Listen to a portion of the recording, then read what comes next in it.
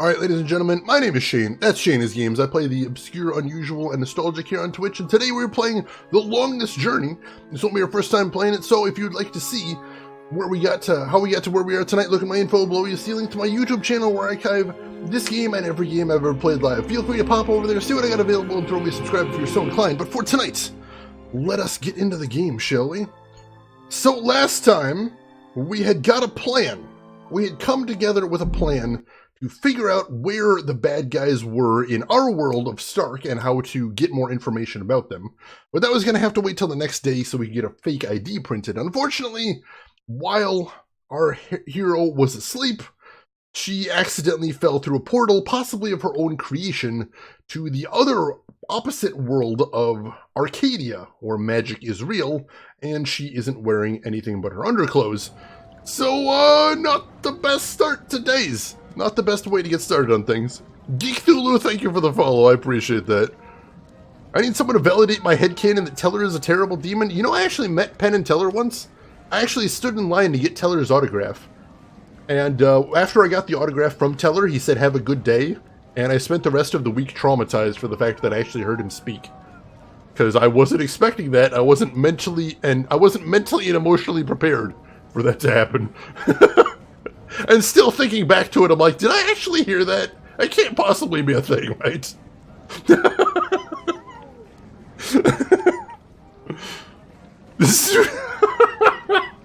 That is the appropriate response, Rin. Accidentally falling through a portal, I hate that. Yeah. She sleeps in combat boots for some reason. I don't know, it doesn't seem comfortable. You met yourself? It's a weird experience, Emperor. Very meta. Very meta. I should have pretended like you were Bizarro Universe Penn and you were there to murder. I feel like that might have got me arrested. Usually when I go out for a night on the town, my biggest and best goal is to not get arrested. So I think we should have tried avoiding that. Alright, so let's take a look around. We haven't actually examined our environment yet. The Journeyman. The Journeyman. Very appropriate, though it really should have been the Journeywoman. If it were to match your story, but come on, you know this isn't actually a dream. You are actually in another world right now. Alright, so there is darkness down in that alley. We probably don't want to proceed into the darkness. That seems a little bit dangerous. Check out the water. There's something so soothing and poetic about the way the moonlight is reflected on the clean and clear surface of the water. That was a little deeper than I was expecting for looking at what is possibly an open sewer. No, he was there, but I could only stand in one line, and Teller's was the shorter one. I'm gonna be real honest with you there, Eddie.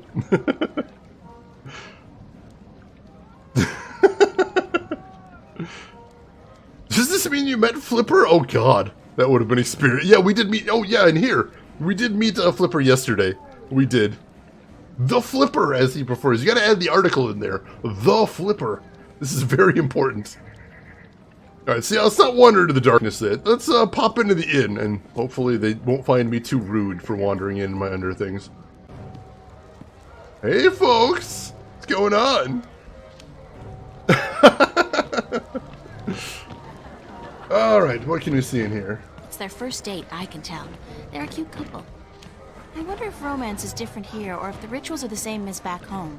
I mean, magic must play some part in it. Joe, did I say hi to you? How are you doing, Joe? It's been a whirlwind day so far. Hope you're having a good weekend so far, Joe. Pleasure to see you. Have you ever played this one before? I'm curious. Cute couple. Let's see. What do we have to see in here? Comfy chair. That looks like a really, really comfortable chair. Oh, it doesn't look bad. I like the high back and like the wood around the outside. Maybe some fur lining on the inside. Very warm as well. I'm about it. Open fires are so enchanting, romantic, and inspiring. Seriously, I do want a fireplace if I ever get a house. That would be so badass. Alright, Quasinim, thank you for stopping by. Thank you for chatting. You go enjoy your food, and we will see you around. No, the Flipper is a character inside the game who is a super hacker, self-proclaimed super hacker, slash humongous introvert slash kind of weirdo and asshole. Oh no, you're sub-causing him. You can't. Never heard of this, but you've nailed the weird and nostalgic once again. Excellent. Excellent. Glad to give you some good entertainment there, my friend. Assorted bottles, herbs, and spices.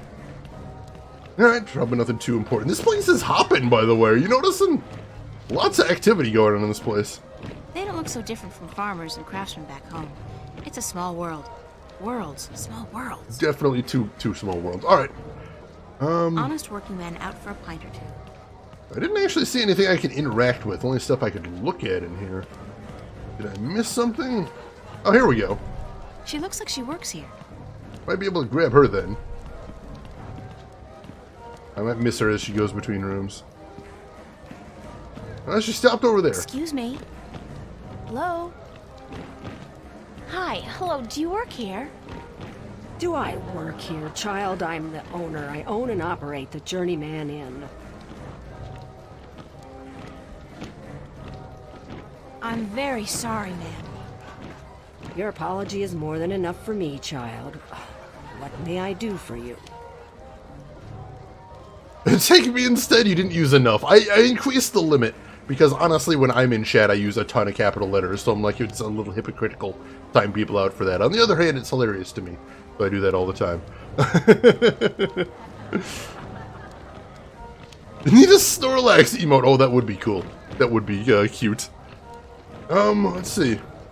Is there a party going on? Is there a... child. Do you not know? It is the Feast of the Balance. Have you never taken part in the celebration? Unfortunately, no. I'm not a party person. For as long as I can recall, the feast has lasted 3 whole days and nights, and everyone celebrated openly. But now, this year, there is great concern about the Vanguard and their supporters. So this year, the Feast of the Balance is celebrated inside, behind closed doors, and for 1 night only. But there's still much food and drink. And you are welcome to join if you so please. I don't think so. I don't know anybody here. You're not with the Vanguard, are you? No, I'm from somewhere else, far away. So it would seem. Well, if you feel up to it, child, you're welcome to join in the celebration. Thanks. Emperor, thank you so much for gift sub number 142. That is intense. Keeping Mythunga preciously safe from some of the horrors of Nightbot. You can still get timed out for certain things by Nightbot when you're subbed, but not caps, I don't think. And Mythunga, enjoy your sub. Let's see, remember in the past where people would just party for days? That sounds nice. I could probably manage one of those. I'd be cranky and old about it, but I could probably do one of those. Is that the Tin Man? I see someone dancing around in the background sometimes. I haven't got a good look at him. I'll try and catch him next time he goes past, and we'll see.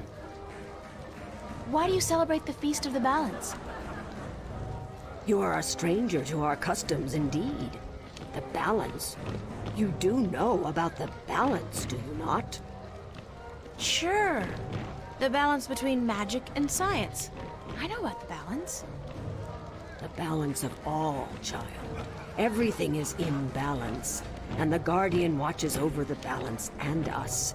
We celebrate the Feast of the Balance to give our thanks to the balance and to the Guardian. If our devotion to the balance falters, if we lose our faith in the Guardian, then we are inviting chaos to destroy us. This is what the Vanguard is doing. Inviting chaos. They are dangerous.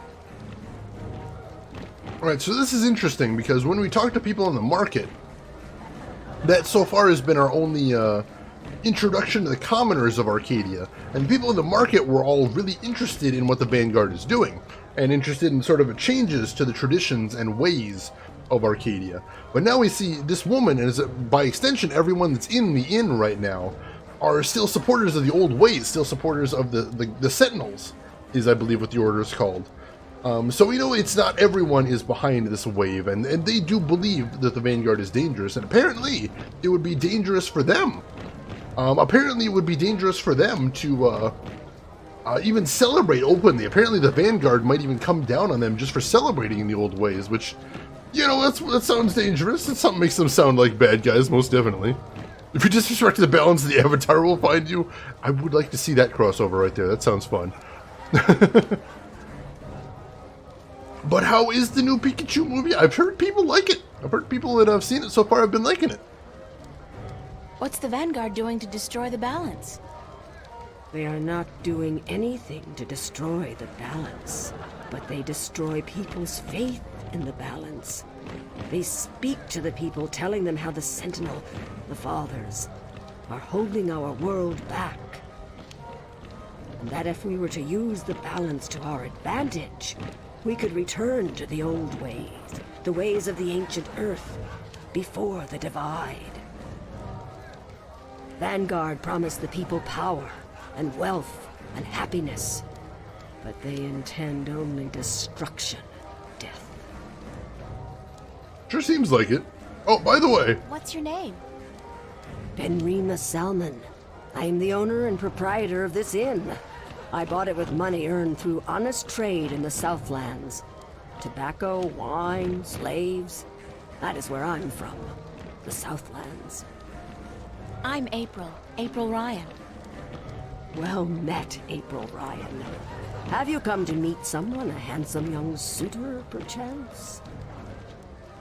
No such luck, I'm afraid. I'm here more by accident than anything else. Ah, no accident, April. Fate. Fate delivered you here tonight. You are strong in fate, are you not? yeah. Slaves is an honest trade. Yeah, that kind of made me raise an eyebrow as well, TG. But I suppose she means everything was legal, above board. Gonna have cereal and watch Saturday morning cartoons. That is Shane. Oh, it sounds good. What cereal you got, Joe? What are you eating this morning?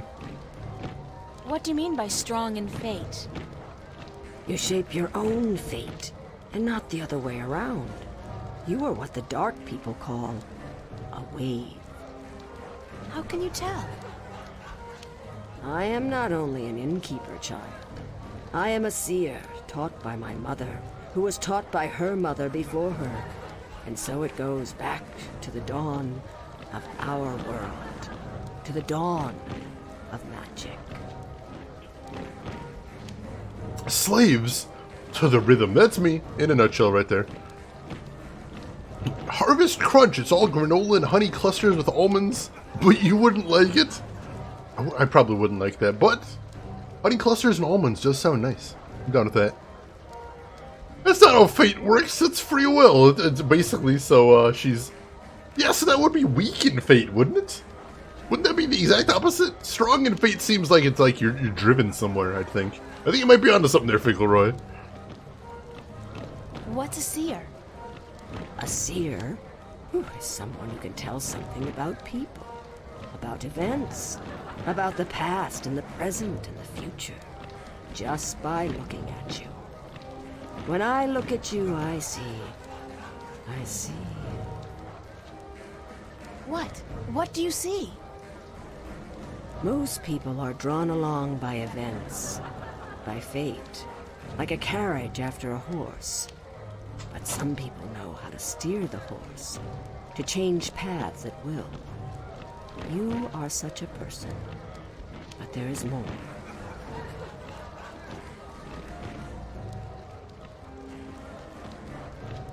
Hang on, she's doing something. Viltrekin just popping in to say the helmet donkey. You know, Viltrekin, I watched that movie probably half a dozen times without seeing it, and now I can't ever unsee it. I'm so glad you noticed it, Viltrekin. That's amazing. Enjoy. Enjoy. Shane likes to move it. Shane likes to move it. Shane likes to move it. Elena, welcome in. This is all true statements. I will not deny a word of these. And you'll have to excuse me, I'm pulling on socks over here. It's a little chilly. It got up to 80 degrees Fahrenheit over here yesterday, and now it's approaching freezing tonight. I don't know what's going on, but I don't care for it. But you wouldn't like it as Harvest Crunch's tagline and ads? Wait, seriously? That'd be amazing. I'd want to try it doubly so then. So yeah, yes, I want to know more about this. I want to see where this is going. Tell me more about my future. It is strange. I see many paths, but they are all dark. I cannot tell much except that you are strong in fate and strong in the balance. And you are strong in magic, too. Ooh. Magic? That can't be right. I don't know anything about magic. You do not have to know about magic to be strong with magic. If you ever learn how to harvest your talents, you will be a strong artisan. Artisan? Where have you been schooled, child? Have you forgotten your lore? My lore? Yeah, well, I haven't really had much use for my lore lately. The artisan is the most powerful of magic users. She is able to shape magic and to use it by force of will alone. An artist can use magic shaped by others, mold it into new magic, new art. A magician, or sorcerer, witch, warlock, can read and write incantations, drawing spells from the power of words. And the alchemist can create magic potions. Cool. He is the least of the four. Anyone with proper education can be an alchemist. The other three require some form of talent for magic. Thank you. I am at your service any time, child. I am afraid I must go take care of my guests now. Enjoy yourself. Alright, that was informative. I'm happy about that. It's good times. Never forget the lore. And if you do, go to the wiki. If nothing else. Alright, is there anything else to see and do around here then? Because that was informative. But is there anything else?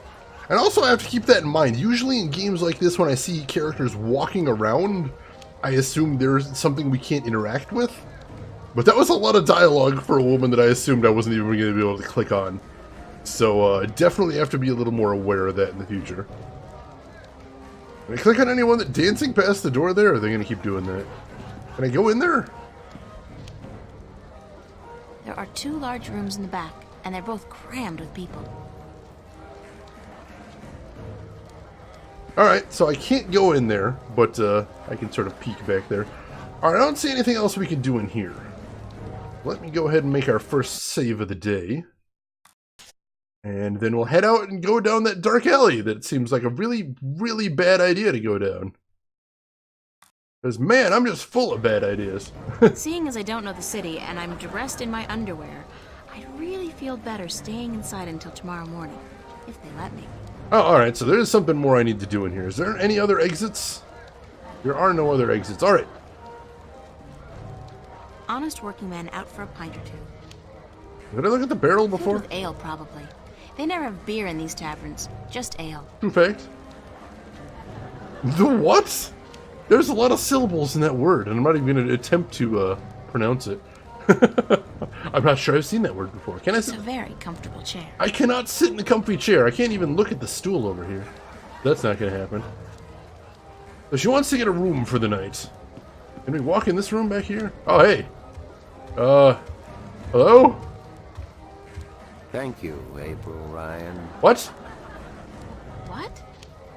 There is no time here, but there soon will be time for you and I. Time enough, to be sure. You are speaking to me, April Ryan. We have spoken.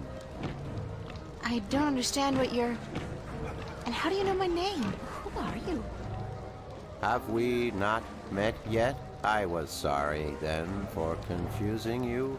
I will be Abnaxus of the Venar, ambassador to the Ireed Council in Marcuria for a time. I think I would have remembered you if we'd met.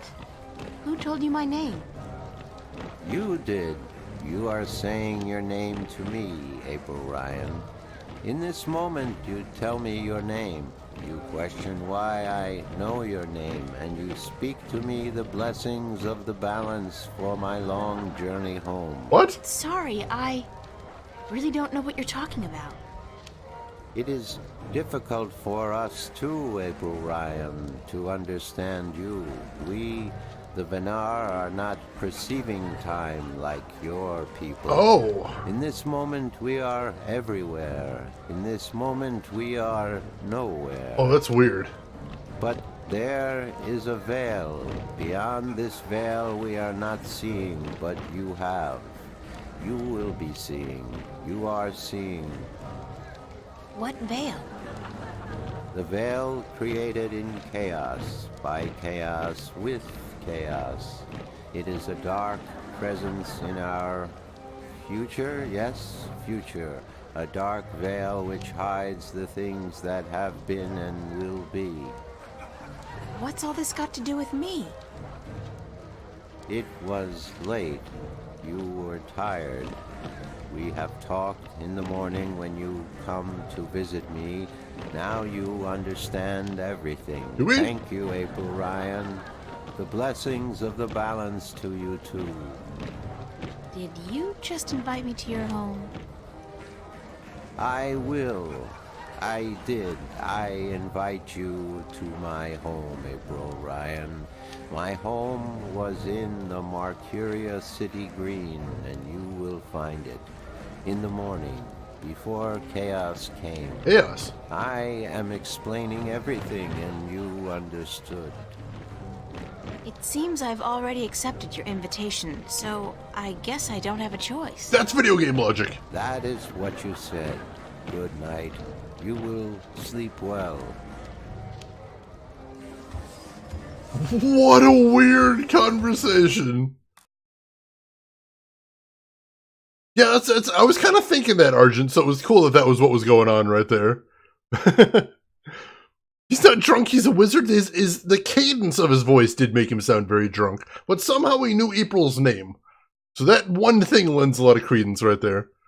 Jeff Goldblum is Ian Malcolm, oh god. Somehow he knew April's name, so there is that in there as well. Wait, money? What about money? What's going on now? Looks like the movie Basket Case all grown up. Oh my gosh. Is he a Wookiee also? He'd have to be a shaved Wookiee. But I hear that does happen sometimes.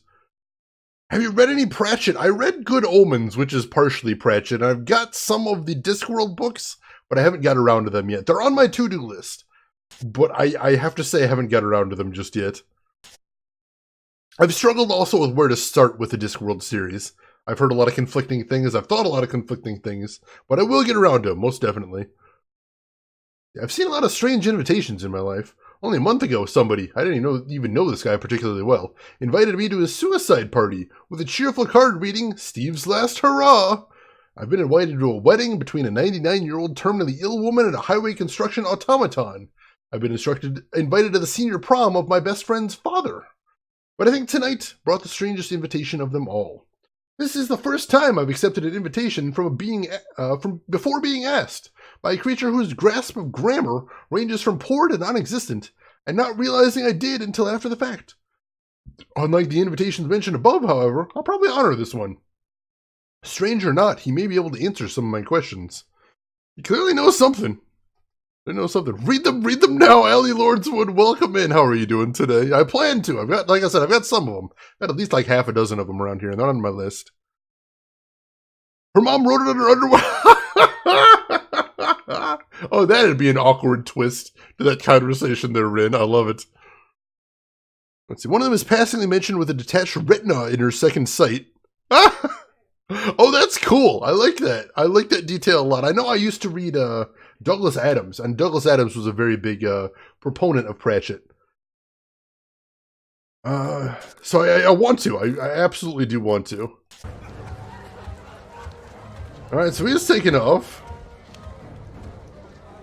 That's weird, but I still need to find a place to stay for the night. Can I go through here? No, I can kind of step in there a little bit, but it doesn't look like I can do anything there. I really am getting tired. I should find somewhere comfortable to sit down, rest my legs for a few minutes. Comfortable to sit down, she says. Well, how about a comfy chair? Can we sit in the comfy chair? Sounds like a positive thing to do. And yeah, it does kind of look like the Tin Man back there. I see him now. And she's gonna nod off immediately. That seems like a safe, sane place to nod off. Sure. Enjoy your night in a chair in the middle of the inn.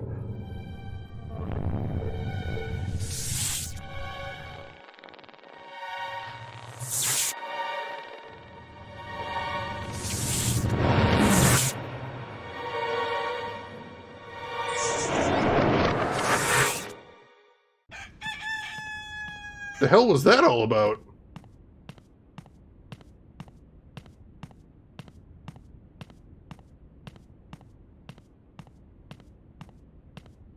Wake up, child. Oops. Oops.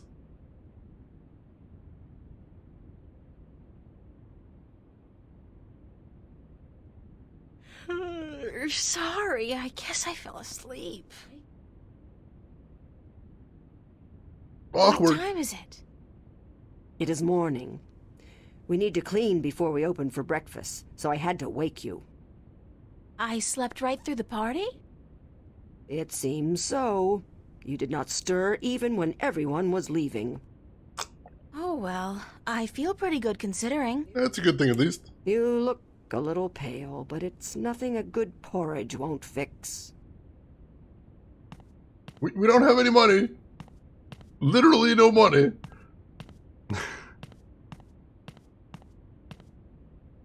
Yeah, Douglas Adams used to be my favorite author. He might still be. I haven't reread it in a long time. Fetch the comfy chair. We did. You don't have to go home, but you can't stay here, April. And yet she did. She did.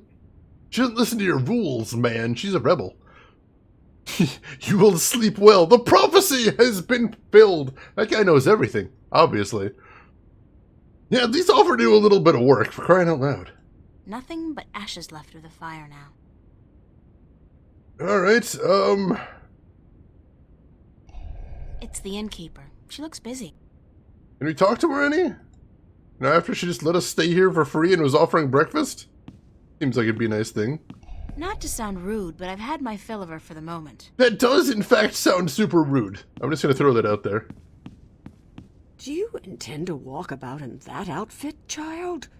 It is day. It would not be proper. I don't have anything That's all else. I have. Come. We will find something more suited to a young lady about the city.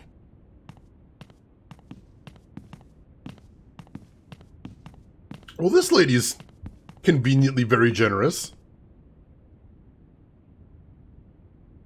I don't want to see what outfit she picks out. I'm intrigued. Ooh. How do I look?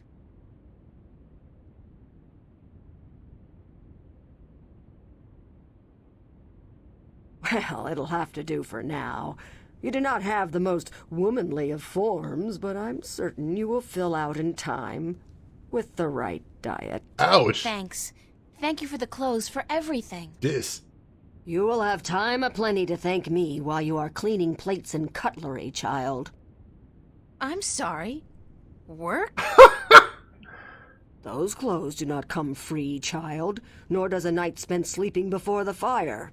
I'm not asking much, only for a helping hand in cleaning. Seriously. No, we're not dieting and dashing, for God's sakes. Yeah, seriously. What do you mean, work? I thought this was all free. What the hell? She's very nice. I think she's evil. No, just trying to get what she's owed, apparently. Alright, no, we're doing this. We're doing this. Kindness needs to be repaid. All right. Tell me where to start. You can start carrying in the mugs from the back room. Seriously, we're not ditching out on that. What the hell? I became an artist to avoid work, and yet she works double shifts at the coffee shop right now. You did good work for me today, child. More than was required. Here you are. Some coin to help you out. Ooh. And keep the clothes. You seem to have grown into them already. Alright. That was easy. Good deal. Alright, and wow. And we got a pile of money? I got a whole handful of these Arcadian iron coins. Alright, we got some money. Very nice. Drew people in with generosity and then bam, work. I don't know why she would have expected all this would be free. Seriously, she slept at an inn. If you fall asleep in the lobby of Holiday Inn, they're going to be pretty pissed off about that. They're going to want you to pay something. That seems fair. That just seems fair. Prime barmaid material. It doesn't actually look that different than her normal everyday clothes. Which makes it work as a skin, I suppose. But, alright, let's get out of here. And a lot going on in the streets. It was empty yesterday. Let's see what we can see around here I wonder now. if she's caught anything today. It does look like surprisingly clean water, so possibly. Square jaw and broad shoulders. A real farm boy. Quite a sexy one, too. Priorities, April. Priorities. It's a small wagon pulled by one of those strange beasts. And what is this thing anyway? Furry animal. That's a funny-looking animal. It is. Looks like something out of Dark Crystal right there. Men in Black Medieval Edition? I'd watch that. Hello, friend. What's up, buddy? Good beast. His hide feels like a turtle's, but softer.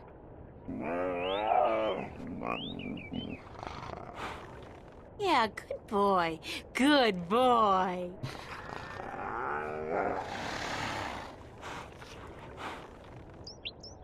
That is the thing that happened. The kiwi turtle? That is a weird combo right there. A fur turtle! A fertile! I want a fertile. Where can I get myself a fertile of my very own? But Argent, her thirst is mighty. Her thirst is mighty. Alright, let's head into the city proper. Alright, we got a lot of locations to explore now, so that's interesting. A fertile. I want a fertile. Pet the fertile? Yes, of course, pet the fertile. Alright, so you have the pier, the city gates, we've been over there. At the marketplace, we've been there. Journeyman Inn, that's where we just were. There's Westhouse's bungalow. So the only place we haven't been is the City Green. I don't believe we've been there. So, trying to think if we have business anywhere else. I don't believe so, so let's check out the City Green. This looks interesting. Falls, welcome in. How are you doing? Caps Lock was on. I did notice this. My keen senses did detect this. It's a flower bed. There's plenty of room for more seeds to be planted in there. Interesting. Fertiles, you say, Mathunga. Fascinating. I know nothing about the life cycle of the fertiles. I'm glad we have an expert in here. That's one mother of a plant. I wonder if it's a carnivore. Let's not jam our arm in to find out. That sounds terrible. Is there anything else to see here aside from this big tower? Looks to have been carved out of a large tree, but the texture of the house is more stone than bark. I hadn't noticed that, but yeah, it does look like a cobblestone tree. That's really weird. The fartle! Please see a doctor Solid immediately. oak door. Please see a doctor immediately if you have fartles. Come on, there we go. Sometimes it's difficult to click on interaction points in here. I don't know why. Very odd.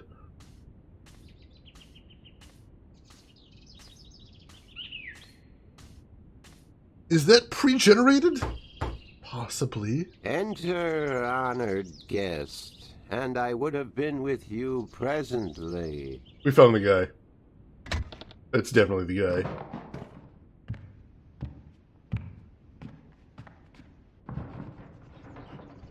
While he's doing something, let's take a quick look around. Some of them look to be in English, but I know they're not. It's the Altung language Tobias told me about. The tongue of magic. It sounds a little disgusting, to be honest. You definitely don't want to date someone this Altung, but Altung seems okay as a language.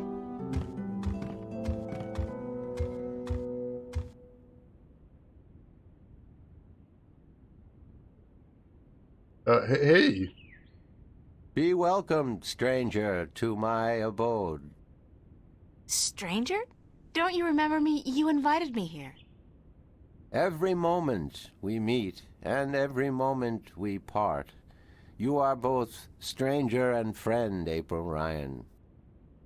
I'm sorry, but could you try to be a little less obtuse this time? Damn it. I have a hard time understanding half of what you say. I will beg for your forgiveness, April Ryan. I had a hard time to make myself understood amongst other peoples. I will pull myself into this moment, difficult as it may be, so that we can communicate and so that you may understand. It is important that you understand, April Ryan, very important. This is going to be a challenge, I suspect, but I'm up for the challenge. I'm up for it. Let's see, all tongue is only for one night stand, not the sort of thing you could bring home to mother. Seamus with the wisdom right there. How are you doing today, Seamus? Hope you're having a good weekend. Probably would have taken more than a few days to render and finish off in Deluxe Paint. This is true. This is true. Who are you? I am Abnaxus of the Venar, ambassador to the Ireed Council in Marcuria. My people live far from here, and they do rarely visit your kind, and so I am their sole link to humans and Dolmari. Why is that? I alone among the Venar am able to focus on a particular moment and thread in time, and so to speak with those who flow with time, like you. Huh. But most of people can't even talk like him. That's weird. He does sound very mellow. Guys having a nice chill day. I respect that. Let's see. Headed towards the Lurky Clashes right away. Gotta be up early to take the missus to the farmer's market. Ooh, I hope you find some tasty stuff up there. Seamus, you enjoy your Lurky Crash, and it's good to see you as always. So the Wookiees are either drunk or stone is the consensus? Porque no los dos, my friend. Let me ask you that. How do your people perceive time? It is hard to explain. Any moment before this moment and any moment after is the same to me as this one. I have lived already, and I am yet to live. Do you understand me? Kinda. I think so, but how's that possible? Everything is possible, April Ryan. There is magic, and there is science, and between the two, everything is possible. Alright, so let's ask the obvious question first. Can you see the future? To me, every moment is the same. There is no future. I can relate moments you have yet to see, and I can unravel possible threads. But remember, the future I see may not be the one into which you walk. Alright. Moments and threads fluctuate, change. I can remember things that have never come to pass, and I have seen things that will never be. So you can't tell the future. Bluntly. I would see your possible futures, the likely threads among hundreds. If there was not a veil in time, I would. Alright, so let's get down to brass tacks then. What's this veil you keep talking about? Somewhere ahead, in our path, there is a dark veil through which I cannot pass, past which I cannot see. It is disconcerting to me to be blocked from the moments of my life. Fair. How did this veil come to be? It was, no, will be created in chaos, by chaos, to keep the future hidden. All threads converge on a single point here, beyond the veil, and this will happen only once. It is written. Written? Where? In the prophecies. Ooh. Prophecies?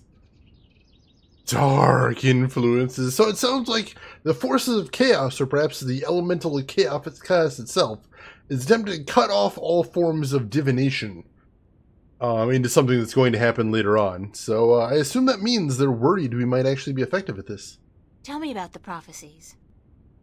Words have been written by seers who can discern from all possible threads the threads that are certain to be woven. These words are the prophecies. And what do the prophecies say? Prophecies speak of a time when the balance will falter, weakened by the assault of chaos and its servants. The moment the veil falls is the moment of uncertainty. The balance may stand, the balance may fall. I cannot tell which it will be, and I cannot even see the possibilities, the threads extending from each fork. But the prophecies also speak of a Savior, as the prophecies usually do, one who will bring order to chaos, only to release chaos on the innocent, one who will restore the balance, only to finally break it. That doesn't sound like a savior. Yeah, that sounds bad. The word in my tongue is Kanang La. Literally translated, it means the small seed who grew to a tall tree. Alright, so that sounds bad. Fun certainty? Never fun. Never fun, Joe. Never. Anakin Skywalker? Oh my god, are we Anakin Skywalker? Great minds there, Mythunga, great minds. Can I ask you a few questions? Yes. But was that actually us, or were you asking me a question? Alright, let's just run down the line here. Could you tell me a little bit about yourself, Abnaxis? Me? About myself? We, the Venar, are not good at speaking of ourselves. We always know who we are, and so we have no need to tell each other. Well, are you married? Do you have kids? Or perhaps your people don't marry? Hobbies? Yes, we do marry, and we always know who we are to be with, because our future is also our past, and so we also know our children, even though, according to your reckoning, they have yet to be born. My wife will be, the beautiful Abyanda. She lives by the Bay of Fire in the east. She gave birth to our 3 female children, Abratha, Abalexa, Abpalmana. How long has it been since you last saw them? I see them now, April Ryan. Do not forget I perceive time in a different manner from your kind. I have given them your regards. Well, say hi to them for me. He just said he did. You're killing us all, April. Drev, welcome in. How are you doing today? Good to see you.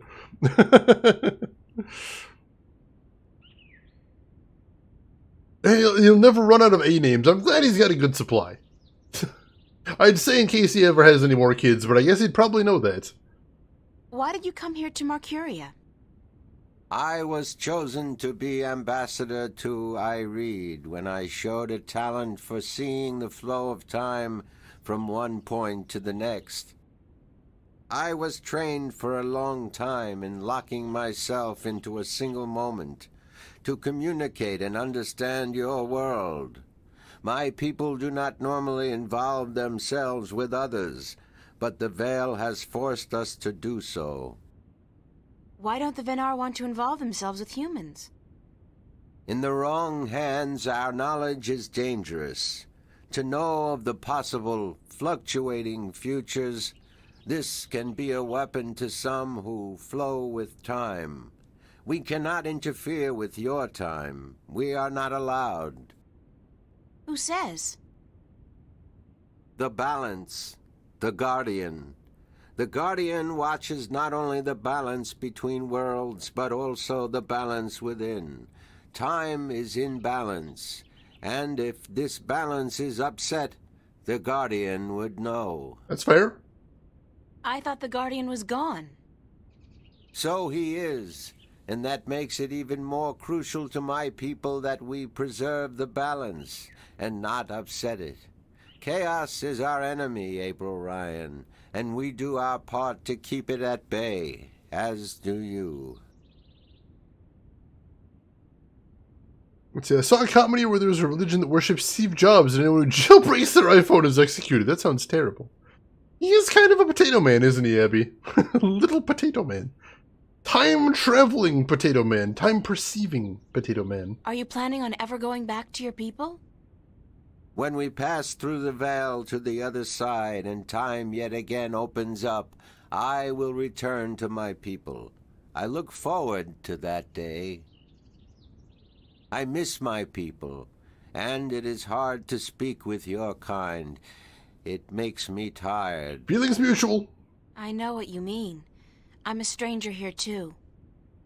You will bring us through the veil, April Ryan, and then we can both leave this place and go home. Where is your home, Abnaxus? Across the border mountains and north, to where the forests are evergreen, and where in winter the land turns white. Alright, let's ask a weird question. Do you know Father Tobias? Tobias is a faithful servant of the balance, and he is a good man. He leads the sentinel down a narrow path, but he never wavers. We are friends. So, I can trust him? Trust is a concept which often puzzles me. Amongst my people there is never distrust. We always know the truth. But amongst your people, amongst those who flow with time, trust is important, a fragile thing. But yes, I do think Tobias is to be trusted fully. I cannot see beyond the veil, but up to that point there is no thread in which he betrays your trust, April Ryan. Good to know, I suppose. Let's see. Oh, north of the wall? Yeah, you kind of did describe that right there. Well, he's not a White Walker. Is he a potato walker? Is that a thing, possibly? Have you heard of a man named Cortez? No, I have not. But that does not mean I do not know him. Names are often fleeting, April Ryan. And he uses aliases. He's my... well, some have called him my mentor, others a nutcase. I'm not sure which it is, but I'm leaning towards the former. Your mentor? He is a shifter as well? No, I don't think so. He doesn't travel. Shift between Stark and Arcadia. I do not see him in my life, April Ryan. I do not know him. Beyond the veil, perhaps, but not before. Thanks, Abnaxus. You are always welcome, April Ryan. Alright, let's see if we can help us. I need some help in my quest. Yes, you did. I did? And what did you answer? That I will help you as much as I can, but in the end... I'm on my own. I've heard that one before. Yeah. I'll say what he knows in general. This... Raised by the Night King, he is the Spud Risen. I love that, the Spud Risen. I want to write a novel with that as the title. What do you know about dragons? I do not know much about the kin, but I do know a little. Perhaps it will help you, perhaps not. Take what I can get. The Draic kin came to this world a very, very long time ago. Before the dawn of man, before the divide, the Venar had yet to learn to be outside time, and there were few other peoples on Earth. The kin played an important part in the divide, in separating magic from science, and in the founding of the Fathers, the Sentinel, to watch over the balance. It is said that after the divide of the 4 Draic kin that came to Earth, 2 went to Stark, and 2 to Arcadia. Right, we heard that before. But that was a long time ago, 12,000 of your years. I do not know what has become of them since. Fair. The Tater Walker, I like that as well. Of course, the dictator. I like that one as well. The Tater Trotter. Oh my gosh, yeah. Gotta get that alliteration in there. I'd hope so, Falls. That's amazing. You don't know where I may find these Drykin? No, the white of the Dryakin, the mother, has, according to legend, been sighted. The tale of the silver spear of Gorimon speaks of the mother and her child. Though I think this is but a tale, and far from the truth. The story is called The Silver Spear of Gorimon? Yes, unfortunately I do not have this book myself, and I do not know of anyone who does. Yeah, Argent, the priest that we met in Arcadia said that some people have called the Dryakin dragons. So yeah, we've seen the first one, the white dragon, the mother, in April's dream at the very start of the game. We don't know anything. We don't know how to actually find her in Arcadia though, and we haven't met any of the other ones. Although Cortez claims that the mother is actually helping us in her own way, whatever that means. Let's see, in a pinch, I'll take bacon bits just to have them on my baked potato, but real bacon is where it's at. You speak the truth, Joe. You speak the truth. I like some bacon bits on my salads, but there is no substitute for real bacon. Can't ever quite nail that down. I have the book on back order, but I have never received it. God damn Amazon. What about the other dragon, the other Dryakin? Of the Dryakin, I only know of the mother, the white of the kin, although I have heard tell of a god who fell from the sky into the ocean a great long time ago. But this may also be just a tale. I'll take what I can get. Oh, we got a new diary entry from that. How very unfulfilling, Joe. That's tragic. What else do you know about this god who fell from the sky? Only what I have told you. Someone with greater knowledge of the ocean and the creatures that live beneath its surface may be able to tell you more. Keep an eye out for anyone like that. Have you heard of a disc that works as a key to the Guardian's realm? Yes, but very little. It has been spoken of in the Ireed Council only recently, brought to attention by the Tyrant ambassador. He wished to know where it is kept. And what was the answer? No one at the council knows or admitted to knowing, and the ambassador was asked to speak with the Sentinel, which he is unlikely to concede to. The Tyrant are allied with the Vanguard, and so are in political and ideological opposition with the Sentinel. I know Vestrum Tobias. He would not speak a word with the Tyrant, nor the Vanguard. Not unless it was to challenge their philosophies. Fair. The white, if we're going with Asian color schemes, this one's blue, which leaves red and black. I think I've heard one of them's green. So I'm not sure which way that's going. But those are all good gets. I always think of the traditional chromatic dragon colors. But there's 5 or 6 of those. That doesn't necessarily help us here. So you don't know where I can find the disc? No. Ask Vestrum Tobias. Alright, we can do that. Do you know anything about a rift leading to the Guardian's realm? I have heard speak of such a thing. I believe it was where the tower was built and the divide created. When the earth was one, it might still be open. Any idea where it is?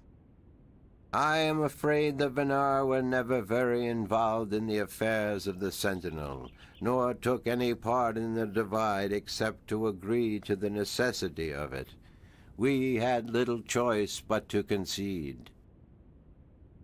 We are a magical people. We need the balance, because we could not survive without magic. Fair. Let's see, my brother used to be a chef, and this woman was always lecturing about cooking meat. They would take out the bacon bits in her salad, only for her to tell them it was a good salad, not knowing there was bacon. Oh, that's me. Don't feed people meat without their consent. That's terrible. Silver Dragon's your favorite, Joe? I always like the what is it, the 5-headed chromatic dragon? That isn't Bahamut, is it? I'm drawing a blank on that. I'm thinking the D&D dragon right here. Is that Tiamat? That might be. Yeah, it is Tiamat right there. Tiamat I always really liked the design of. I think for a while Wizards made a gigantic mini of Tiamat too. It looked really cool. Although I might be thinking of a different company. I've seen 5-headed dragon minis that look really badass though. How would I go about fighting chaos? You cannot fight chaos. It is not so simple. To oppose chaos, one must return order to that which has been affected by chaos, and thus reduce its powers. But this is not something everyone can do. Only those ordained by the balance can embark on such a dangerous task and survive. Fair enough. Hey, Dear Fox, good morning. How are you doing today? How's everything going with you? And how was your dinner last night? Was it as delicious as it sounded? That's about it for now. I am glad I could be of assistance, April Ryan. Thanks for your hospitality, Abnaxis. Goodbye. Blessings of the balance to you, April Ryan, and may your journey have been a long and fruitful one. All right. If there's anything else to see around here. It's a nicely crafted bench. It does actually look pretty comfy. But we don't have time to just sit down. I don't know why they're giving us an option to sit down anyway. He's looking at the books over there. All right. I think we've done about pretty much all we can for right now, though I'll keep this place in mind. You might have some further answers for us later. We got a new diary entry. Let's check that out. Means to get a fast forward button? Or considering he's already kind of confused about time, that would probably only confuse him more, unfortunately. Oh, the Amber books. I've heard about those, but I haven't actually read any of those. Very savory, and I love the prawns. Oh, it sounds so good. I'm glad you enjoyed it there, Dear Fox. Good to hear. Lost, welcome in. And welcome back. Hope you're doing well. When I asked Abnaxis about the Dryad kin, he didn't really know much about them except for a story he'd heard about a god who fell from the stars into the ocean a long time ago. Whatever the so-called god may be, it's a fair chance it has something to do with these dragon kin creatures. Might be a good idea to run this by somebody who knows more about the myths and legends of the seas. Oh god, do we have to talk to the old man by the docks? I suspect we have to go talk to the old man by the docks. That'll be fun. The guy's long-winded as hell. But it is in the service of saving the world, so I suppose we could go do that. Attempt to order some pho because you've never had any. Ooh. It's, in a lot of ways, it's a lot like traditional ramen if you've ever had that. So if you like that, you're probably going to enjoy some pho. Well, let us know about that one, Dear Fox, as well. Sounds like it's a very tasty weekend. I'm awake! Hey, everything! Welcome in! How are you doing today? Glad to hear you're awake. How's things going? Go ask him about Cthulhu. What if he starts trying to convert me? That would be a little terrifying. He's lonely and makes you... Oh, jeez, that's terrible. Alright, let's see. We're going to the pier. Hello, strange little man. Can't apparently look at the strange little man. We don't want to be here anyway. We want to go to the small pier. Hey, old man. Can you give us answers? Oh, I did not know that, again, Dear old Fox. man. It be you. It be me.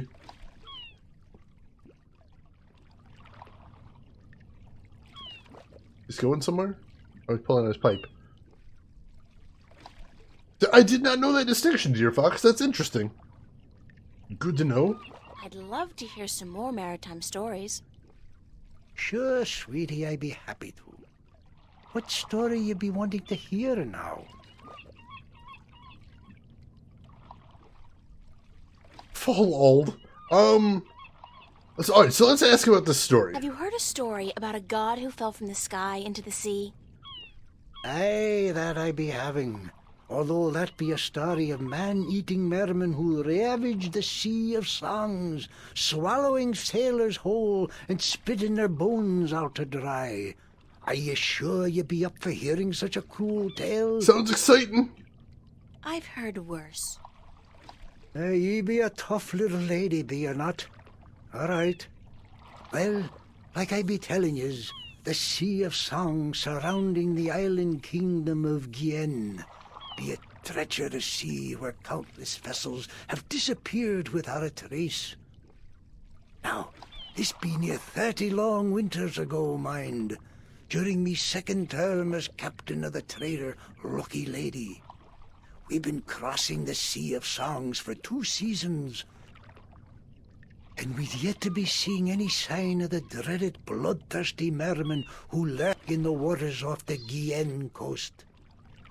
That night we be laying still with our sails down, awaiting the wind to pick up and carry us north to Mercuria, when we be hearing a frightful scream a-coming from the port side of the Lady Luck.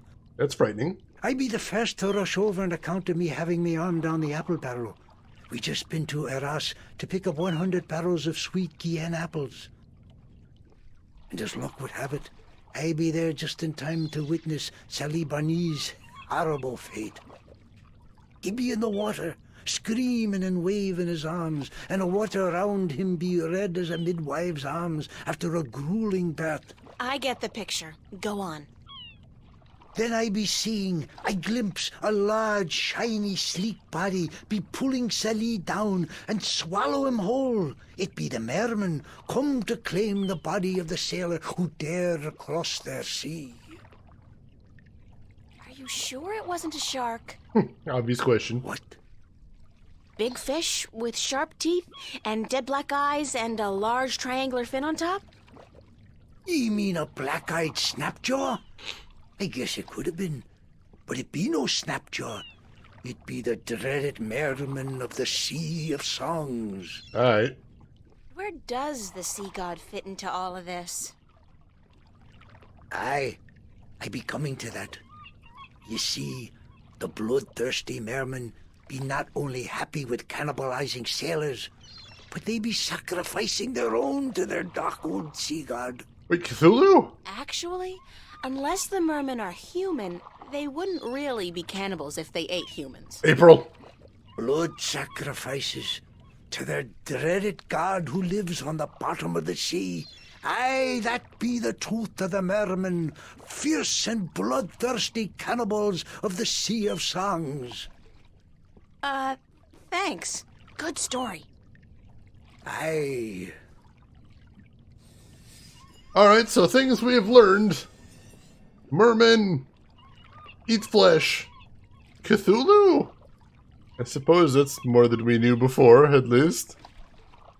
His head looks like an eighth note. I don't know what's going on with the back of his head. Is that hair? I honestly have no idea. I'm doing pretty good, Dear Fox. I went to see Avengers Endgame tonight. I enjoyed that very much. It was fun times. You're in a damn good mood tonight, Follows. Hopefully that's a trend that stays around. It sounds very nice. Is that a real accent or a real fake accent? I'm thinking the latter, Joe. I would put my money on the latter. So you never got into the Tactics Grid style of XCOM, but the game does let you customize it as you please. I enjoy those games, but they also stress me the fuck out. I haven't played them very often. Oh god, Fishman again! I thought we'd escaped from Call of Cthulhu, and now we're getting back. Oh, alright, so we definitely don't want to hear the story again. I don't think we want to hear any other adventures. I'm all storied out for now. Thanks. Aye, you tell me when you want more, right? Probably not anytime soon. See you later. If I not be dead, aye. What do you have against Murlocs? I mean, they usually attack me on sight, so there's that. There's definitely that. You've managed to not see any of the Avengers movies? I hope you check them out at some point, Joe. I think you might enjoy them. They're fun movies. Back to Innsmouth then, please, no. Once with Call of Cthulhu was plenty. I don't think I can go back to that. What is it with old sailors and long, pointless stories? I did manage to get some useful information out of the old man, however. He claims that the god that fell into the sea, the one Abnaxis told me about, is worshipped by bloodthirsty cannibal mermen who live in the Sea of Songs around the island of Gien. I think that's how it's spelled. The fact that there's not necessarily cannibal just because they eat humans didn't deter him from finishing his story. I have my doubts about how bloodthirsty these creatures really are as well. Seems like the monster he described in the story could have been some kind of shark instead of a merman. Whatever the truth, if anybody knows about the god who fell from the stars, it would be the merman. Alright, well, how are we supposed to get in touch with the merman, is the question. Well, for now, we have multiple exits here. We can get back to the pier this way.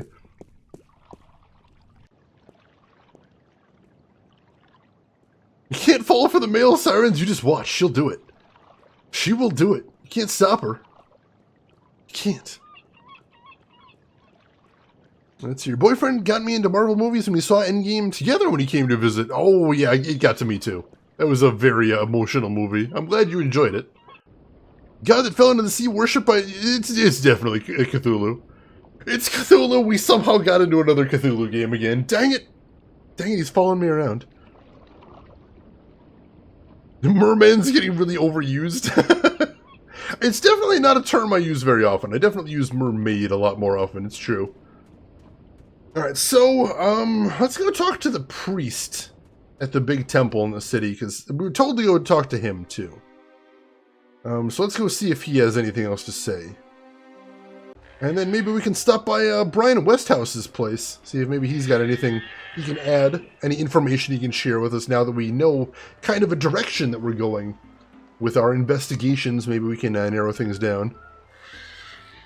Yeah, I was a little bit taken aback by my reaction as well, Mathunga, but I think that's a sign of a movie that has a strong connection with you. I respect that.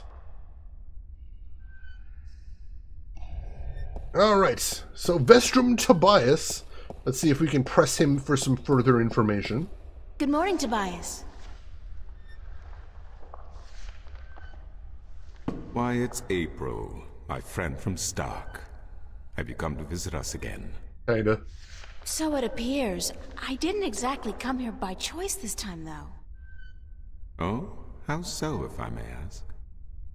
In a weird and twisted way, it's nothing out of what's become the substitute for ordinary in my life. One second I was in my room in Newport. The next, I was in a dark alley in Marcuria. You must have opened a shift while you were sleeping. Good. This means you are learning to harness your magic. Does it? Yeah, I guess, except I don't think I'll be able to get back home again. And this time, my mentor, Cortez, has no idea that I'm here. That's a problem. Ah, but I'm sure you will find a way to channel and control your power soon. In the meantime, is there anything I can do to help? I have to hope, I suppose. Kind of expected the old sailor to make a Jaws reference, but he's in the other world, so he probably hasn't ever heard of Jaws. Which is unfortunate. Let's see. Reworked version of Splash? Oh my gosh. I'd watch that. That'd be interesting. Interesting twist for the game to take, most certainly. And Trey Dog, welcome in. How are you doing today? Hope you're having a good day. Yeah, it does sound like the opposite of learning to harness it, but we couldn't open shifts at all before, so now if we're doing it accidentally, I suppose maybe that's a step in the right direction. I need to locate the disc that unlocks the Guardian's tower. The disc that is the key? Yes, it is needed. It might even restore balance, provided the new Guardian accompanies it to the tower, of course. But you wish to find the disc yourself? I do? I have to. Cliché or not, it's our only hope. You do this often, then? You know, save worlds? It's an expression. Heroism in my world is more of a cliché than anything else. I do not understand. But then I am merely a servant of the balance, while you are more. But yes, the disc. As I told you once before, when the Earth was divided, and the realm of the Guardian created, a disc was forged in the Well of Making. Been over this. The disc was to serve two purposes. as a key to the Tower of Balance should it become necessary to enter it in the Guardian's absence. Right. And as a replacement for the disc that is already in the tower should it be broken. The tower is now abandoned and locked, and the old disc shattered. That's a problem. I do think the time is right for the second disc to be brought forward and used. I agree. So, like I was asking... Where is the disc now? At first, more than 12,000 years ago, it was kept in the open, at the Sentinel Enclave outside Marcuria. However, when thieves attempted to make away with the disc, it was taken away. Why? So that the 4 parts of the disc could be divided amongst 4 of the magical people of Arcadia. People who would have nothing to gain from the balance being compromised. Oh, that sounds complicated. Alright, so this is gonna be a bit of a trek here. The thieves didn't steal it, no, but it doesn't sound like it's gonna be easy to get nonetheless. What people were the disc divided amongst? This I cannot tell you. I am not sure anyone remembers now. But it would be in the scriptures, I am certain. What scriptures? The scriptures of the balance. There are 13 of them. 13 is a strong number, rich in tradition, and... Did you know the Ireed High Council consists of 13 ministers? Fascinating. No, of course you don't. 13 was also the number of the fathers who begat the Sentinel, and who built the Tower of Balance. What about the... I keep having to press him on all these simple things here. Jagged Alliance should be arrive in the next 2 hours. Ooh, that's gotta be exciting, Rin. It looks really cool.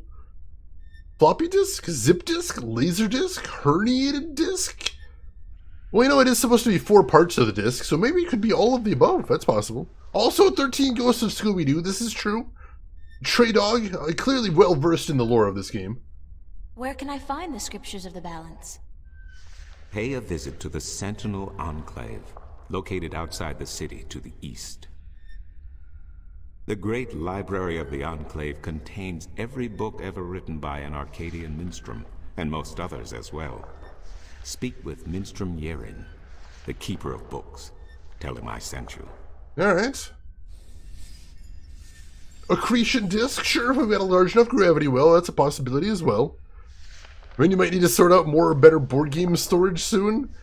That's always kind of a bittersweet thing. On one hand, it's a pain, but on the other hand, more board games. That's a nice thing. Break disc, true, if we need to stop somewhere. Frisbee disc, that too. I've actually, I played a little bit of Extreme Frisbee in college, and I played some disc golf. I play some disc golf whenever summer rolls around too. We've got a whole bunch of disc golf courses out here. That's kind of fun. Anyone else ever played that? I don't know if that's just me, but that's a fun thing. Most definitely. Alright, so let's ask this one to get it off of here. I need help getting back home. Unfortunately, I'm in no better state today to help you shift than I was the day before yesterday. You are the one with the talent, and so you must learn to use that talent. Alright, nothing there. I need to find the entrance to the Guardian's realm. There is one. You are right in that, but where, I would not venture to guess. In the past, when the time came for the Guardian to step down and another to take his or her place, the Guardian opened a gateway wherever it was needed. A Guardian, still in full control of the balance, can invite anyone in and let anyone out. But with the Guardian gone, the only way in would be the point where the divide was first created, where the tower was built. Right. Isn't that location written down somewhere? Remember that this was done on the old Earth before the divide. After the divide, after the creation of Stark and Arcadia, places were shifted about. This entrance may not even be on the ground anymore. Oh, good. What do you mean? It could be up there, in the sky, or far below us, through the crust of the earth into the molten depths below. I cannot say, and I do not know anyone who could. Awesome. Let's see, Joe, you played once. There was a park course all set up. You were sore the next day. I don't know. I need to be embarrassed about that. As long as you had fun, you know, that's good exercise is what that shows. That's good exercise. That's always a good thing to have access to. Isn't there any way to locate the entrance to the Guardian's realm? Perhaps with careful investigation of the old texts, histories of Arcadia, of the Divide, the scriptures. I do not know, April, but it cannot hurt to look. All right. Again, you will find these texts at the Sentinel Enclave. Speak with Minstrom Yeren. All right, so yet another reason to go to the library right there, so that's good to know. I just fight so much evil by moonlight. I should be more powerful in Kakarot. Maybe your power's hidden. You need to find a big fat Namek guy to put his hand on your head and unlock all of your latent talent, Joe. Keep an eye out for those, in case you come by any. That might be handy. I need to locate the 2 dragons that reside in Arcadia. The Drykin? What's the difference? Dragons is a word from your world. The kin are not what they have become in your legends and fairy tales.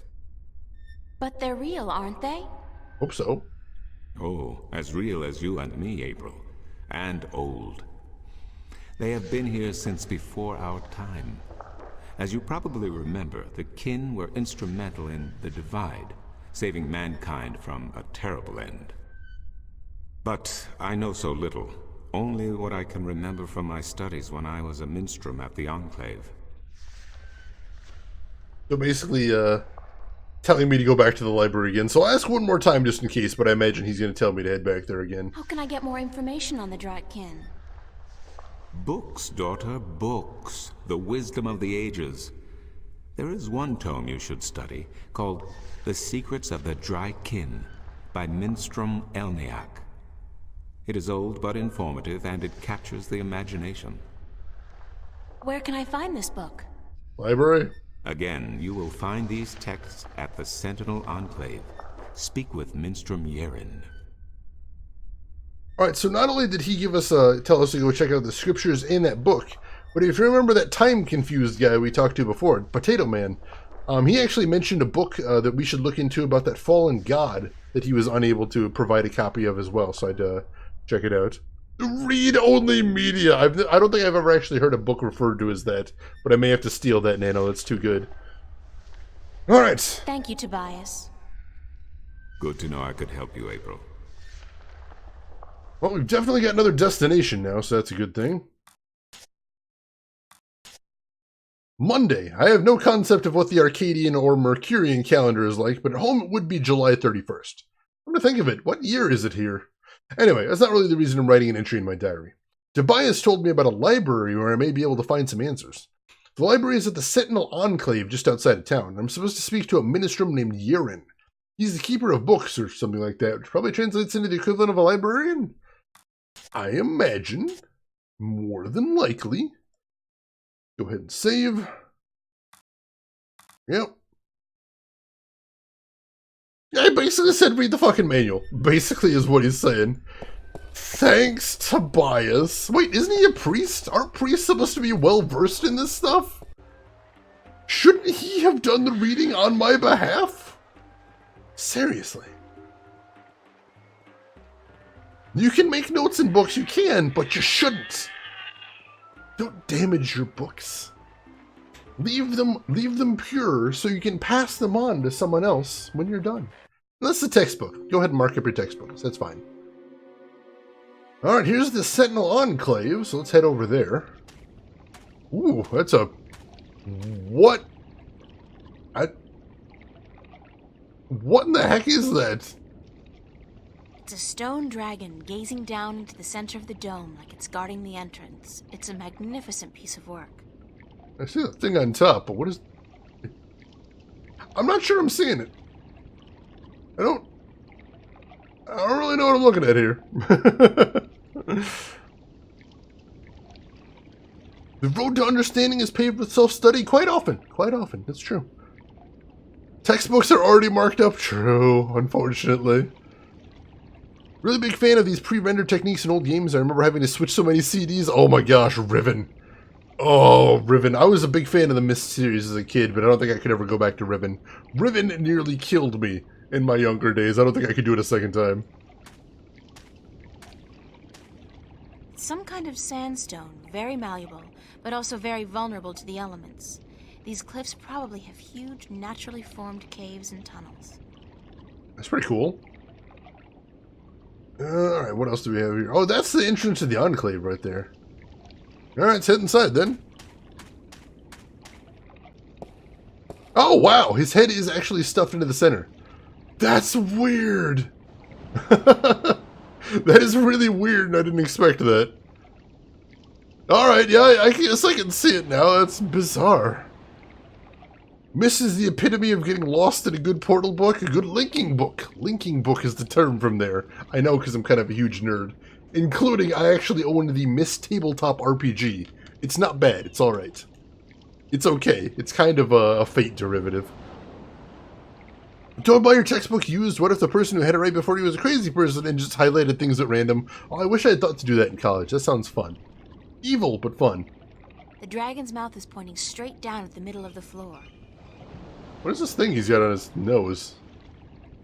Can't look at it differently. It's a circular hollow about 20 centimeters across and about 5 centimeters deep. Very specific. It's a small recess about the size of my fist with a thin duct extending from the recess to the circular hollow in the middle of the floor. There are 3 others just like it, arranged with equal distance to each other in a circle and all connected via a duct to the center of the floor. Okay. So I can't just enter the Enclave, can I? There's some puzzle shit here. Now, let me take a look at the water. It's emerald green, teeming with life and carrying the pleasant salty scent of distant shores. That was nice. Alright, so there's definitely some puzzle shit going on here. But does the linking book create the age or simply make an association with a pre-existing place that meets those specifications? Actually, in the Myst Tabletop RPG, which supposedly is fully canon, that's actually a subject of some debate among the Dunny who invented the linking books themselves. They don't know. They are unsure. There are arguments to be made for both ways. Personally, I believe the latter, is my belief. It's a small recess about the size of my fist with a thin duct extending from the recess to the circular hollow in the middle of the floor. Alright, so this is weird and unexpected. Oh no, there's I can just go downstairs?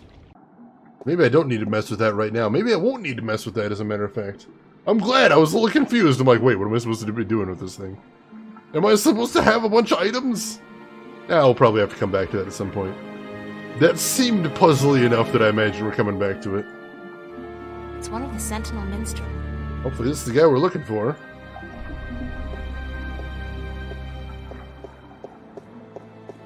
Sends 1s and 0s at Shane.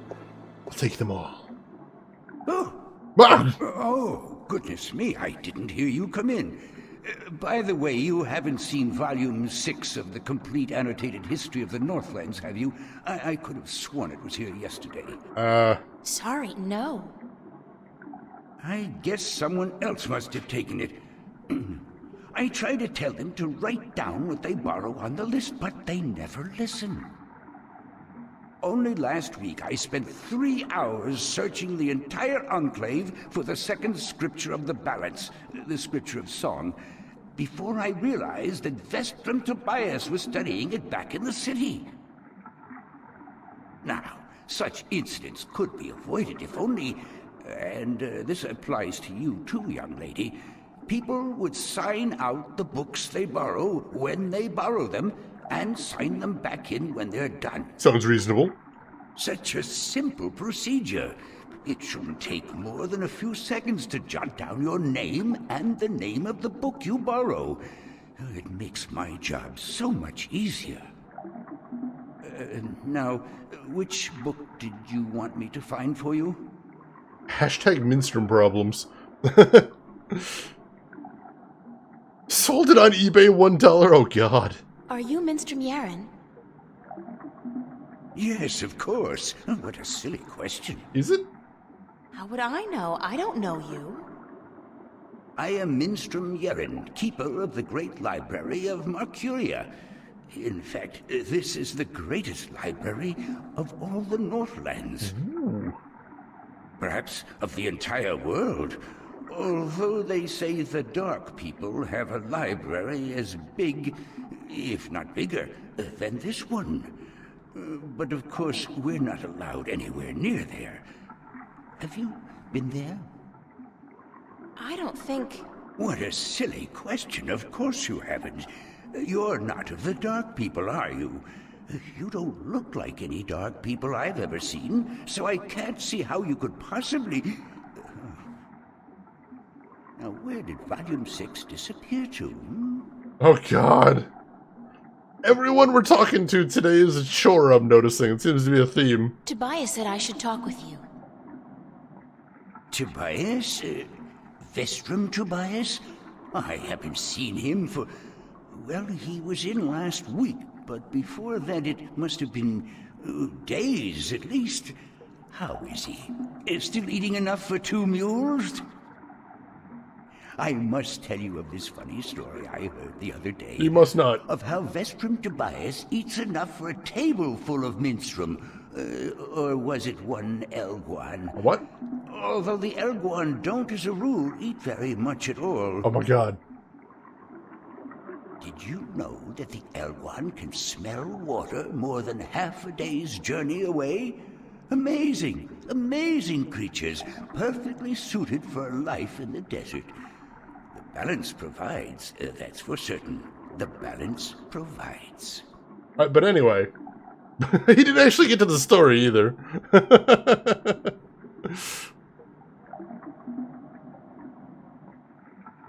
Oh, sorry, Sleepy T, you're on cooldown. Once you use one of the commands, you're on cooldown for like 15 minutes. I don't know, every time he says Dark People, I'm immediately thinking of the Drow, the Dark Elves from D&D. I don't think we've actually met the Dark People. We haven't met many of the non-human races in Arcadia yet, so I'm not actually sure who the Dark People are referring to yet. But that's what I'm thinking of. I imagine the Drow every time, so we'll see. Yeah, I figure we might have to go back to Tobias and smack him around and see if we can get... Because he sent us for the scriptures, and this guy seemed to imply that Tobias might still have one of the scriptures. So that might have been a bit of a waste of time if he sent me all the way over here. Balls, you want to know if I played Lisa? No, I've been keeping my eye on it for a while. I keep hearing people tell me it's amazing, but the trailer doesn't really grab me. Is it good? Should I play it? I saw it was on super duper sale the other day, but I was thinking about it. I was. Oh yeah, Metro. We did play Metro on the stream, and that had the Dark Ones, I think it was. You really enjoyed it, Falls. Dan, everyone keeps telling me it's amazing. I'm gonna have to pick it up next time I see it on sale. I know it was on sale a day or two ago. I don't know if it still is. Haven't seen Tobias. Volume 6 is missing. I know he did say he was borrowing Volume 2 earlier, so we'll have to see. Vestrum Tobias recommended that I look some books. Books is what we do best here at the Enclave. That is for certain. I know. Which book would you like to see? The funny thing is, his very first question is, what book did you want to see?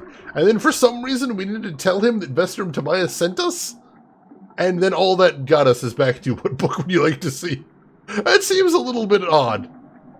And I am going to complain about that as being a part of the script right there. Shooting Star Neko, welcome in. How are you doing today? Good to see you. Tobias is a cool name. I like that one. It sounds very, very consequential. Alright, let's start with the ones we know about. Specifically this one we heard from the time travel guy. I'm looking for a story called The Silver Spear of Goriman. Yes, a fanciful tale if I ever saw one, but a charming one. Did you know that I'm often paid visit by adventurers wishing to read everything available on the spear so that they too can set out on their foolish quests? Yeah, don't you just hate those adventurers? Well, they pay for my bread, milk, and butter with their contributions to the coffers, so I shouldn't be too critical of them. But they care not about the books. They care only about what the books can give them. I care. About the books, really. Deep down. I can tell. So, the Silver Spear of Gorimon, then? That's the one. So supposedly this has some sort of relation to the god that fell into the sea, which we believe might be one of the Dryak kin, which we need to contact for information, and one of the jewels we need to get into the Guardian's Tower. I don't know how this all connects, but you know, we're kind of dry for information, so we'll take whatever we can get right here. I did find something of interest. I'll leave it here for you to read. Alright. Pop over there and see what we got. See what he found in the book. So obviously we don't have to read the whole thing. That's handy. The Silver Spear of Gorimon. In the glory days of Bakshiva, before the drought, when Gorimon was the greatest city in the known world, the Parek of Bakshiva decided to forge the most powerful weapon in the world to challenge the mighty White Dragon. We've heard of her. The Parek has grown greedy and bored, his treasure hold filled with the riches of the world, and he desired nothing except the one thing he could never have, the unborn daughter of the White Dragon, the fairest, purest, most beautiful creature in the universe. He had asked the White Dragon for his daughter's hand in marriage, but she had refused, scolding him for his insolence and warning him to keep his distance from the immortals. Also, the Parek sought the advice of a mighty sorcerer, the dark and cruel Eos, to learn how to kill one of the Dryak kin. The sorcerer told the Parek of the white silver of Mount Tyranny, the strongest substance in Arcadia, and how it could be forged by magic to kill even one of the kin. The Parek ordered his army to go north across the ocean and to bring back enough white silver to shape a weapon. When his men returned with a rare metal, the Parek ordered the finest blacksmith in Bakshiva to his castle, where Eos the sorcerer cast a spell to create an unholy forge. 10 days and 10 nights it took before the exhausted blacksmith could present a tall spear to his emperor. But before the spear could be used to kill one of the kin, it had to be bathed in blood. Beheading the poor blacksmith and the soldiers who had retrieved the white silver from Mount Tyranny, the Parek's private bath was filled with their blood. As he dropped the silver spear into the red bath, washed over by Eos, a terrible scream erupted, and steam rose up in a red, foul-smelling cloud. When the steam lifted, the blood was all gone, and the spear was glowing in a deep red color. With the terrible weapon now ready to be wielded, the Parek issued a challenge to the White Dragon. Either surrender her daughter to him or marriage, or suffer a painful death at his hand. Enraged, the White Dragon refused him yet again and flew to meet the Parek, his sorcerer, and his 1,000-strong army on the green fields outside Gorimon. Of the magical silver spear she knew nothing, and the Parek kept it wrapped in cloth by his side. "Bring your forces around, Parek," warned the White Dragon. "If you do not, I will lay waste to them all." "I wish my men no harm," lied the Parek, "for this is between the two of us." He then rode forward alone and dismounted his horse, but stayed within reach of the spear. The White Dragon landed before him, and she said, "You are brave to face me like this when you know you cannot harm me." Then the Parek raised a hand as if to greet her, but it was instead a sign to his sorcerer, the terrible Eos, who cast a mighty spell to hold the White Dragon, while the Parek drew his silver spear. The White Dragon fought bravely, and she was close to escaping the sorcerer's magic, but the Parek was quick, and he thrust the magic spear into her chest. She screamed in pain and anger, and the sorcerer's spell could no longer hold her. Rising on her beautiful wings, blood poured down onto the land below. She cursed Bakshiva, her Parek, and her people for all time. Wherever the White Dragon's blood fell, the land turned arid and grass became sand. The Parek sent his army to follow the White Dragon and to bring back her egg, but the drought grew, and within days the once proud empire of Bakshiva was turned into a desert. Then followed a fierce storm that tore across the land for 100 days and nights, and when the dust settled, there was nothing left of Bakshiva but 2 coastal cities and a few scattered oases. It is said that in the buried ruins of a lost capital, wrapped in the arms of the Parek who dared test the immortal, rests the silver spear of Gorimon. Alright. Kind of intense. I don't know how much that helps us. They don't tell us where the spear is, though I don't know if we need the spear. It mentions the Empire of Bakshiva, but I don't think that's where any of the Dryak kin is. Still, we'll keep all that in mind. Nice writing, though. That was a nice story. Are you done? Let me take that back for you. I actually did enjoy that one. That was a fun read. And I'm liking the little hints into the lore of this world, especially since we know a lot of legends that we come across in Arcadia aren't necessarily going to be untrue. A lot of this is going to be facts that we're going to need for our journey here. Alright, so that's one book. I know we've got at least one more name and in the scriptures. Oh, jeez. Oh, goodness, it's you again. Oh, you gave me such a fright. I was just right over there. Could I see some more books? Oh, certainly. What a silly question. It's a Trey Dog time to wander the desert. I think we did quite enough of that in Breath of Fire 3, don't you think? Although I do love that sequence. I do. Felt vaguely like something Olmec would say. Ooh. Oh man, they need to bring that show back. That would be amazing. Alright, so what else do we have?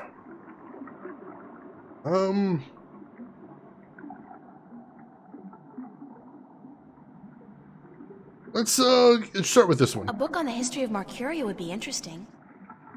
Ah, an extensive subject to be sure. I will do my best. Yeah, it seems like there'd be a lot of books about that. But whatever he finds, I'm going to trust his judgment there. Not nearly enough. I don't know if you've seen that sequence, Trey Dog. I don't remember if you were around for that, but that was a hell of a weird sequence. Very unique. Never seen anything like that in a video game before. I loved it. Absolutely loved it. My kind of weird right there, most definitely. Oh, you played that one! Even better. I heard a lot of people really don't like the desert segment. I loved it. I thought it was crazy. I did enjoy that one. You love the what now, I Aram? did find something of interest. I'll leave it here for you to read.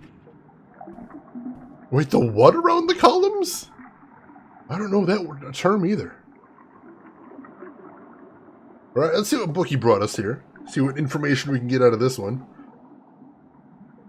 Lots of lore happening today, so it feels like, so far it seems like the sections in, Stark have been more about puzzle solving, and the sections in Arcadia have been more about, lore. Very much like the divide between the two characters in Gabriel Knight as well, which is interesting. Oh, the Jaggies, alright. It is a cool throwback. It makes you feel like you're part of that era, most definitely. Travels in the Northlands by Jermaine the Discoverer. The first part. In my many years of traveling poet and bard, I have journeyed far and wide across the fair realm of Arcady, and I have seen sights most people have not dreamed. I have stood on the magnificent, terrible southern capes in the mist of winter, when the storms are at their fiercest, when waves as tall as the towers of Altaban wash over my frozen body.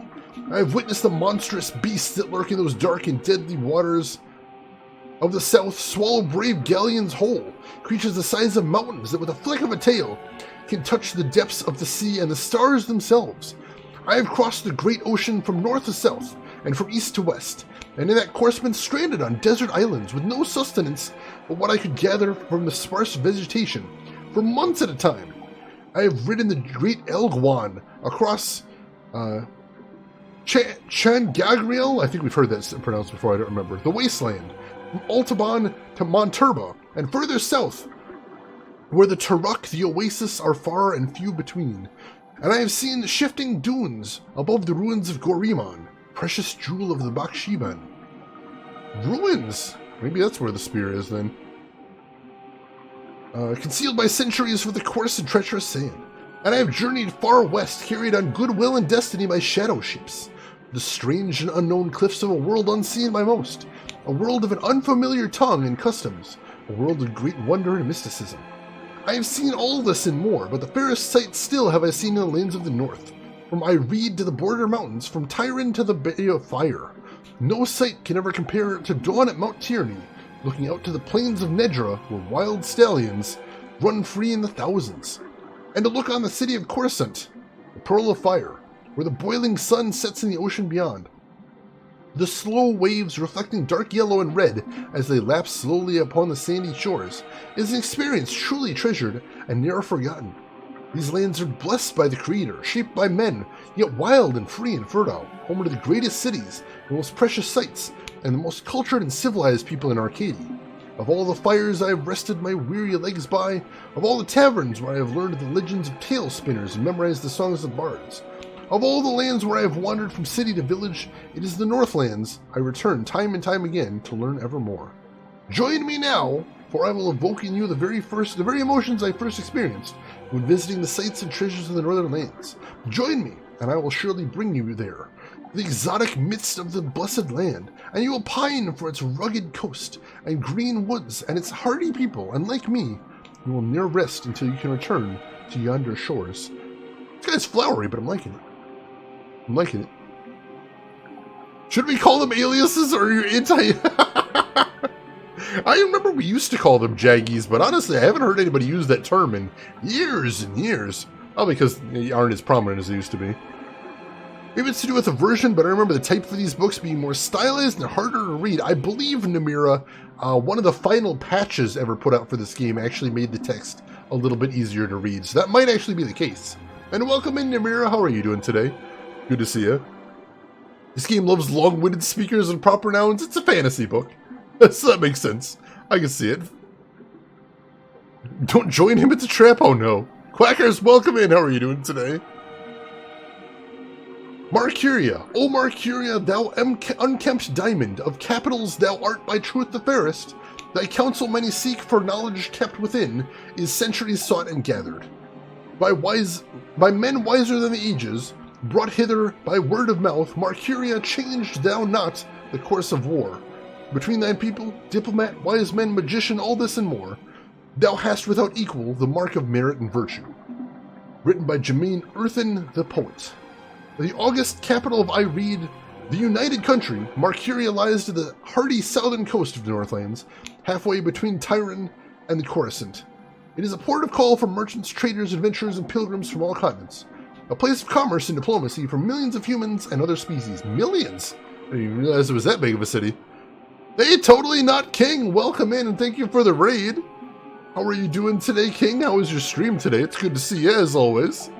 Hope you're doing well. TC, welcome in too. How are you doing today? Ireed is a strong and proud land, perched between the plains of Nedra to the north, the land of the Tyrant to the west, the Great Sea to the south, and the forests of the Northlands to the east, and inhabited by humans, Dolmari, Tyrant, Mole People, and Veneer. Ireed was formed after Marcuria emerged as a major center for diplomacy and trade, and became the banner under which the surrounding lands united as one. Ireed is a democracy, currently led by the Chief Council of the Ireed Flag, Lord Igvan Dellen. The High Council, composed of the ministers who govern by representation, resides in the Marcurian Hall of Assembly, flanked by the palace and the barracks. The Ireedese are traditionalists, and form of their government has barely changed over the last few millennia. In High Tongue, Ireed means unification or assembly. Doing well, stream was good. How are you? I'm doing good. I got to see Avengers Endgame this weekend. I enjoyed it very much. And otherwise, I'm enjoying my weekend very much so far. Glad to hear you're having a good weekend so far. Glad to hear your stream went well, King. Welcome in, and welcome into your viewers as well, of course. Marcuria is one of the largest cities of Arcadia, the capital of Ireed, and a center for trade, diplomacy, and cultural diversity. Populated by a large variety of races, from human to Veneer, Marcuria has grown from its origins as the birthplace of humanity to the city of all Arcadians and the hub of a civilized world. Founded 20,000 years ago at the shore of the then unconquerable ocean, it is first known permanent settlement of the emerging human races. Initially left to its own devices by more developed races, Marcuria grew large and fat and wealthy. With newfound confidence, it passed through a period of expansion, where it gained a reputation as a merciless aggressor, which soon brought violent attention from the Tyrant in the west and the Dolmari in the north. After years of war, Marcuria was decimated and subsequently rebuilt with sufficient reinforcements to weather attacks from both sea and land. Peaceful times followed. That sounds nice. Haven't watched any Avengers movie? You totally should. I enjoy them. I like them. I would recommend them if you get time. I would. You haven't seen them either, TC? You might enjoy them as well if you get a chance to check them out. There's certainly a lot of them, but I enjoy those Marvel movies. Whereas Marcuria settled into the role it has in today's Arcadia, although all surrounding areas fall under its jurisdiction, there is sufficient self-governing and few central taxes to appease all but the most disgruntled. The huge areas of farmland around the city benefited from the well-kept roads, markets, and the busy export to other lands. Nearby villages benefit from the military might of Marcuria, protecting them against roving barbarians and tyrant armies. And Marcuria also provides the people of the Northlands with one of the best and busiest ports in Arcadia, allowing travel to distant destinations around the world. Alright, I'm not super sure we got anything interesting out of that either, but, you know, we're casting a wide net. We're casting a wide Are you net. done? Let me take that back for you. We're going to get as much information as we can. We're going to gather it all into ourselves, and then we'll see if we can collate. We'll see if we can put together anything that we might need from here. So far, no big shocking revelations, but we're gonna keep at it. We're gonna see what we can spot. Let's ask him for another book, and also scare the crap out of him right here. Oh, There you go. goodness, it's you again. Oh, you gave me such a fright. We asked for enough books. I wonder if his heart's just gonna explode. Could I see some more books? Oh, certainly. What a silly question. Knowledge, Folos! I'm talking knowledge! Specifically. I'd like to read some Arcadian folk tales. A favored topic of mine. I have just what you're looking for. Alright, so he's already got something in mind here. That could be good. We'll see if he's got anything interesting. That's what I gathered from the hand gestures while stream is muted due to... I must have been making some wacky hand gestures then. My goodness. My goodness. I'll take it, though. Oh, whew. A lot of talking tonight, but I'm not doing any voices, so far my voice is doing okay. It's when I do the voices, it tends to tear up my vocal cords a little bit. I did find something of interest. I'll leave it here for you to read. I appreciate the little lectern right here. That seems like a nice little cozy reading spot. Although I'd prefer one of those nice little high-backed chairs. Those are the best.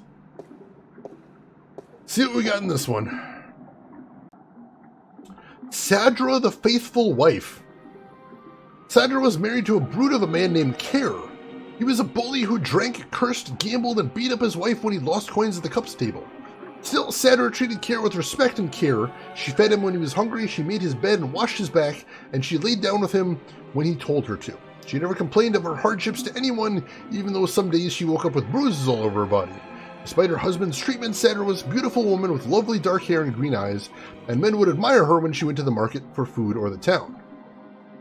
Well, for water. But none dared approach her, fearing her dangerous husband more than they admired her beauty and grace. People would say, poor Sadra, she deserves better than what she has. She is so good and patient, even though her husband mistreats her every day. But no one was willing to do anything to free her from her husband, as they all feared his wrath. She chooses her own path, they would say, and it is not our duty to interfere. Then one day, a tall and handsome prince rode into town to visit with the elder council. When he spotted Sadra carrying 2 heavy buckets from the well to her home on the edge of town, he was taken with her beauty and youth, and he jumped down from his horse to help carry her buckets home. On the way, he offered Sadra courtship, and when told she was already married, he bowed respectfully and excused himself for acting inappropriately. That night, Sadra's husband heard about the prince helping his wife, and after striking her down for letting royalty interfere with her duties, he strode drunkenly, for he had already filled his usual fill of dark ale, towards the tavern where the prince and his cohorts were staying. When Care arrived at the tavern, the prince was eating dinner, and when told Sadra's husband was there to see him, the prince stood and waved the man closer. I must congratulate you on your good taste in marriage, said the prince, for your wife is the most beautiful and good-hearted woman I have ever met. And then he offered Care a seat and a tall mug of ale. But the angry husband did not appreciate the prince's advances, and he drew a sword and lunged at the prince before the guards could react. The prince was quick and lucky to avoid certain death, and before Care could make a second strike, the prince had recovered his sword from where it stood by the wall and stood ready to fight the brute. Leave him be, called the prince when his guards drew arms and ran to protect their liege. This is between him and me. Smiling briefly, he nodded his head to Care and stood to attention. Obviously, his skill with the sword was formidable. Care, a coward at heart, knew that if he fought fairly he would surely die, and he sheathed his sword, but loosening the knife he tucked up his long sleeve. My pardon, prince, said Care. My love for my wife is such that I am blinded by jealousy. I offer you friendship and apologies. He extended an open hand to the prince, and smiled a broad lizard's smile. The prince, unaware of Care's mistreatment of his faithful wife, smiled back, put down his sword, and extended his own hand. Your apology is accepted, sir. Then suddenly Care's knife was in his hand, and moving a blur towards the prince's exposed throat. Had it not been for the quick eye of a nearby guard, who with the broadside of his sword struck Keir on the side of his head. The prince would have been dead. The knife carved a deep scar in the prince's shoulder, but did no serious harm. Keir was taken away to the town prison to be judged when the sun rose. His crime was surely punishable by death, especially if Sadr would testify to his cruelty in front of the judge. Free of Keir's tyranny, the town people now spoke of Sadr's suffering by her husband's hand. But Sadr would not herself now even speak against her husband, and instead of being sentenced to death, Keir was sent away to work the king's mines for 25 years. Taken with her faithfulness, the prince yet again offered Sadr courtship. But again Sadr declined, for she was still a married woman. Then 1 year later, Keir attempted to escape the king's mines by killing 2 guards and climbing the walls, but he was shot down with an arrow and died in agony and disgrace. Again, the prince visited Sadr's town, bringing condolences and a renewed offer of courtship, and this time Sadr agreed. Months later, the prince and Sadr were married in a glorious ceremony, and when the old king died, the prince became regent, and Sadr his queen. And she was as good a queen as the land had ever seen, and she was loved dearly until the day she died, and her funeral was the grandest and most tearful in memory. Huh. I guess that's alright. Interesting fairy tale right there. Shane voice is cool, I'm glad you enjoy. Apparently we're doing stories today, is what we're doing. We're doing fairy tales. I don't know if that one helps us any, but again, we're casting a wide net. Casting a wide net here. And we've got another fairy tale. So I hope you're enjoying this and not getting bored. I'm enjoying this so far. I'm having fun. I enjoy reading stuff. I do. Hooray, story time! Excellent. The Children of the Lake. See, that's not the worst folk tale I've heard. At least it had some structure. It had a beginning, a middle, and an end. There was some character development in there. There was some drama. There was some twists. I liked it. Story time with Shane. I'm hoping you're enjoying too. The Children of the Lake. There was a village by a lake where no couple had borne a child for 20 years. The villagers were desperate, for without children their village would wither and die, and they turned to their god for help. The next morning, 50 young children rose out of the misty lake and wandered onto the shores, much to the joy of the childless women. "We are yours," said one of the children, "as long as you remember one thing. You are never to fish from this lake again. Instead, you must learn to hunt in the forest and live off the land." The villagers agreed, though they worried they might go hungry, since they were used to catching and eating fish from the lake. But it didn't take long before they had taught themselves to hunt and grow wheat and potatoes in the fields. 18 years passed, and one day an old man grew tired of rabbits and deer and potatoes and bread, and he longed to catch a big fish and cook it over a sizzling fire. He took his boat out to where the villagers would not see him, and he sank his line. Almost immediately he caught a large trout, but as he was rowing back to shore, he saw the children of the lake wander from their homes, back into the dark waters from whence they came. Their mothers called to them, tried to hold on to them, begged them not to leave, but they would not speak, and one by one they disappeared into the lake. The old fisherman then saw as the children sank into the murky waters, how they turned into large fish and sped off into the deep. He was shameful then and dropped his catch back in the water, but it was too late, and the village would forevermore remain childless. That one's much shorter, and it's actually, that one sounds a lot more like a fairy tale I've heard in the past. Let me take that back for you. Again, not sure how that helps us any, but we'll keep that in mind. Take that story, put it in our back pocket for later, just in case. Alright, so I think that's all of the specific things we can ask him about. So now we're going to cast an even wider net by seeing if he can recommend us any books. See what we can get out of that. Oh, goodness, it's you again. Oh, you gave me such a fright. Could I see some more books? Good combo there, Oh, follow. certainly. What a silly question. Alright, so what do we want to ask next? Yeah, we haven't asked this top thing. I'm looking for some information, but I'm not sure which book to ask for. No matter. I know a great deal about most of the books in here. What topic intrigues you? Alright, let's start with this. I've heard rumors about mermen who live beneath the Sea of Songs, and I'd like to find out more about them. Mermen in the Sea of Songs. Let me see what I can find, yes? This guy is basically the medieval old man version of Google. And to be fair, seems pretty effective at it. I mean, he doesn't return millions of results, and he takes more than a couple milliseconds, but still, I'm liking his efficiency and his accuracy. I'm appreciating right here. He's no Ask Jeeves, though, I'll tell you I did that. find something of interest. I'll leave it here for you to read. We need more search engines with personality like Ask Jeeves. Those are the days. Or my beloved Alta Vista. That wouldn't have a personality, but it was personality. Merum, also mermen, merpeople, Merians. A magical people who reside in the depths of the great ocean and other seas. Little contact has been made with the Merum, who are believed to have been quite numerous in the past, but are now dwindling in numbers. Confirmed locations of Merum cities are between the Briston Atoll and Guyenne, centering on the Sea of Songs. Legends of mermen, merpeople, Merians, are rampant among sailors. These stories portray the Merum in a grotesque and violent light, betraying the truth of a largely peaceful people. Although not much is known about the Merum, their religion apparently centers around the belief of a benevolent god who lives in the immense depths of the great ocean, and who brought the Merum to Earth from a place distant and wonderful. Alright, that was a short one. Are you done? Let me take that back for you. But that actually mentioned where one of the cities is. That might be come in handy later. That might be a good thing to know. He's no bonsai buddy? Oh god. Oh god, I cannot tell you. When I used to do desktop level IT, I cannot tell you how often I'd have to try and purge those things off people's computers. And they did not want to leave, let me tell you. Oh. Terrible spyware-ridden things those were, Joe. You gave me such a fright.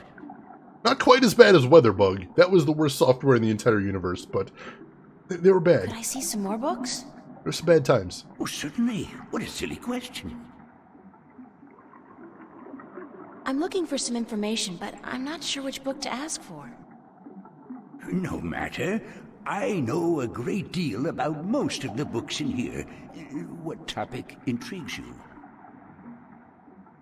As a Viltrin, you know one thing I've always wanted to do? Go into an old library crypt like this or something and read every single book. That'd be badass. I know, my college library had like a vault that had a whole bunch of books that were around a century old or even older. And legend had it that at least one of the books in the vault was probably bound in human skin. And I was told around there that that's likely true, but no one actually had any proof of that. That'd be pretty weird. It was easier to reformat a computer than to manually remove Bonsai Buddy. You'd speak the truth, Volos. You really do. I need to find out which 4 magical people of Arcadia were given a piece of the stone disc that serves as the key to the Guardian's realm. The stone disc of the balance, yes? Yes. There could possibly be something on that in... let me check. Just one moment. Alright, so this would be a very interesting thing to learn if we can. This would be a big help knowing, so hopefully you can find something good for that.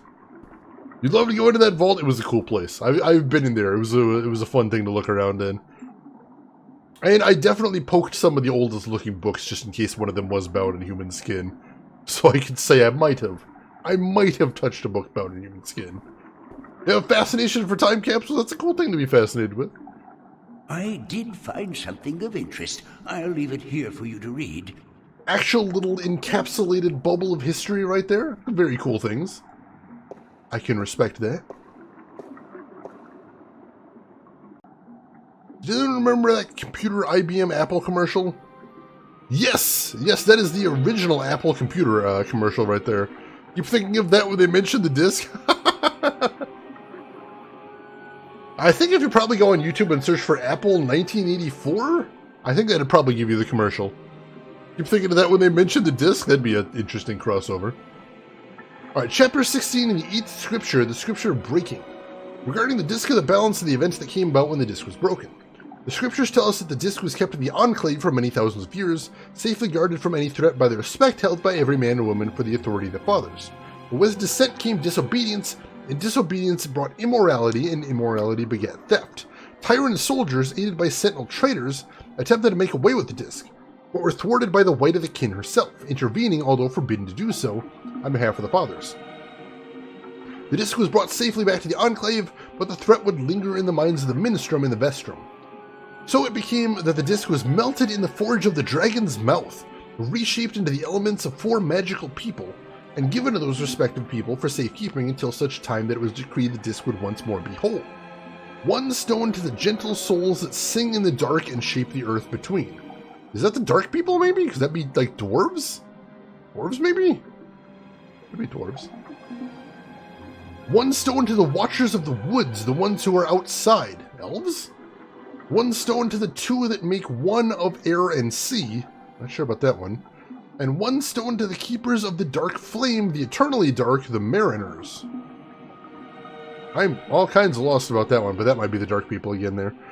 When the time comes for the disc to be whole again, which is right now, 1 person will make a journey to the 4 who hold the pieces, and the pieces will be given willingly, because there will be no doubt to the righteousness of this person. Oh, that'd be nice. That sounds nice and convenient. Let me take that back for you. Hopefully that's all I need to do is find these people, travel to them, and just go, hey, I'm the dude. The dude is me. Give me the thing.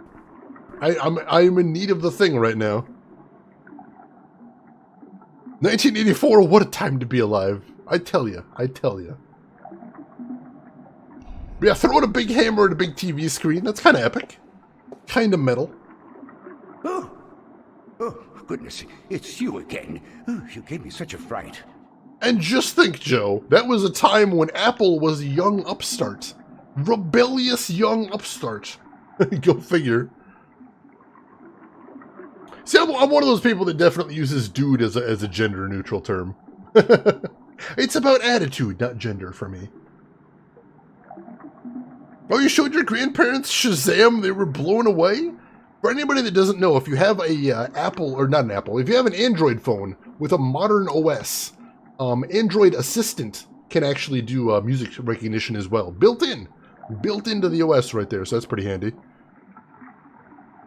Oh, especially with, I haven't seen the live lyrics feature. What is that? Could I see some more books? That sounds nifty. Oh, certainly. I just use the Android Assistant because it's, it's built in. All right, so I'm looking for some information, but I'm not sure which book to ask for. No matter. I know a great deal about most of the books in here. What topic intrigues you? oh, kind of like karaoke style. That's really badass. I like that. That's neat. All right, so let's ask about the dragons. I'd like to learn more about dragons, about the Dragkin.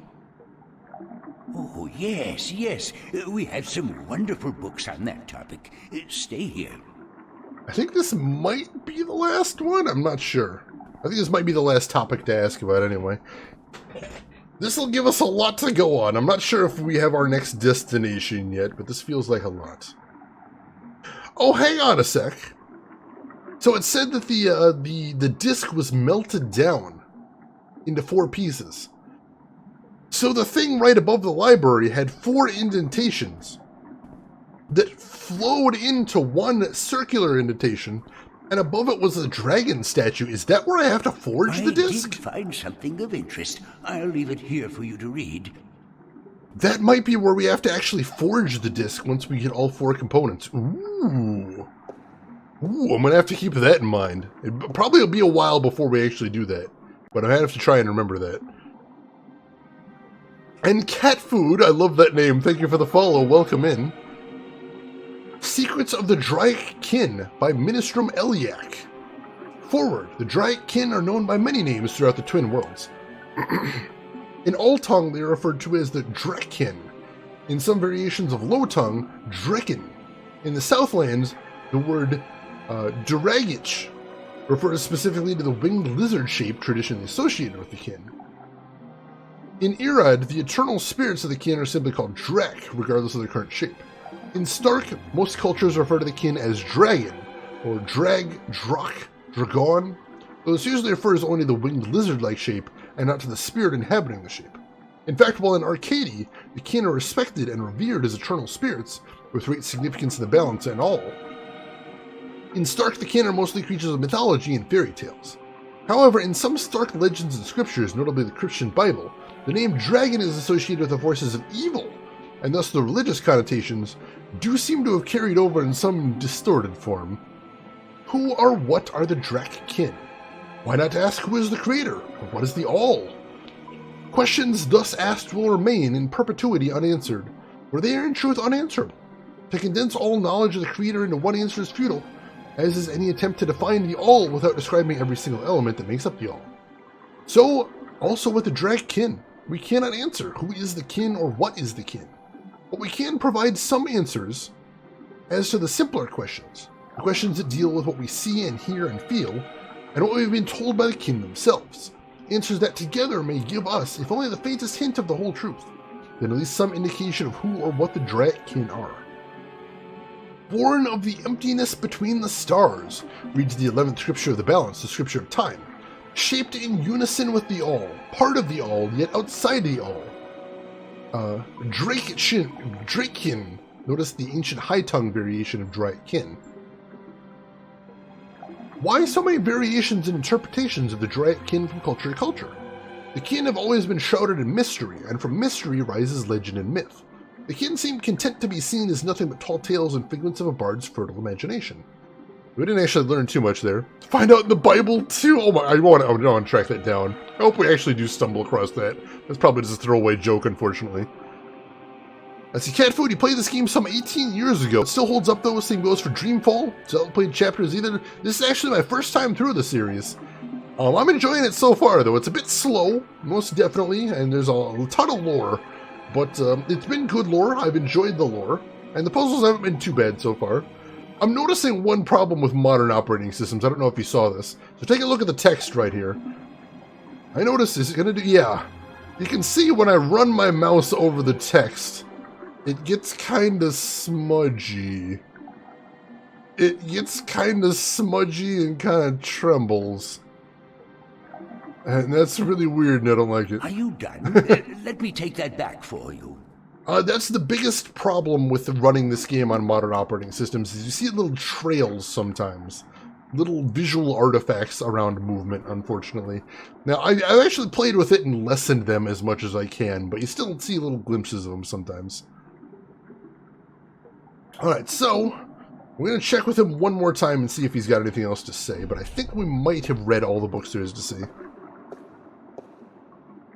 It's happening other places on the screen too. Is this a DOS box? This is not. It's you again. You gave me such a fright. This is the basically the vanilla version off Steam with some configuration files tweaked a little bit to make it run a little bit better. Let's see. Did you configure some files because of that recently while replaying the game? Yeah, you need to tweak some things to get it running well. And I have tweaked some things, but it's not perfect. I don't think you can get it perfect, unfortunately, but it's pretty good right now. Could I see some I'm more overall books? pretty pleased with how this is running. Oh, certainly. What a silly question. Is he still worth playing because of the awesome story? That's what I was told. That's what I was told, and that is what we are here to do. We are here to check out that awesome story for ourselves. Alright, so... I'm looking for some see, information. we don't want to read any but books I'm not sure again. which book to ask for. No matter. I know a great deal about most of the books in here. What topic intrigues you? Let's see if there's any other topics to ask about in here.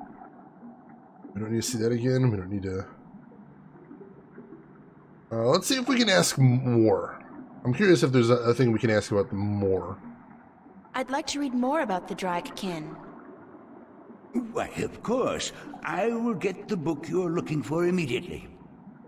Ice Cream Mikey, welcome back. How have you been this weekend, my friend? Hope all is going well. Oh, that is a cute little emote. Little star doing the little... Oh, that's precious. I like that emote a lot, Namira. That's adorable. I'd check it out right now, but if I click outside of the game, it's going to crash real hard. Speaking of problems with this game, if I click outside of it, it crashes like crazy. So I gotta kind of be a little careful in that respect.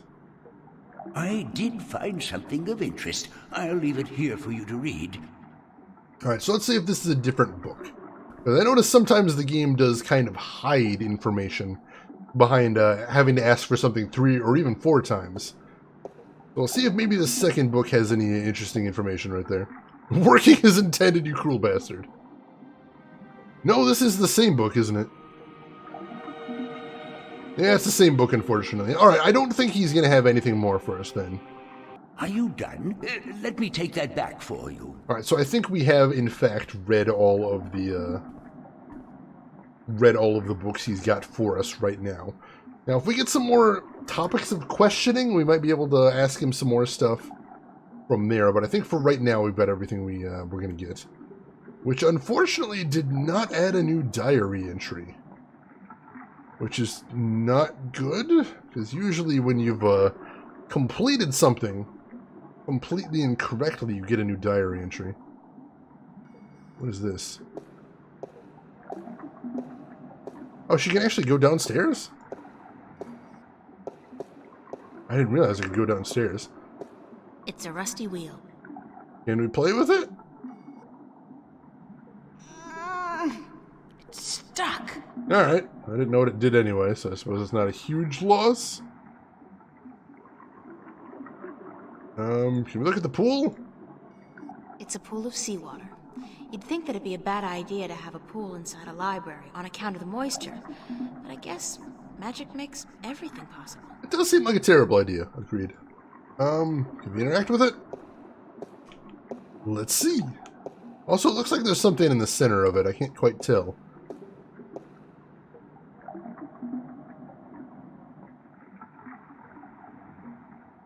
The water's pretty cold. Alright, I guess that's a thing. Yeah, it looks like there's a thing right there, but it doesn't look like it has a unique click point, so I don't think it is anything. I don't see anything else to do right here. So we'll head back upstairs for right now. I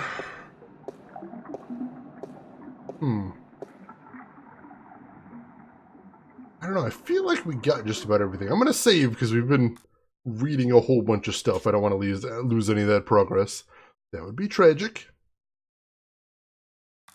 Hopefully some of that triggered something. The next thing I could think of doing is going back and talking to Vestrum Tobias, since he mentioned that, apparently one of the scriptures he still has, but I don't know if that's one of the scriptures we needed. Alright, so let's take one last check through the dialogue, see if there's anything else we need to do. Like, we could ask for more Arcadian folktales, but I don't think we need to. Actually, Don't feel like... very well, though it is the strangest thing I've heard in a while. How can you not feel like reading? Says the librarian, of course. I'll see you later. Yes, good. Alright, so I feel like we're done here for the moment. I wish we got a diary entry to confirm it, but right now we'll see if we can pop back into Vestrum Tobias's place. See if he has anything else to say. So I'm betting right here. I'm betting this thing with the 4 circles are on the outside, the big circle in the middle, and the dragon up there is where we're supposed to forge the disc. But that's probably going to be much later in the game. But I'm intrigued. I am intrigued. Alright. Tobias? Tobias. Well, we could try talking to the map maker too, but I don't know if we need any maps specifically yet. Let's pop over there, see what we can see. We've got money too, so I suppose we could play Cups, but we've been told that the Cups guy cheats. So I'm not sure we want to just yet. Hey, you! What's going on? Why didn't you deliver any maps yesterday? Oh shit. I wasn't around, sorry. Well, there are more maps to be delivered, and my customers are getting very impatient. Did you deliver the map to the Rolling Man? We did, actually. Yes, sir. All right, let me see his signature, and I'll give you your next delivery. Oh, damn it, I don't think he signed. Alright, let's go get him to sign that. We'll go pop over to his place while we're out running around. We kind of wanted to talk to Brian Westhouse anyway. See if he's got anything new to give us, so sure, we can go do that. That can be a thing. He seems like a cool guy to hang with anyway. Come on. There we go. Don't know why he's called the Rolling Hi there, Man. Mr. Westhouse. I'm back. My word. What on earth possessed you to return to this godforsaken place? You were lucky to escape the first time, but now you're really pushing it. It's not that bad a place, or else you wouldn't stay here. Besides, this time I didn't exactly come here by choice. I stay here because I'm a true masochist, Miss Ryan. And who forced you to come? Was it Cortez? He doesn't even know I'm here, unfortunately. No, I think I had some kind of accident with my so-called powers. I shifted in my underwear. No, huh? Isn't that the way it is, though? We always cross the rift at the most inopportune times. Care for a drink? Oh, no, that's right. You, don't. Been there, Falls? I think we've all been there. I think we've all had that tragic early adolescent experience where we accidentally teleport ourselves to another magical realm while we're not properly dressed for it. Bad times, but at least it's a good shared experience. Would you mind helping me with a few questions? I've nothing better to do, so shoot. We'll see if he knows anything. Do you know anything about dragons? I try to stay out of the affairs of the kin these days. What precisely do you wish to know about the damn beasts? There are 2 dragons in Arcadia, and I'm trying to locate them. Yeah, I've heard that tale myself, but no, I don't know anything about it. You'd be better off speaking with the Sentinel Minstrom. After all, religion is their specialty, not mine. Alright, fair enough. Cross the rift in your underwear, oh god. That is a complicated double entendre, I suspect. Did you ever hear a story about a god who fell from the sky? Stories aren't my thing, April. You should visit a library. I'm sure you'll find some stories in the... I've also heard rumor of a people with wings who do nothing but observe and record history through stories. But I don't know if that's all it is. A rumor. Interesting. Still, if you're looking for stories, it may be wise to check it out and see if you can find them. Might be something to look into. Oh, that updated our diary right there. Interesting. I'm looking for a disc that will open up the Guardian's realm. That's religion, Miss Ryan. And the only things I worship are whiskey, a good cigar, and a nice long... Anyway, don't ask me about all that balance mumbo-jumbo. Fair enough. Would you be able to tell me where I could look for the entrance to the Guardian's realm? In Tobias's pants, if he had his wish, I'm sure. Damn! No, I'm sorry. I don't know anything about the Guardians. Balance, Sentinel, or gardening. Now, if you're interested in bullfighting, I could talk all night. I don't think so, unfortunately. Oh, hey! Bullfighting's a horrible act of cruelty to animals, and not much of a sport at all. It's true. I'll just forget you said that, Miss Ryan. If there's one thing I miss about Stark, it's bullfighting. You'll be happy to hear, then, that they abolished bullfighting hundreds of years ago. Oops. Damn. It's just kind of mean to dunk on him about that. He didn't actually need to do I that. can't think of any more questions for now. Then, let's talk about other things, shall we? I mean, I suppose it does kind of fit April's character, but still. But now the bulls fight each other, do they? Thanks, Mr. Westhouse. Anytime, April. Come back if you're homesick and you feel like talking to a fellow alien. Is that a Pokemon allegory? Is that where we're going? Alright, we need to get him to sign the delivery list. Sign this, please. It's just to confirm that I made the delivery. Certainly. With boxing gloves? Oh my, I'd watch that. That sounds entertaining. Alright, let's check out the new diary entry, see if that gives us any hints.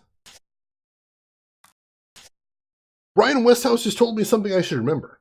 He said he's heard stories about a winged people who observe and record history. If they've got records going back thousands of years, maybe they know something about the whereabouts of the disc, the jewels, or even the entrance to the Guardian's realm. Definitely worth checking out. Agreed. That might actually be worth going back to the library for.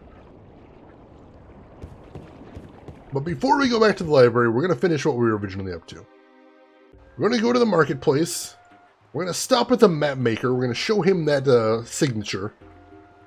See what we can find out about the next delivery in case that's something that might help us. That might be an in to something. And then we're going to talk to Vestrum Tobias, see if he's got anything for us right now. See if with everything we've learned, if he can add anything to our corpus of knowledge. Oh my gosh, that emote, Quackers. Well played. Well played. Here's your next delivery, a map of the Northlands to a Tun Layak staying at the Journeyman Inn. And be quick about it. She's been waiting since the day before yesterday. Well, we do know where the Journeyman Inn is, so that's a thing. Although a map of the Northlands sounds pretty handy. It's a map of the Northlands. I'm supposed to deliver this to Tun Layak staying at the Journeyman Inn. Alright. You might be able to pull that off. But for right now, off to Vestrum Tobias. Hopefully he's can help us. Those emotes are adorable, Quackers. I love them. Alright, Tobias. You haven't been super helpful so far, but what do you got for us now? Are you busy? I'm never too busy for you, April. What may I assist you with today? Let's see. No, he's got nothing new. Good day to you. So, why don't we just pop over to the Journeyman Inn to see if we can deliver that map? I don't know if that's something we need to do this second, but I figure if we know where it is right now, couldn't hurt to just stop over and get it taken care of. Maybe we'll get some item we'll need later, maybe we'll get some information we'll need later. Either way, let's get it out of the way so we don't have to worry about it later. After that, we might pop back and talk to the map maker, see if there's anything else we need to do. Then we might want to go back to the library and see if we can find out anything about those winged creatures. In other words, we got a couple things we can do right now. We've got some leads here. That's a good thing. Let's see if the innkeeper can tell us anything about the person we're supposed to be giving this map to. Excuse me? Yes? Oh, it is you. It is me, yes. I'm looking for a guest of yours, Tun Layak. The sailor? She is looking for work today, I'm afraid. With most of the ships moored to the docks for balance knows how long, it is difficult for sailors to find work. Alright. Do you know when Tun Layak is expected back? I could not tell you, child, but from what I know of the ships in harbor, she will not find one that needs a navigator any time soon. Alright, so she might be down at the docks. We could go take a look over there. Thank you, ma'am. You're welcome, child. It's a pretty small area, so it wouldn't take too long to look. So let's do that next. Take a quick peek over at the docks. See if we can spot her, drop that map off. Oh god! Marksman! Please no! Please, please no. Alright, so we've got this over here. Talk to the captain, see if he's seen her. Argent can crash, but thanks for the stream. Enjoy unraveling the secrets of Arcadia. I'm gonna try. Not really, no. I will try. You have a good rest, though, Argent. Thanks for stopping by. Thanks for hanging out, and we will see you around. Why aren't you out at sea? Do you see the sail on that barge over there? Yes. Is it flapping? What? Is it flapping? Is the sail flapping in the wind? No. And why is that then? Because it's not windy? Exactly. Well, can't you just use oars or something? Oh, what an excellent idea. Now, why didn't we think of that? Of course. Oars! By Jarl's stunted left arm, that's it. Why have we been moored to the dock for a month with our merchandise dropping in value when we could have just rowed our way to Gien? Are you being sarcastic? Sarcastic? Me? What in Jarl's name makes you think that? Oh, I don't know. How long's it been since the last wind? Near a month. Ever since that accursed alchemist put some kind of spell on the wind. The Mojal be cursed if I know why. But it's a bloody catastrophe. I've sent some good people of mine up north to deal with him. But not one has returned. Now the Areed High Council speak of sending an entire army platoon to sort him out. But I'm afraid that just might piss him off. That sounds dangerous. Holy shit. Who's this alchemist who cast a spell on the wind? I believe his name is Clax. Roper Clax. Lives in a bloody rock somewhere up north, beyond Riverwood. Alright, I'll keep that name in mind, I suppose. Did you ever hear of the Merman of the Sea of Songs? You mean the bloodthirsty cannibal merman of the Sea of Songs? That's it. Sure. Never heard of him. Are you sure you've never heard of the Merman of the Sea of Songs? Be quiet. Shh. Not so loud.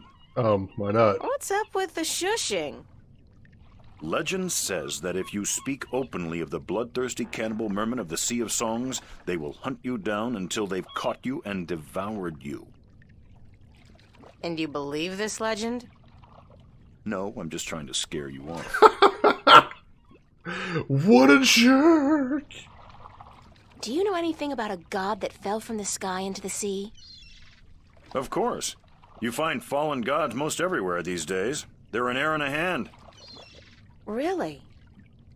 No, of course not. There are no fallen gods in the sea. It wouldn't make much sense, would it? If the sea was full of gods just lying about the seabed. So you've never heard of such a thing happening? Now you got it. Thanks for the chat. Aye. Well, he was less than helpful. Is she really the hero? She's what we got. She's what we got. She's not the worst. We've accomplished some things with her. We ruined that one cop's life forever, so that's a thing. You guys definitely going to get fired, possibly thrown into jail. So, you know, there's that. There's that.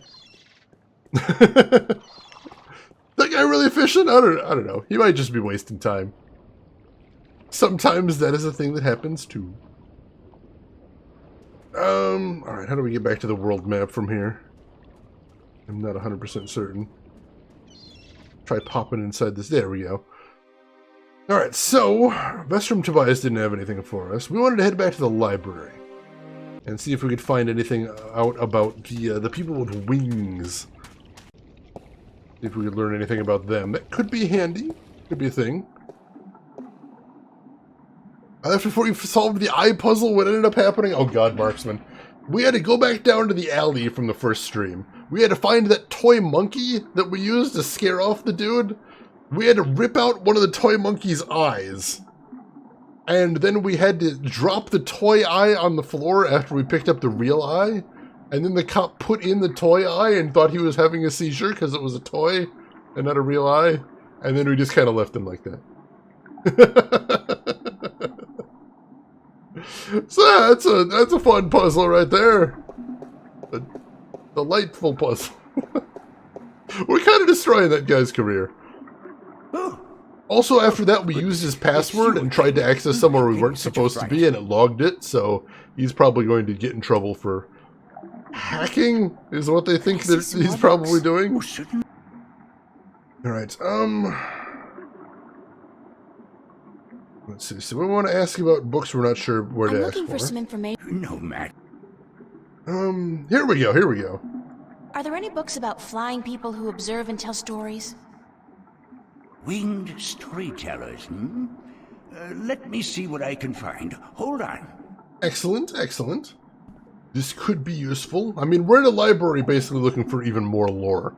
So that's a deep dive right there. But still, I think this might be a good track to be following. We'll see what we can find. And this guy is usually pretty good at finding this stuff. I did find something of interest. I'll leave it here for you to read. Alright. Let's see if he can possibly give us some direction here. Check out what book he's found for us. One more story time coming up. The The island of Alatien. Elias, near the Briston Atoll. Maybe I should try to go there. Alright, sounds like we have our direction. Alatien, a crafty winged people who have recently dwindled in numbers, and whose ability to fly long distances has been steadily diminishing over the past few centuries. The Alatien are known for their ability to remember and tell stories from before the dawn of mankind and up to modern events. The largest known tribe of Alatien, with whom traders have occasional contact, resides on the otherwise uninhabited Isle of Elias in the Briston Atoll. Are you done? Let me take that back for you. Alright, so I'm not sure how we're supposed to get to another island, but I suppose we do know some sailors. But they just mentioned that the boats aren't going anywhere. Oh boy. This is definitely an adventure game. We got a chain of events to unspool here is what I'm saying. So let's check out the new diary entry first of all. I went to the library, yes me, imagine that, to look for some information about those flying creatures that Brian told me about, and with Ministrum Yurin's help, I found just what I was looking for.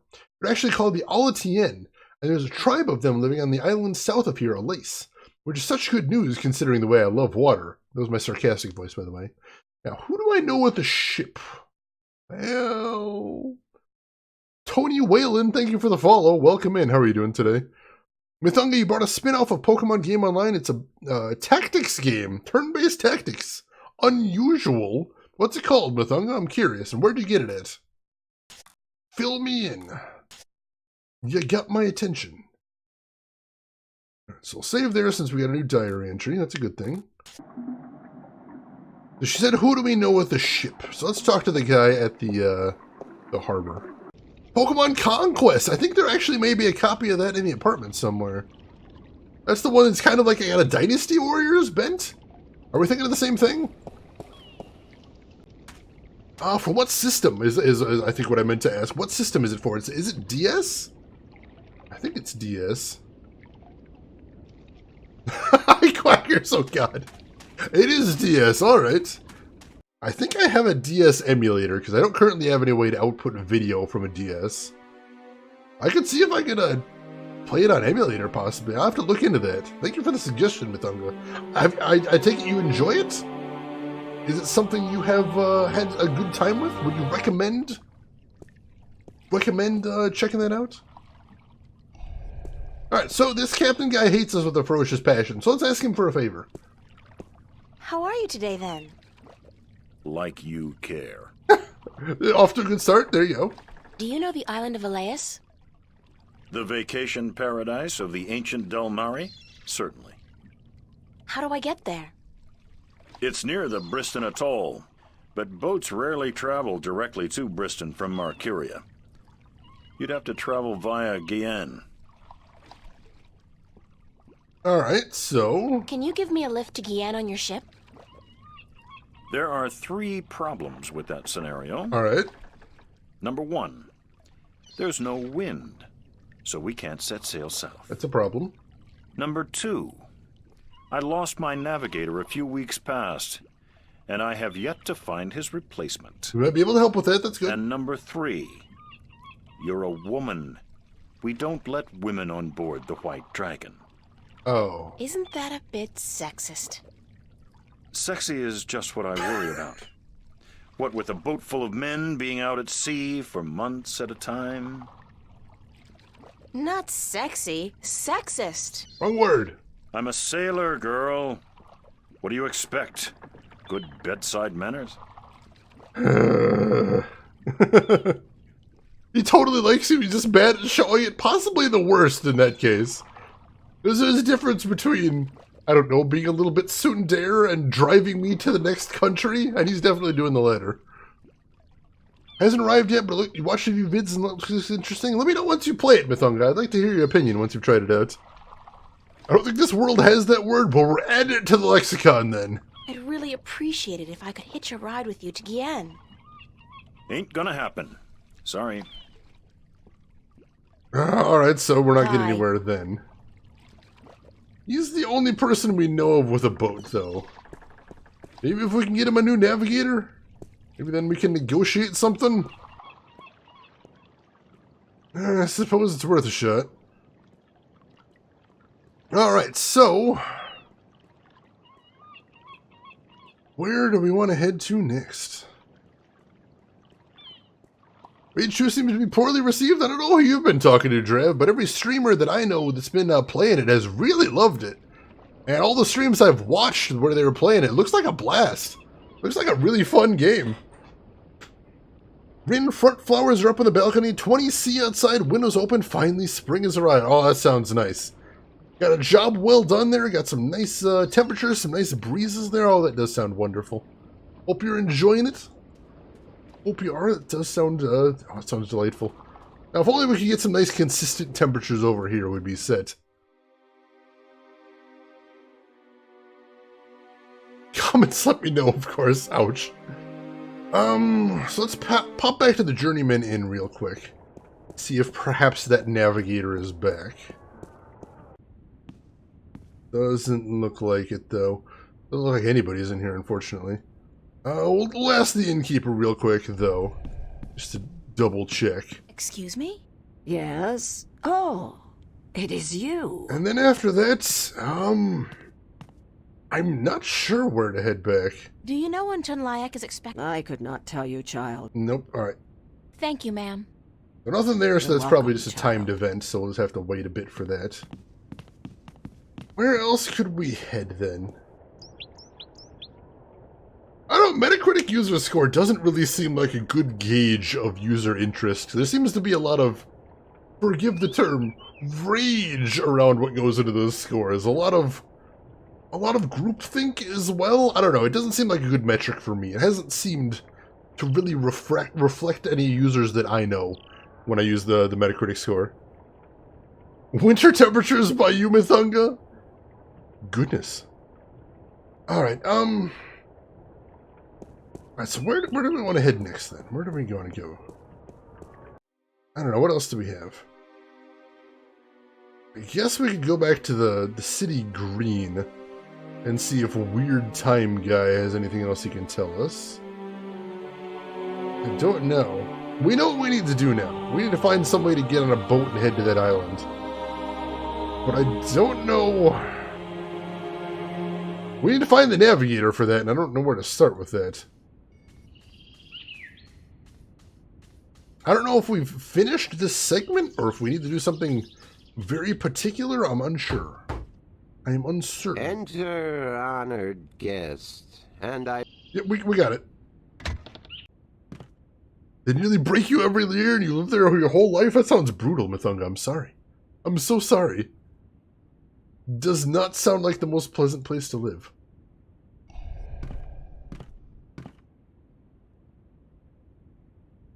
Alright, so... About my quest. Anything I... Alright, so he doesn't have anything else. Can I ask? Yeah. Thanks, Abnak. You are... Alright, so nothing else we can talk to him I'll about. talk to you. Let's see. That's good to know. So... I suppose the only person I can think of that really has anything to say about current events is Vestrum Tobias. So we could maybe go talk to Vestrum Tobias, see if he knows anything about this alchemist.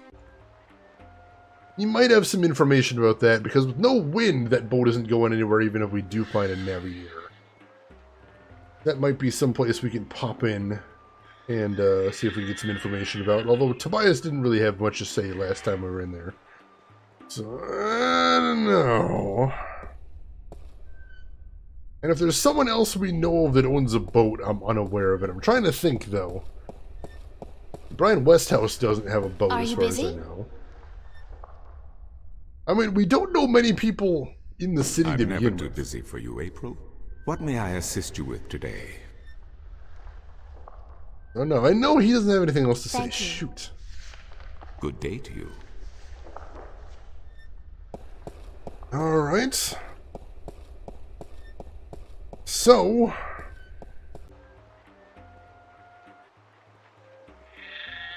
well, there's one other thing I can think of that we haven't done. I don't know if it's something we need to do right now, but we could do it. I'm going to save before we do it just to be safe. We haven't talked to the Cups guy in a while. And we do have money to play Cups if we really, truly want to. And like I said, we've been told that he cheats. We've been told that he cheats, so this seems like an awful idea. But... I don't know, let's take a look-see. How about a game of Cups today?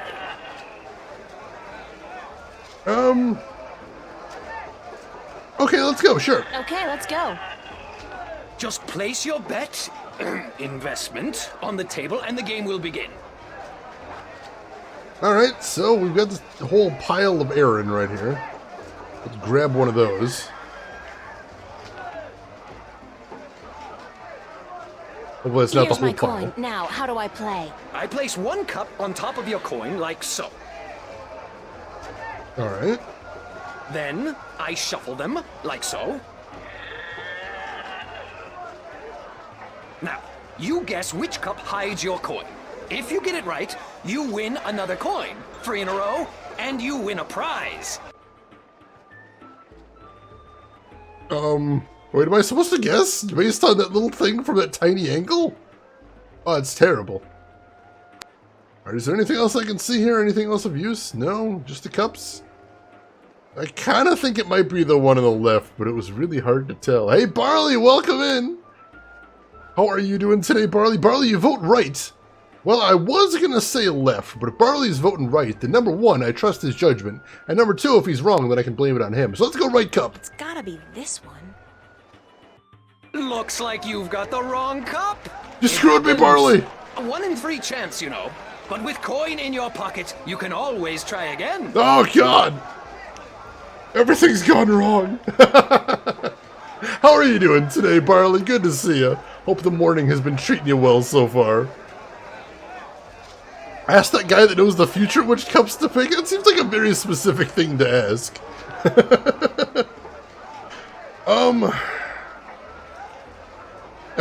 So we didn't use up all of our pile of coins. That's a good thing. Let's see if we can play again. I want to try one time to see if maybe I can just stare at the cups, but it's...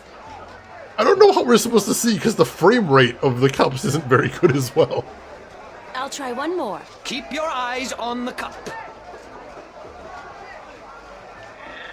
Now, you guess which cup hides your coin. If you get it right, you win another coin. 3 in a row, terrible. and you win a prize. I think it's the left Gotta one. be this one. You got the wrong Oh, cup damn it. again. Sorry. Try one more, and perhaps this coin will bring you luck. They didn't put anything under the cups, but we have heard that this guy is a cheating bastard, so that's true. Can you use anything else in your inventory? What have we got in our inventory? We got our cash card, he probably doesn't want that. Our diary. A photo of her with her friends. Got this organic plastic leaf. Got the push pin, we got a ring, we got the candy, we got a flute. Got the delivery list, we got a pocket watch, we got a screwdriver.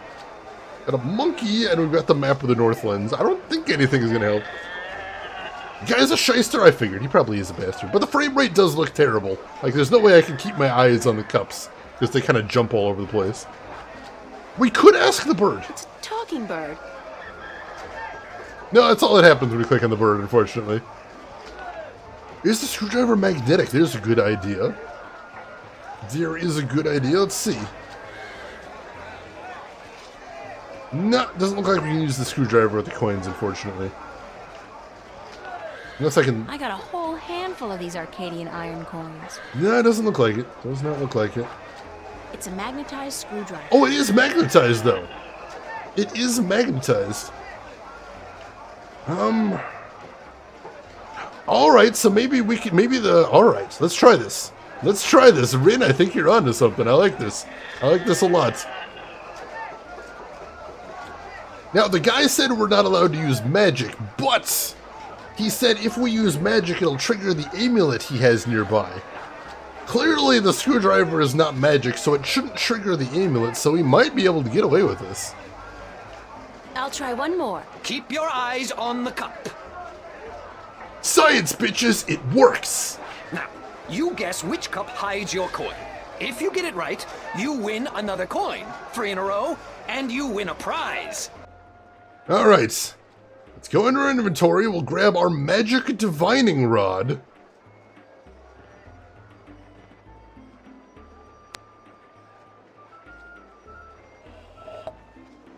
Hey, that cup moved. Ooh. Magnetism, perhaps? It's gotta be this one. That's correct, but that's... You used magic, didn't you? You used your magic wand. Nuh-uh. Your amulet didn't light up, did it? No, but it's impossible. Because you use magic yourself? Because nobody's supposed to ever win your game? They have a name for people like you, sir. Con artist. What? I'm outraged. I'm outraged. Whatever. I want my prize. Prize? You don't get a prize for winning once. Especially when you're cheating. You cheat. You want me to call the city guard? I demand a prize. Oh, by the gods of gambling. Here, take this and leave me be. What's he giving me? A calculator? Where did you get this? Oh, I don't know. Won it off some guy who got it from someone else who's supposedly been in stock. It's it's a valuable souvenir from the mysterious and elusive world of logic. Now, would you please let me be? Let someone else play. Yes? I kind of wanted the burb too. It's disappointing, but we'll take a look at that in a second.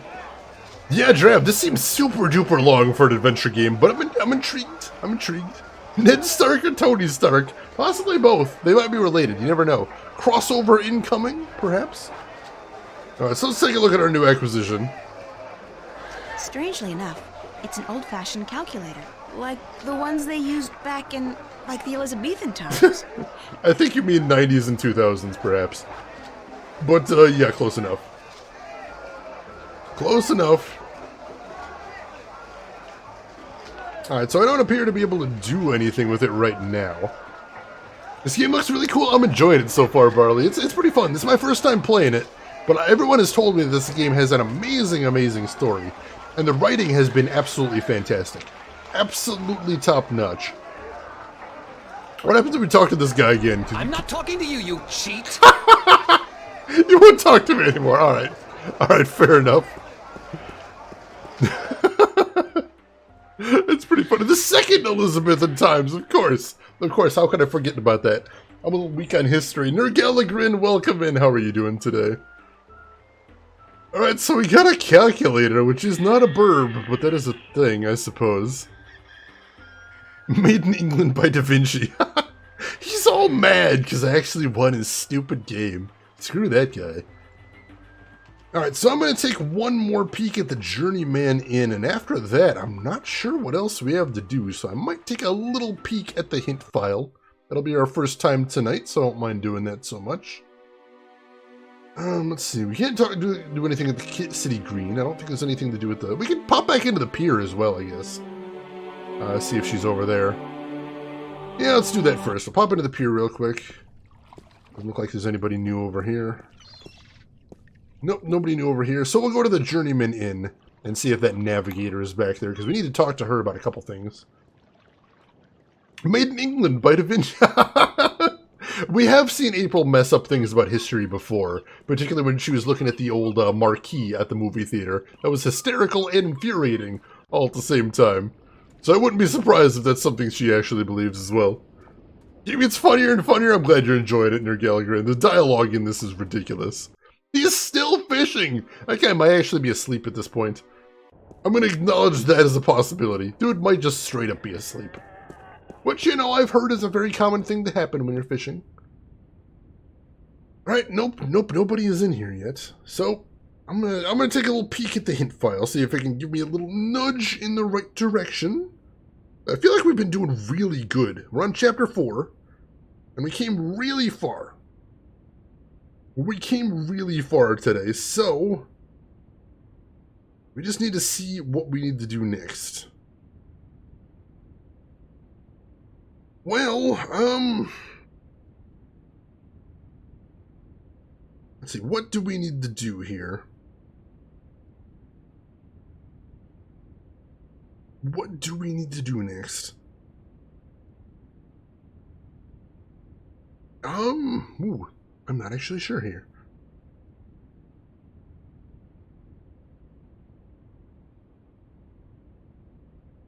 Alright, so it looks like we might need to talk to somebody first.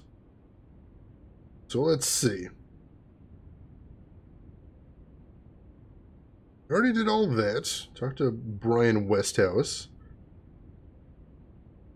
Did as much research as we possibly could. We talked to the captain about taking us somewhere. Alright, so what we need to do apparently next is we need to talk to the old man. Now, I don't think the old man actually has a boat, but I suppose he is an old sailor. Maybe he can point us to a boat, I suppose? Let's see, Finkelroy, one thing I hate about these point-and-click adventure games, you have to constantly speak with everyone over and over and over again. Right. That was one thing we noticed when we played Policenauts. Now, I loved Policenauts. I absolutely love Policenauts to death. One of my favorite things I've streamed, as a matter of fact. But that's something you need to do. Whenever you talk to every person, you have to keep clicking on every topic over and over and over again. And it was actually even worse in Snatcher, and I love Snatcher. But Snatcher, you need to actually talk to everything, then talk to them about everything and then keep going down the list. And then sometimes you need to go back to the top of the list and try everything a second time to see if you have to go through there. Alright, so this guy, he's isn't going to let us on the ship, so that's unfortunate. So let's see if this guy might have something to help us out. Maybe he knows where we can get a ship, possibly. Perhaps. Hello again, old man. It be you. It be me. Have you used the plastic leaf or anything? I don't think we have. Which is odd, because we got that in, I thought right near the beginning of the game, as a matter of fact, chapter 1. Do you know the island of Elias? Aye, I be knowing lots and lots about the feared Isle of Elias. It's feared? How? Because it be a place of cannibals. Always with the cannibals with this guy. You really don't know anything about the island of Elias, do you? No, I do not. Nah, I don't need a hint. It's fine. It's fine. Like, I don't mind missing optional things in these games. I just enjoy trying to push my way through the story, see what I can see. If I come across it, I'll come across it, but otherwise, it's fine. No worries. Do you know how I can get passage on a boat going south? Aye, coin be the way, as me beloved wife always be saying. Sure. 'Cause she'd be running off with a wealthy merchant while I be away at sea. Women, never trusted one I didn't pay for again. I don't have much coin at all. And I be at a loss, as do ye, unless... Unless... I need coin to travel in a boat unless... what? Unless I be calling in a favor with the good Captain Horatio Nebave, who be traveling to Guyenne as soon as the wind be picking up. Ooh. What kind of favor? Oh, he be owing me from back when I was his captain. Oh. Interesting. Would you cash in your favor with Nebave if I got your bird back? I be promising anything to get me friend back. It be a deal. Alright, so apparently we do have to go get the bird. See you later. Interesting. If I not be dead, aye. If I not be dead. Wow, this guy's a ray of sunshine right here. Holy crap. Alright, as soon as let me click on something. There we go. Check out the new diary entry. Old sailor down by the docks agreed to help me get a ride south on the White Dragon if I help him get his bird back. How difficult can that be? I'm wondering how much he really cares about that bird, however, is he willing to risk gamble it away in a game of cups. But hey, that's none of my business. Truth. Let's make a new save. And then let's head back to the cups guy. See if we might be able to convince him to talk to us again. So we can use our magical divining rod to get him to give us more free stuff. Just screw that guy. The bird with a word. Everybody knows about the bird. At least that's what I'm told. That's what I hear around. Ever the optimist, Finkelright. Jeez, we should all be so optimistic. Alright, back to the marketplace. Oh, Cups guy, I've come to take everything you own, including your will to live. And maybe I'll let you keep that, no promises. Oh, Mr. Cups man. What's the haps? I'm not talking to you, you cheat! Oh, damn it, he won't talk to us anymore. Can we talk to the bird? It's a talking bird. No. Can I just slap my coin down on the table and demand more games? I want to play again. No, not you, lady. Get your errand off my table. I have a right to play. I didn't use magic. You did use that magic wand there. That's magic to me. No, it's science, not magic. There's no sign that says no science allowed now, is there? What do you want from me? I want to play. Sorry, lady, that magic wand of yours will put me out of business. I'd rather close up for the day than let you play another game. Dang it, but I need the bird. It's a talking bird. Ooh, lost. Now you're thinking. Now you're thinking. I like this. Let's try that out. Oh, man. I'll make a trade with you. My magic wand for one of your prizes, and then I'll leave your game alone. What's the catch? No catch. You get a magic wand, and I get one of your exotic prizes. All right. Fair enough. Which prize would you like?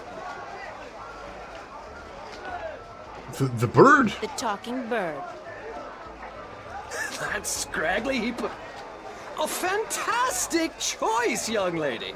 Hold on a second and I'll get him for you. A fantastic choice, and I really, really mean that.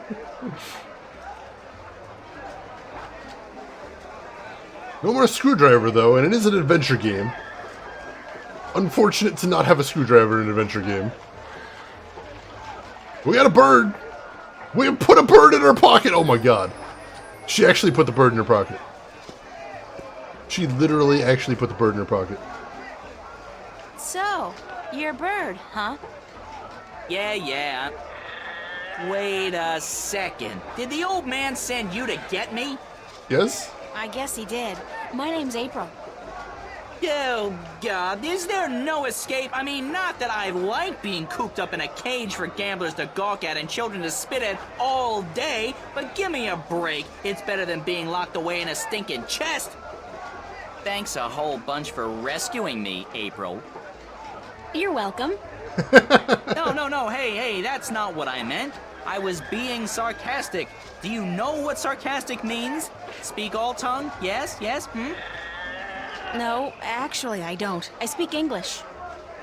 English? English? I don't know where you're from, lady, but you're weird. Okay, so let me go already, alright?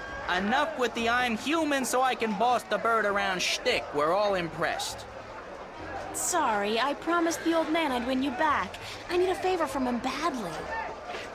Yeah? So what's so important you'd sacrifice a bird's happiness and well-being?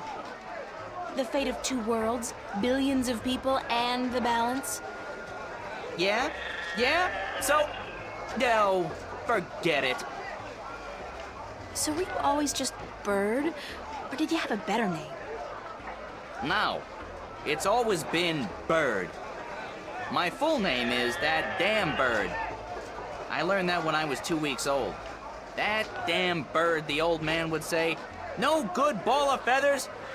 Then he beat me with a stick. Oh. Really? No. He'd just stick me in the chest and forget about me. Which is almost as bad as beating, believe you me. That actually does sound pretty bad, yeah. I'm sorry to hear that, Bird. You know, if you were my bird, I think I'd call you Crow. Yeah, well, I'm my own bird, lady, and I don't... Crow. You'd call me Crow? That's a pretty good name. It's a proper name, at least, not just an insult. Anyway, I guess I'd better get you back to your master bird. He's pining for you. All he's pining for is coin to gamble with. It's really none of my business. Sorry. Oh. Sure you are.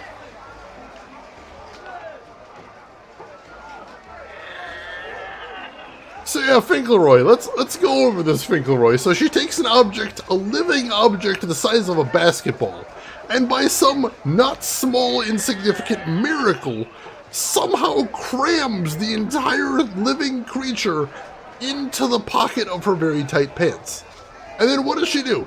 She walks 4 steps, then pulls the thing back out again. So that was a good use of time and effort.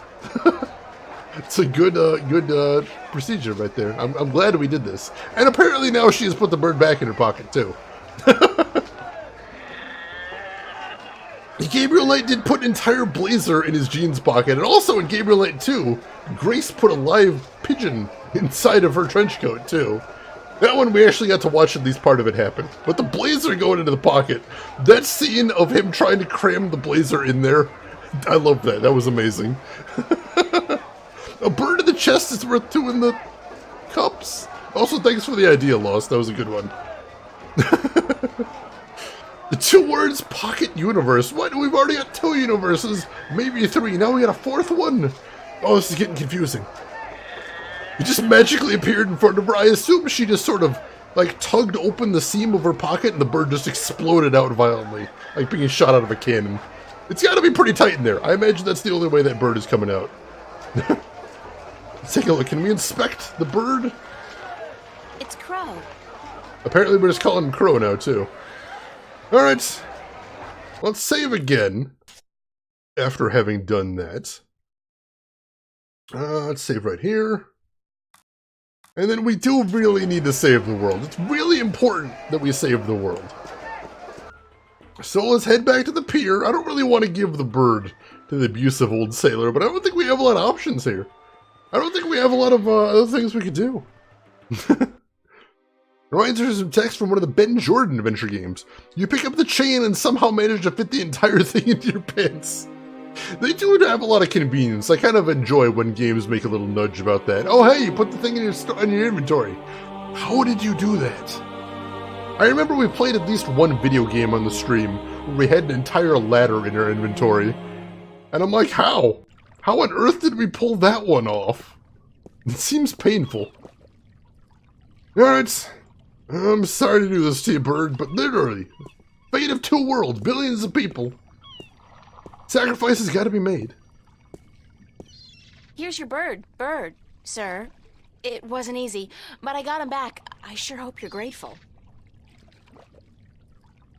Bird, blessed be the balance, me faithful friend and companion be back. No, not back in the chest, not in the chest!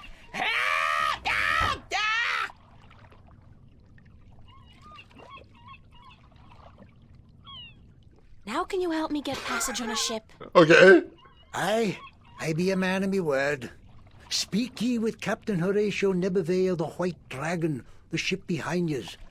Tell him Umbrianos be sending yous to cash in on that old favor he be owing me. Thanks, old man. Arr. Wow, he actually said that. Yeah, this seems like animal abuse right here. What happens if we look at the chest now? The old man keeps his bird locked in there. Poor guy. The bird, that is. I kind of feel a little bad about that, but once again, we've got 2 worlds to save. Can't save the world, your memory card has insufficient storage. Harris, welcome in. How are you doing today? Good to see you. Oh god, Halo 3. I always love when you'd be like, I need to flip my car right side up, and then you'd flip it and it'd just actually go airborne, just turning end over end. And then you'd have to chase it down like a hill. Those were the days right there. You feel bad for the bird, but not the cop. The cop was a little bit of a jerk. He was a teensy bit of a jerk. Sometimes was a little bit of a jerk. I'm sure he'll be fine anyway. That guy seemed like he could handle himself, maybe, possibly, I guess. Emperor! What are you doing, Emperor? Emperor, thank you for gift sub number 143. A mighty number if I've ever heard one. I lurk, I bribe.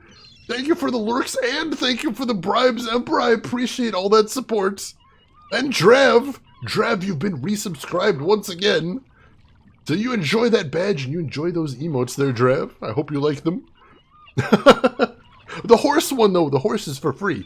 Everyone gets the frightened-looking horse. Alright, time to solve one of the Captain's 3 problems. Hello.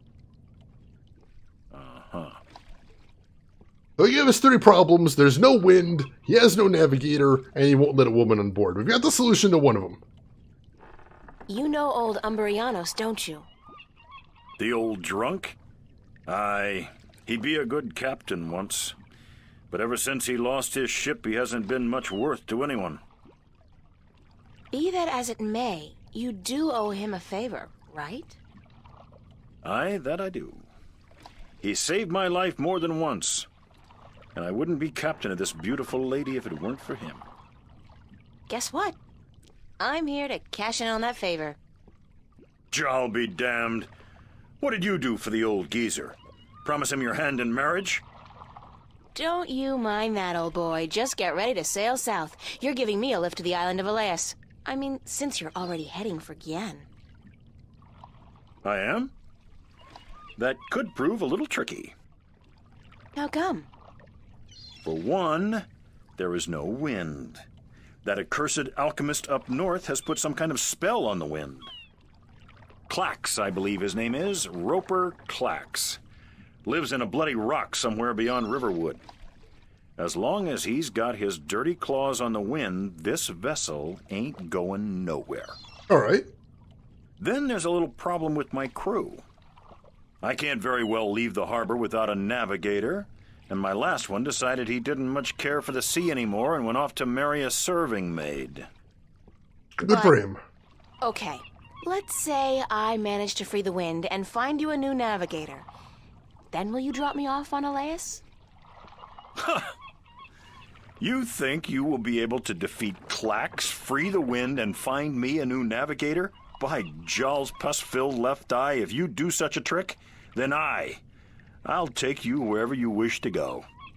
All right. Most likely they'll be holding your funeral within the week, girl. Just leave the madman be and let the army deal with him. Never you mind, as long as you keep your promise and take me to Elias. What's with Elias, anyhow? It's been deserted for hundreds of years, ever since the Dolmari fell victim to the Great Plague. I need to visit the Elation people, to listen to some of their stories. As if there aren't enough stories here. It takes all sorts, that be for sure. Hey, Tekin Jaya, welcome in. How are you doing today? Hope the weekend has been treating you well so far. Good to see you. Clax was a great game. Oh man, I haven't played Clax in an age. I remember it being pretty cool though. I liked the graphics for that game, most definitely. Eyes to, oh, is that what those are? Those are eyes. No, I couldn't right tell. 13 hours last night. Ooh. Long week, rough nights. Hope you're feeling better after that, at least. That sounds like it's either going to be refreshing or you're going to be groggy for the rest of the day. Hopefully the former, not the latter. We got a new diary entry. Let's check that out. I've turned into everybody's little errand boy, girl, person. I do one favor for one person, boom. I'm running around the entire Northland solving people's problems. This time it's some whacked out magician. Sorry, alchemist up north somewhere. He has, get this, captured the wind. How the hell did he capture the wind? I mean, I can just wave my hand around a little bit and voila, instant wind. But who am I to argue? Magic's never really been my forte. I don't have a choice. I have to travel north, try and talk to this alchemist, this Roper Clax guy, into releasing the wind, and then come back here. I don't even know how much time we have left before chaos destroys the worlds. We'll have to hurry, and since I'm not particularly familiar with the lay of the Northlands, so to speak, I will need a map. Well, luckily we know where to get maps, at least. So let's head back to the marketplace and see if we can buy a map to find this alchemist. So we can, I don't know, have a wizard duel, perhaps? Oh, you had it on your Commodore 64. Nice. I think I played it in arcade once. I'm trying to remember. Ooh, I had a migraine for 2 days. I'm sorry to hear that, Tekin Jaya. Those are brutal, brutal things. Are you feeling any better now? Is it still pressing on you? Hope you're feeling better. And if not, I hope you're feeling better soon. One way or another. Alright, so this should take us to the world map. From here we go to the marketplace. Think it's gone? Ooh, fingers crossed then. I will keep my fingers crossed for you. After the stalls, we'll talk to the map maker. We haven't actually done the delivery he wants yet, but I don't know if we can. I haven't seen that person we need to talk to yet. But we'll see. Did you make your delivery to Tunlayak at the Journeyman Inn yet? I forgot all about that. I did not. By the balance, get to it. Alright, so apparently he's not going to talk to us until we make that delivery. So, let me pop over to the Journeyman Inn now, I suppose? See if they're over there. I don't know. We know we need the map, so apparently we just need to take care of that first. Journeyman Inn is over here. Please be back. Please be back. Oh, I don't think she's back yet. Shoot. That is unfortunate. Well? Excuse me? Yes? Oh, it is you. Where else are we supposed to get a map except the map maker? Thank you, ma'am. You're welcome, child. Well? Shoot. I'm going to take a peek at the map file. This is a very complicated day in the game so far. There's a lot of intermingling puzzles going on here. And I feel like we're making good progress. But what do we need to do next is the thing. Let's see, we need to go after the alchemist. We need a map.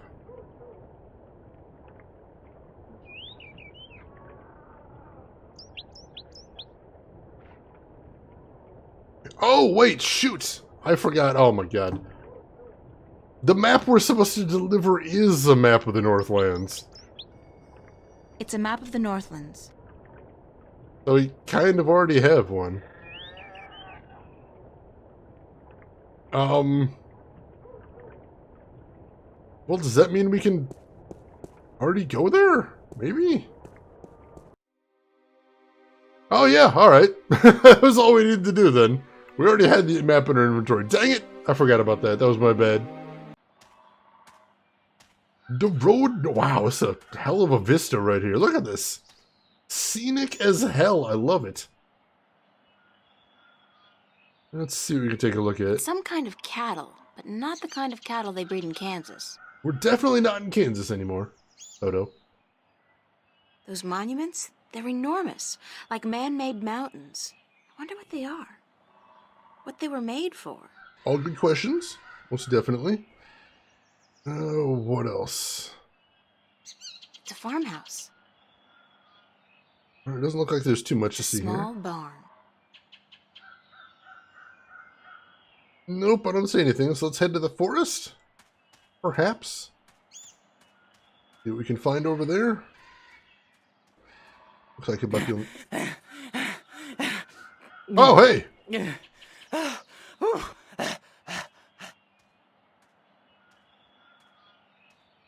Huh.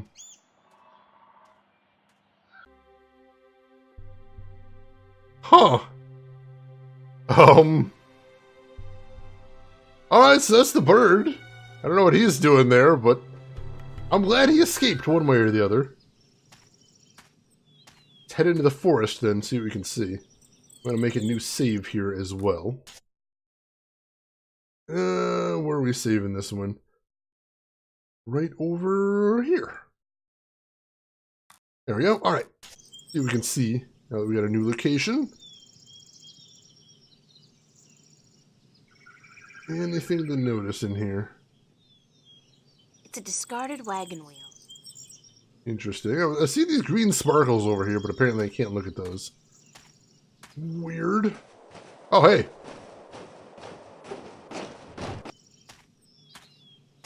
Hey, buddy.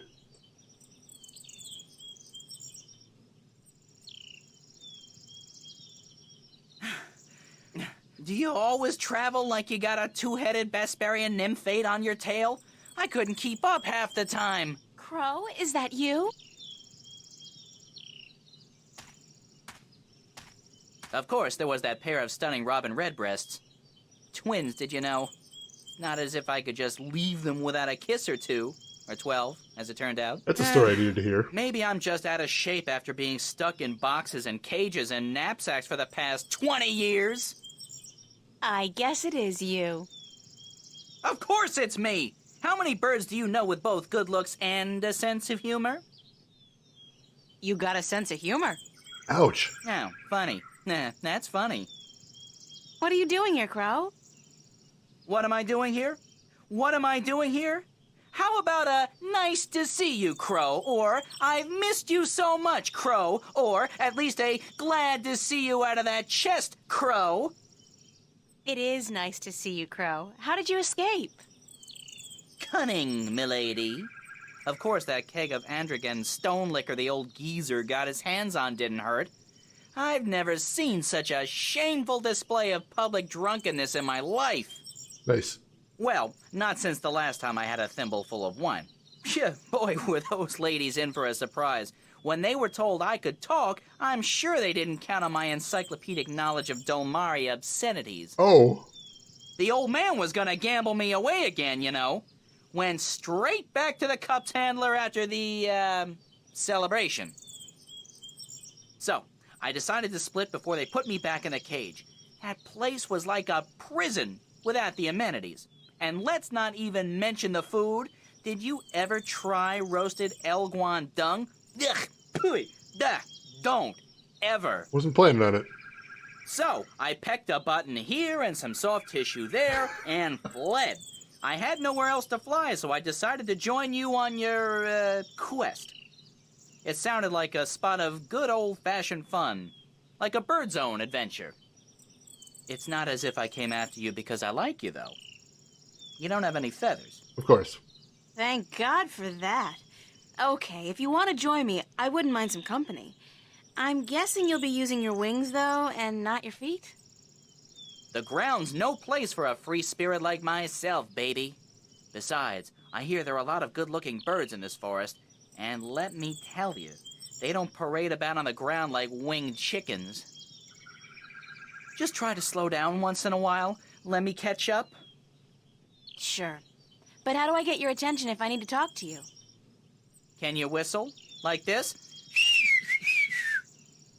Sorry. But wait a second, I got a little flute. I could use it to call you. I'm not a sheepdog. Let's get that straight. You play your tune, and I'll consider your request. I won't be flapping to attention like a tame soldier hawk. Deal. We better get moving, though. It's getting late. Aye, aye, Captain. I'll try to keep an eye out ahead in case there's trouble. Hopefully, is it alternate reality Zach? We can just put him back in the chest if so.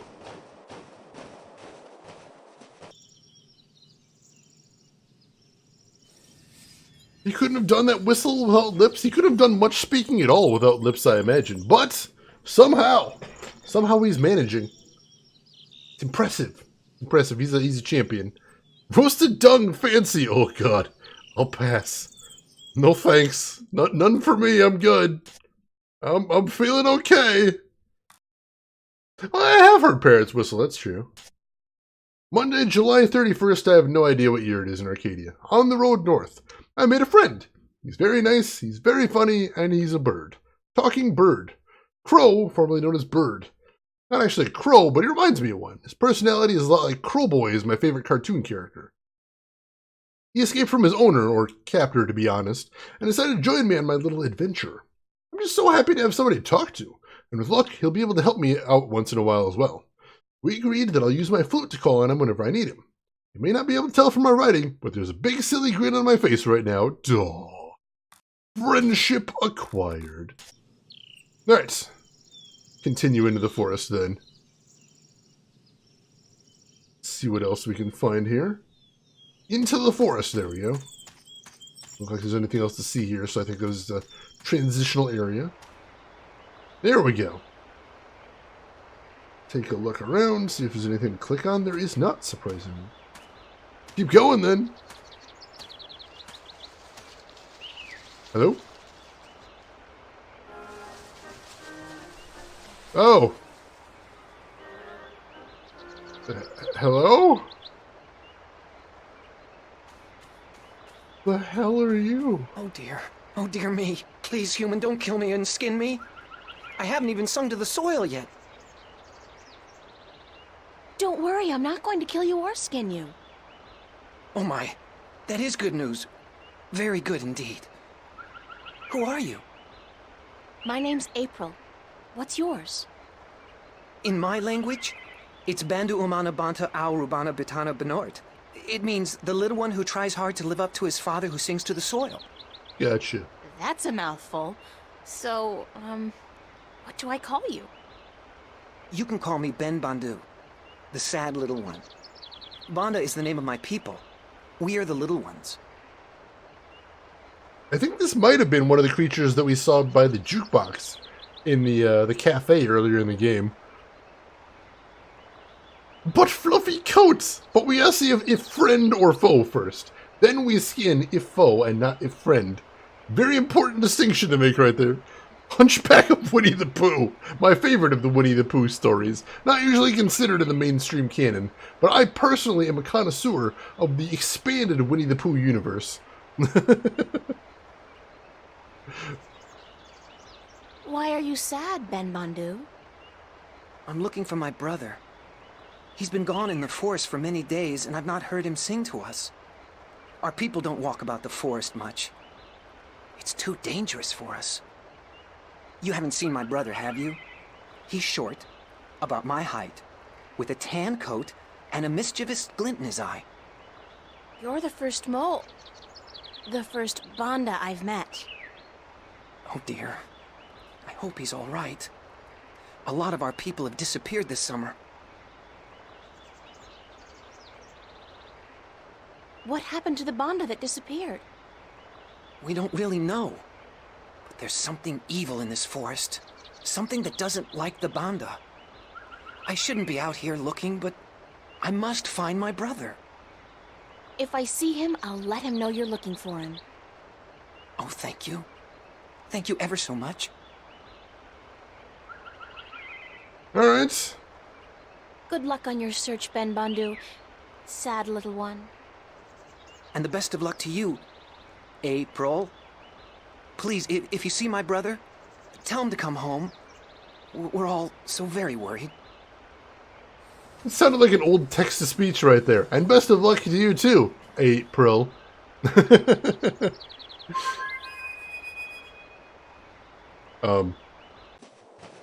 didn't do that.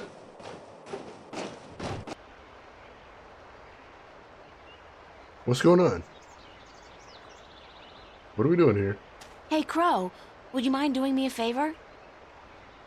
I was having this tete-a-tete with a pretty young sparrow, but hey, Crow at your service. Did you say favor? Oh, sure thing. Unless it's something extremely... No, make that even remotely dangerous. I don't like dangerous. Fair. Not at all. Just scout out the forest from your vantage point. See if you can find Ben Bundu's brother. Ben who? The mole I just met. I thought you were supposed to be watching me. Didn't you pay attention? No. Mole, you said. They're savages, a lot of them. You eat birds, even. Crow, I eat birds. You probably do, too. Yeah, I love a roasted duckling and a tangy orange. Oh, well, yeah, I see your point. Looking for a lost mole, then, are we? Yeah, and they're called the Banda. I never got into that whole PC thing. It's not Tyrox, it's the tyrant. Don't say chicks, say birds. Don't say birds, say women. I don't know. It's all a little too complicated for a simple man of the air like myself. Just go look for the lost Bandu, okay? Yes, ma'am. Crows eat sparrows? That's horrifying. I did not know that. I don't care for that at all.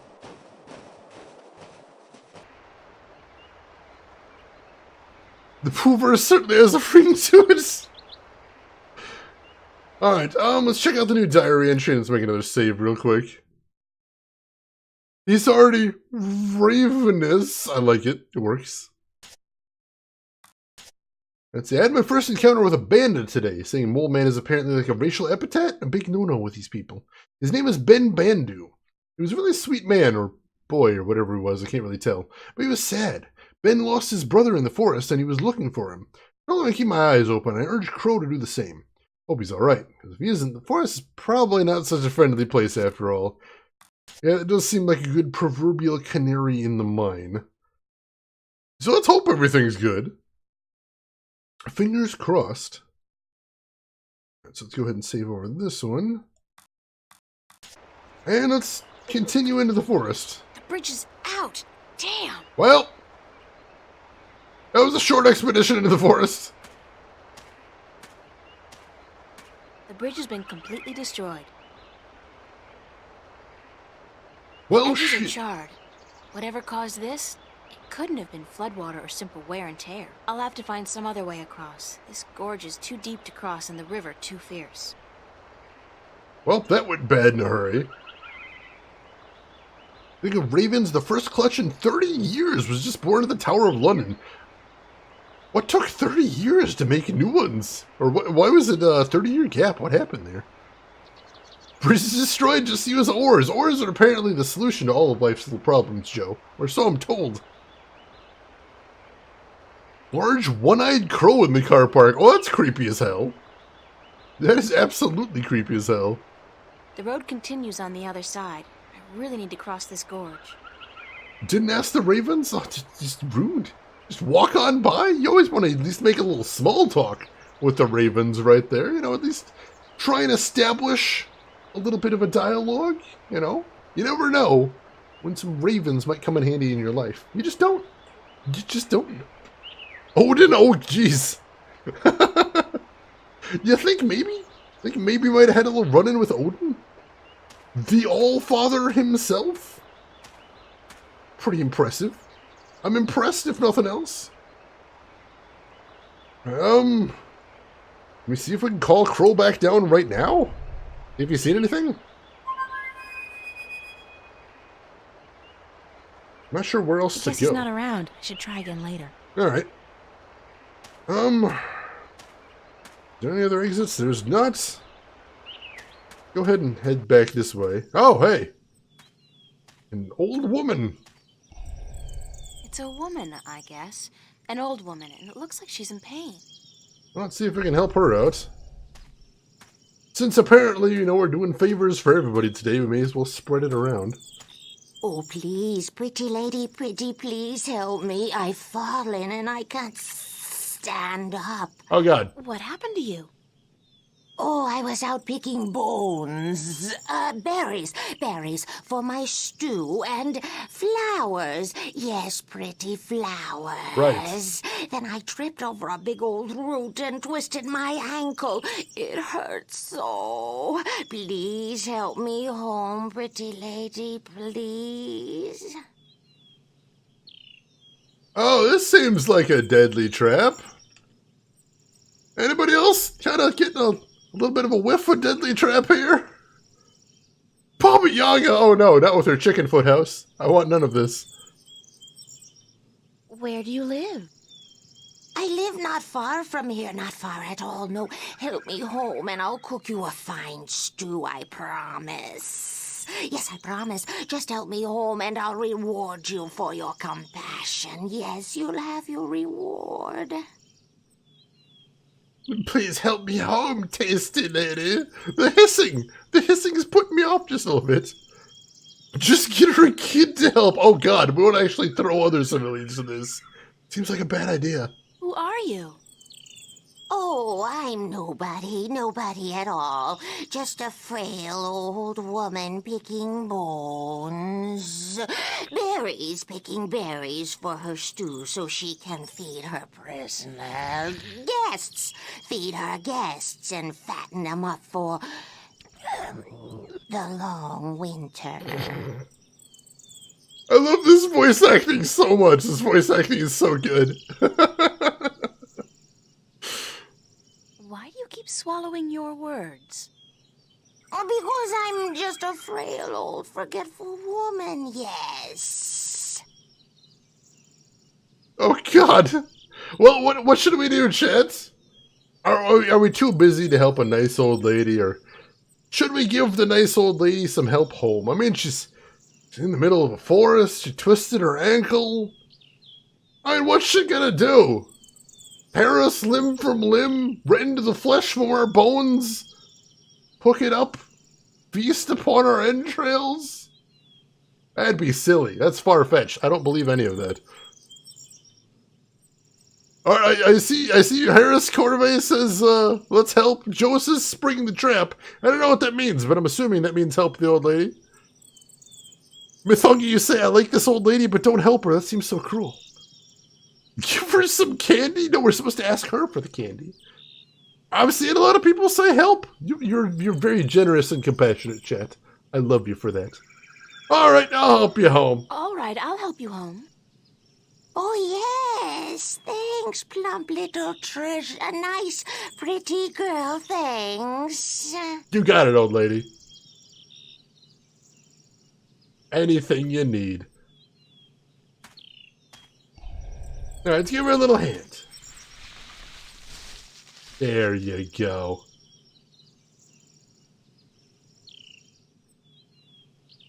Alright, what do we do now? I still need your help, plump pretty girl.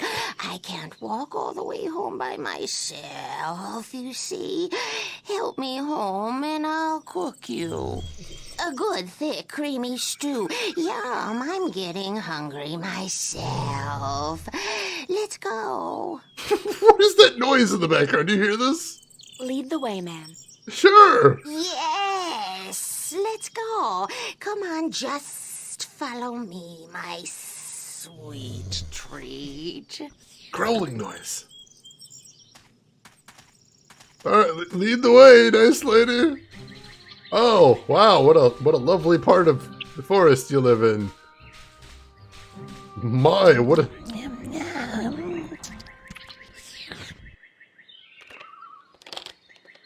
My, Grandma, what a dank shithole you live in.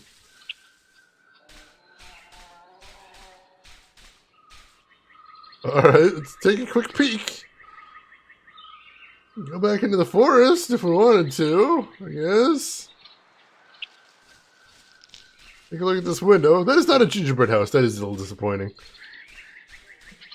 Could have definitely eaten our way out Like a of little burrow, like a hobbit hole. I was actually thinking hobbit hole. Good call. Joe! There's not even any candy here. This is disappointing. I'm gonna... oh, there's mushrooms over here. They don't look like the edible sort. In fact, These mushrooms look cancerous. And ugly. Deadly poison, you say? I want some in my inventory immediately. They look cancerous, and I'd rather not touch them. Dang it. But I want them. I want them so badly. I don't think we have any way to collect them right now. You know, for no reason whatsoever. Just for shits and giggles. I'm gonna save my game right here. You know, for no reason. You know, I just kind of feel like it. And pick them up with a plastic leaf? We could try. It looks kind of small, though. No. Do we have anything that can interact with it? Ooh. I did something bad. I did something very bad. What is that blinking going on? Can you guys see that? You guys cannot see that. I'm just going to ignore it then. That's fine.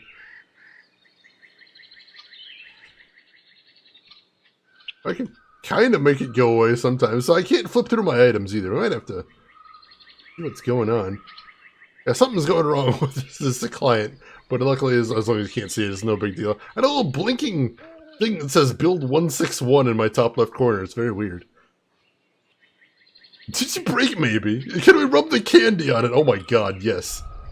Can we rub the candy on the terrible poison? We cannot. We cannot. We already did that one before. Alright. Let's head into the house. Make sure everything is okay with a nice one. Come in, honored guest. I'll just check on my stuffing. On my stew, yes. My thick, delicious stew. I like stew. Stew's good. Give me some stew. Oh dear, what have we here? This stew isn't good enough to stuff. To serve a guest as plump, as well-built and delicious, as honored as you, my dear. Why don't you just wait here, and I will go pick some more berries and spices for my stuff, my stew. But wait, what about your bad back? Huh. Oh, she's feeling better. That's a good thing. Good for her. What a strange woman. God damn it, April. No sense of self-preservation whatsoever. There's something not quite right about this place. You don't say.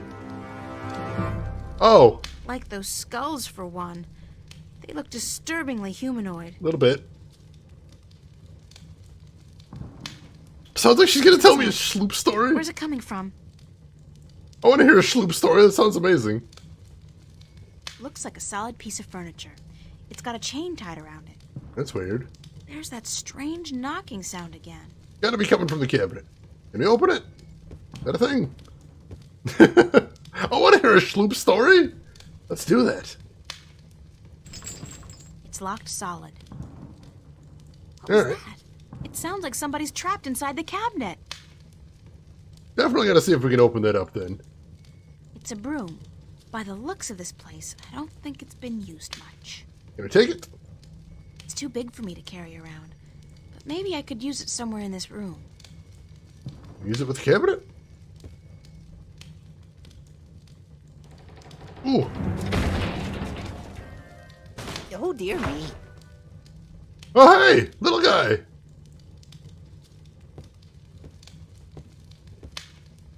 Who are you? Are you going to eat me? I'm April, and I've come to rescue you. Oh my, did my tribe send you? So to speak. I met your brother, Ben Bandu. Ben Bandu? Bandu umanu banta orobana biutan dinoart? Probably. I think so. He said to call him Ben Bandu. Because he was sad for me? He will be so glad to find that you've rescued me then. Aww. Yeah. There could be a tiny little problem with that. One little hitch is all. The Gribbler captured you too? The what? I guess whatever the Gribbler is, did capture me. That took me by surprise since I did come here willingly. Yeah. That's how she works, the Gribbler. She tricks Banda and humans to come here to her house, and then she cooks them and eats them. Gasp. Friendly old lady, she's not. What's your name? Bandu utamatuta uyatan ayama binaort. Cool. That's a little difficult for me to remember. How about I call you Bandu Uta? Oh my, yes, that would be fine. We have long names, us Banda, as long as our tunnels. I did notice, yes. You can tell me more about your people later. Right now we need to find a way out of here. Alright, so, we got problems. We have problems. Good thing we helped that nice old lady. I mean, we did find the guy, but now we're also going to be killed and eaten. So it's a balance. There's some positives, some negatives right there. Good thing you didn't listen to me and help that old lady. Saved the mole man, and now we're both going to die. So it's a moral victory. We're going to call that one a moral victory. I'll call you Cookie. I guess she just picks a new name for him, and he's like, that's fine. Whatever. Sure, go for it. I've been tricked! I should have known something was wrong with that old woman. I mean, she was drooling and slobbering all over me. Kept tripping over words and saying stuff like prisoners instead of guests.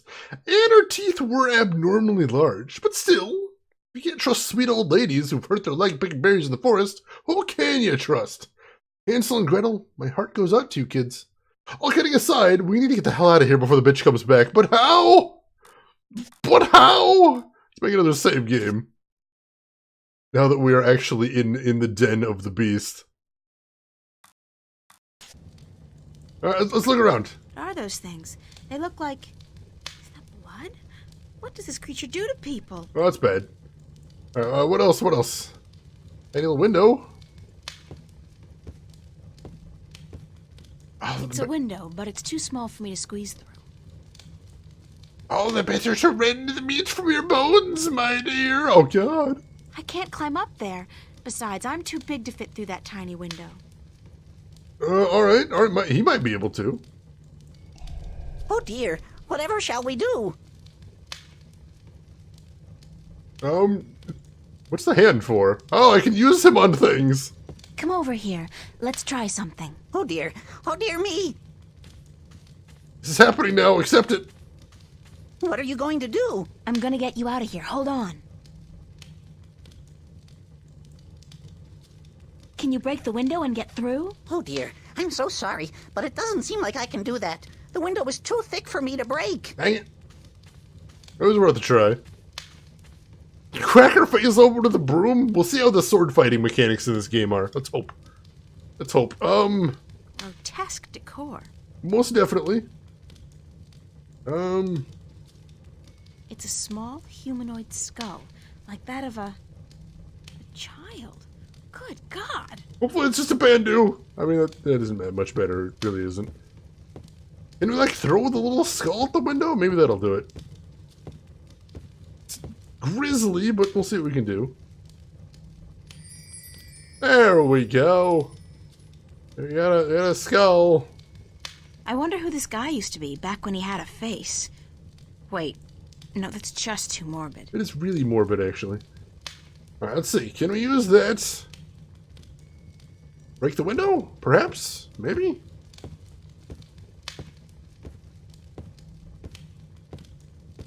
Let's see. Hell yeah! Alright, little guy, we're getting you the hell out of here. That is what Hansel and Gretel did, is they pushed her into the stew. Come over here. Let's try something. They didn't eat the stew, though. That's important. We need to state that. They did not eat the stew afterwards. What are you going to do? I'm gonna get you out of here. Hold on. Insult sword fighting. Oh, that would be so badass. Just appearing out of nowhere. Alright, come on, little guy. Hey, wait a second. I need you to open the door for me. Don't run off. That little bastard. That little son of a bitch. I'm gonna put him in the stew if I find him again. What am I gonna do now? Oh, God, now I'm gonna die. Oh, God. Oh, God, she's back. I am back with the berries and... What's happened here? Why is the... I don't know what you're talking about. Oh, God.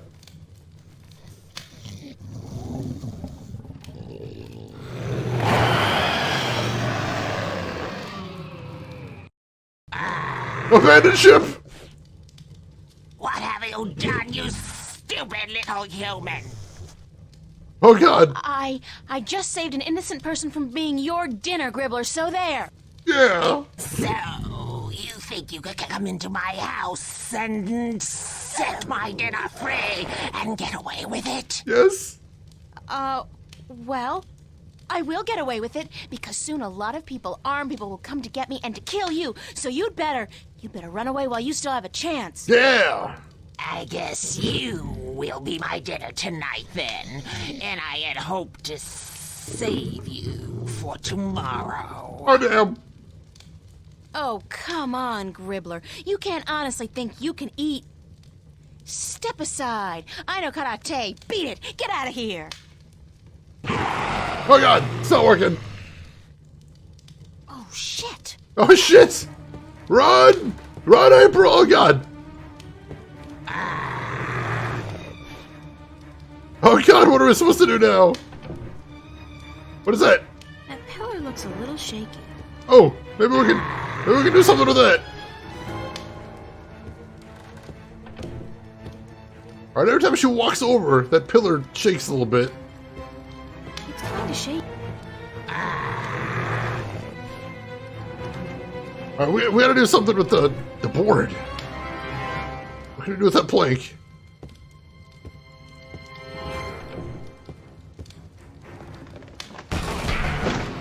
Holy shit! Holy shit, oh my god.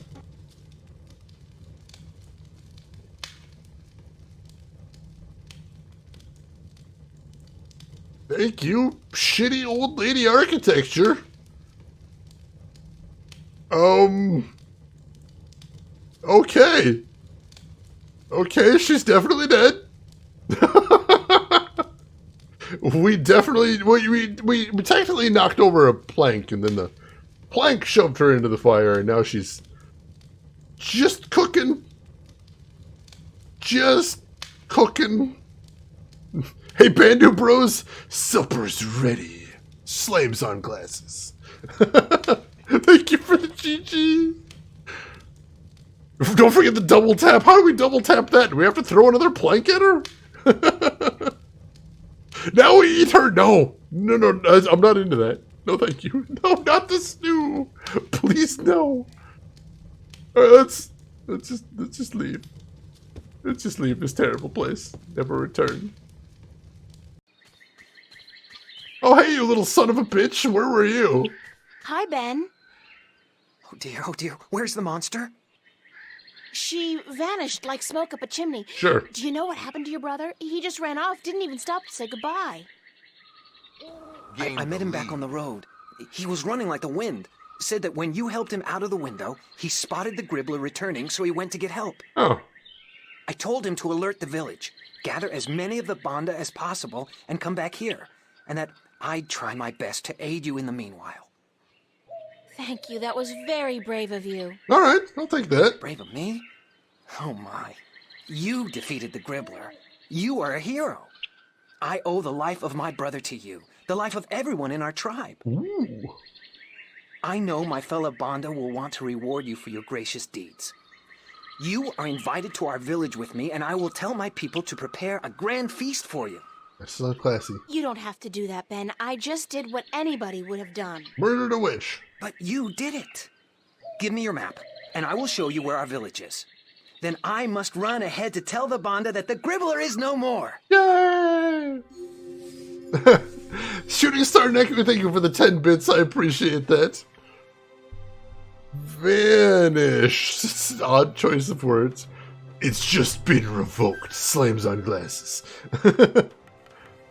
Curb stomping the head hanging out of the oven, but then my boots. My boots will be gross forever. I don't know, I'm interested in having my boots be gross forever. Oh hey, wow, they got a party going here. April! These dudes know how to party. I'm so glad you could come to our village and sit by our fire so we can thank you in the proper manner.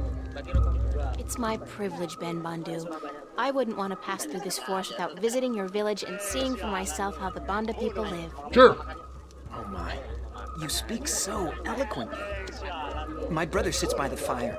I know he wishes to speak with you, but the Elder would speak with you first. He rests in his hammock up on the mound. Go speak with him, and then come down again, so we can celebrate the death of the Gribbler and the brave escape of April Ryan and Ben Bondu's brother. I'm a legend. Wait, hang on a second. Didn't he mention that these people are mole people and they live in tunnels? Didn't it say one of the parts of the disc was given to people underground or something? Didn't it mention that for one of the races? Could he have part of the disc? Ooh, we might have accidentally a very cool thing. It's the Elder Bondu. We might have accidentally a very cool thing. From the dollar store Ewoks, we basically did. We honestly did. But yeah, if they have part of the disc, that'd be fantastic. I mean, I was gonna save the little guy anyway, but still, that'd be a big help.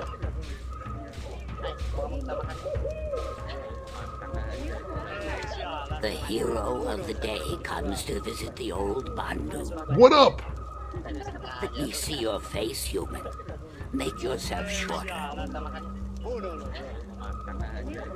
What up? That's much better. The human is closer to the soil now, and she may even feel it like we do. Moving, shaping itself, breathing, beating. Creepy.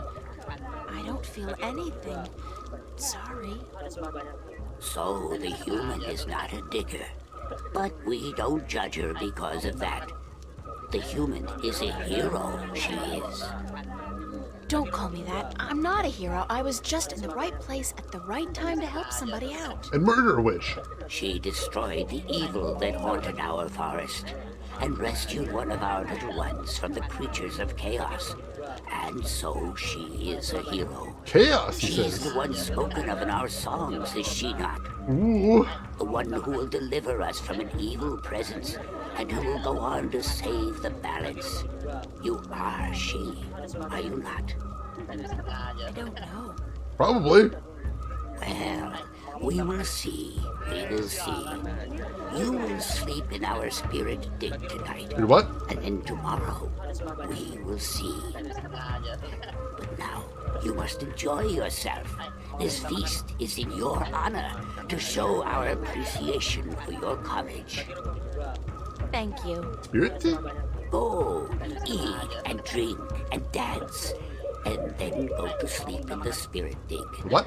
We will talk tomorrow before you continue your journey. You are on a journey, are you not? I am. A very long one. Yeah. We are all on a journey, but yours is the most important one ever. Yes. So go. I will smoke my pipe and think on prophecies and songs. Go. Alright, I'll leave him to that then. And the right plank, hey Valkos, welcome in. How are you doing today? How is your morning treating you so far? Good to see you as always. Did you talk to Crow? Crow? Oh, hey, I was, wondering what happened to you. What happened to you? I thought you were supposed to help out in the search. I could have used some assistance this afternoon. Yeah, but I did find some banda, didn't I? Just not the one we were looking for is all. And besides, I was beat. My wings can only carry me so far before I need a twig to rest on and a couple of juicy berries. Speaking of berries, did you taste the ones they got here? The word is yum. Big yum. Big yum. I don't know what they soak them in, but hoo-hoo, man! Well, at least you're okay. No, sure. You know me. I could use a good flea plucking, though. Care to reward me for my diligence? Oh. Diligence? Ha! I'm guessing I'll be plucking my own fleas tonight then, and I'm okay with that. I'm blaming you if I wake up with a crick in the neck tomorrow, though. That's fine. He was no help. That shameful bastard. Groggy but present. Glad you can catch me again. Finally glad to have you in here, Valkos. I hope you have a good morning. Alright, let's talk to Ben Bondu's brother. See how he's doing after his ordeal. And a harrowing ordeal it was, that much is certain. Oh dear, it's April. Sit down. Alright. Let me join you. Are you feeling all right? I thought you disappeared on me back at the Gribbler's lair. Oh dear, I do apologize. I saw the Gribbler return from the forest, so I ran into the bushes and headed straight for the village. I was going to get help, you understand, but then I bumped into my brother, and I told him what was happening. Well, I'm glad you're okay. Thanks to you, April. How did you kill the Gribbler? Brute force. Lots of luck and a little bit of quick thinking. My limited talents in the martial arts were woefully underused. Were you frightened? I don't think I've ever been so frightened in my entire life. Kinda exhilarating, actually. Although at this point, I think I've had quite enough excitement for a lifetime. Quite possibly. Oh, dear me. I could never be as brave as you, April. Ever. Let's see. Valko's getting a new desk this morning. Much larger so we can house my piano finally. Ooh. Congratulations. I hope it works out well. Hope it fits in nicely in the space. What is the spirit dig the Elder told me about? Oh, it's a sacred place. A very sacred place. It's where we, the Banda, can speak with our ancestors, ask them questions, and learn from their wisdom. Yeah? Well, the Elder said I was to sleep there tonight. He did? The Elder said that? Then you have been honored by him, April. Only those worthy of the spirits of our ancestors can spend the night in the spirit dig. Alright. Where is the spirit dig? Right behind you, at the far end of our green. Alright. Enjoy the party, guys. Oh, but it's in your honor, April. You must enjoy it yourself, too. I'm trying, man. I'm trying. See, so there's talking animals, a girl named April, but no Teenage Mutant Ninja Turtle? Not yet. But the game is still young. Could pop up anytime. We'll keep an eye open. Glowing. That's all you get? Glowing. The only description you got... Glowing. Cool. Very useful. You got a nice bonfire going. Alright, anything else to see around here? It's a hammock built for a Bandu. Looks cozy. Alright, can we go to the spirit dig now? Is that a thing? Go back into the forest. That's something about the end of the green. Oh, there's the spirit dig. It's that little shadow right there. Not quite. Non-sexual thought, I swear. Uh-huh. I totally believe you. Alright. See if we can get some rest then. Ah. Actually looks kind of cozy. Mushroom chairs are very IKEA. Mushrooms or chairs? Or both? I'm thinking both. Let's see what else we got around here. There are tunnels extending down into the earth behind the screen. Ooh, interesting. It's not a big fire, but it's comfortably warm in here, and the smoke has a very pleasant, very mellow texture to it. Oh, is that the magic smoke that makes you see the visions? If so, the party's just getting started. If you know what I'm saying. I hope you know what I'm saying. I really do. Anything else to see in here? Somebody knows what I'm saying, right? I hope. Psychedelic furniture. I know some people at home would go crazy about stuff like that. I mean, yeah, that's one of the possibilities. There's some other things that get wacky. Psychedelic furniture. I know some people... Alright, where do I go to rest? There are tunnels extending... It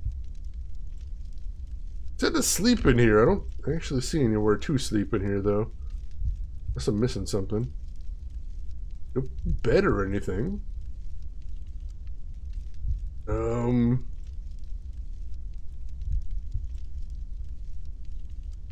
Anything else in here? No, just the one exit. Maybe I'm supposed to come back here later. Maybe I can't sleep in here because I haven't done something yet. Toad looking good. There you go. Perhaps you can demonstrate. Not on stream, Joe. They get angry about that. They do have the shrooms down here, I suppose.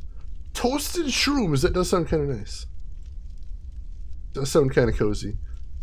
Yeah, I don't see anything to do in here. Party's almost over. I'm tired, and I definitely don't feel like exploring the forest at this hour. All right, so we're supposed to be in here. It's not a big fire, but it's comfortably... What am I supposed to do, then? Am I missing an interaction point somewhere? There might be. I see the chairs. I see the grids. I see the fire. All I see to click on, though. Oh, here we go. A bed in the foreground right here.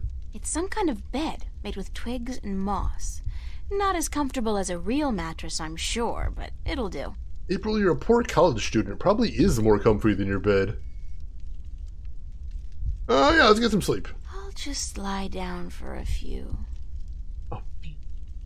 No, screw that. I'm getting a good night's sleep. That's what I'm doing. I've never been this tired in my life. There we go. Now we're talking. You tell them, April. Whoever them is. You tell them. Find out who them is and then tell them the thing that you said.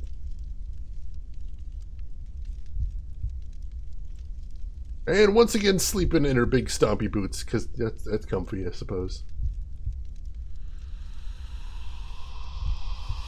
What the hell do you think you're doing? Hello?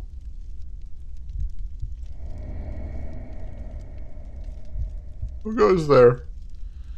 What? What are you doing here, you arrogant bitch? You don't think you can really save the world, do you? What? Who are you? Don't tell me you don't recognize me, April Ryan. I'm you. Oh, hey, April. That's impossible. This is just another dream. I must be dreaming. Think again, loser. This is as real as it gets. I'm a douchebag. Why are you here? I'm sending you home, that's what. You're a sad little twit. Don't you realize that? Knock it off.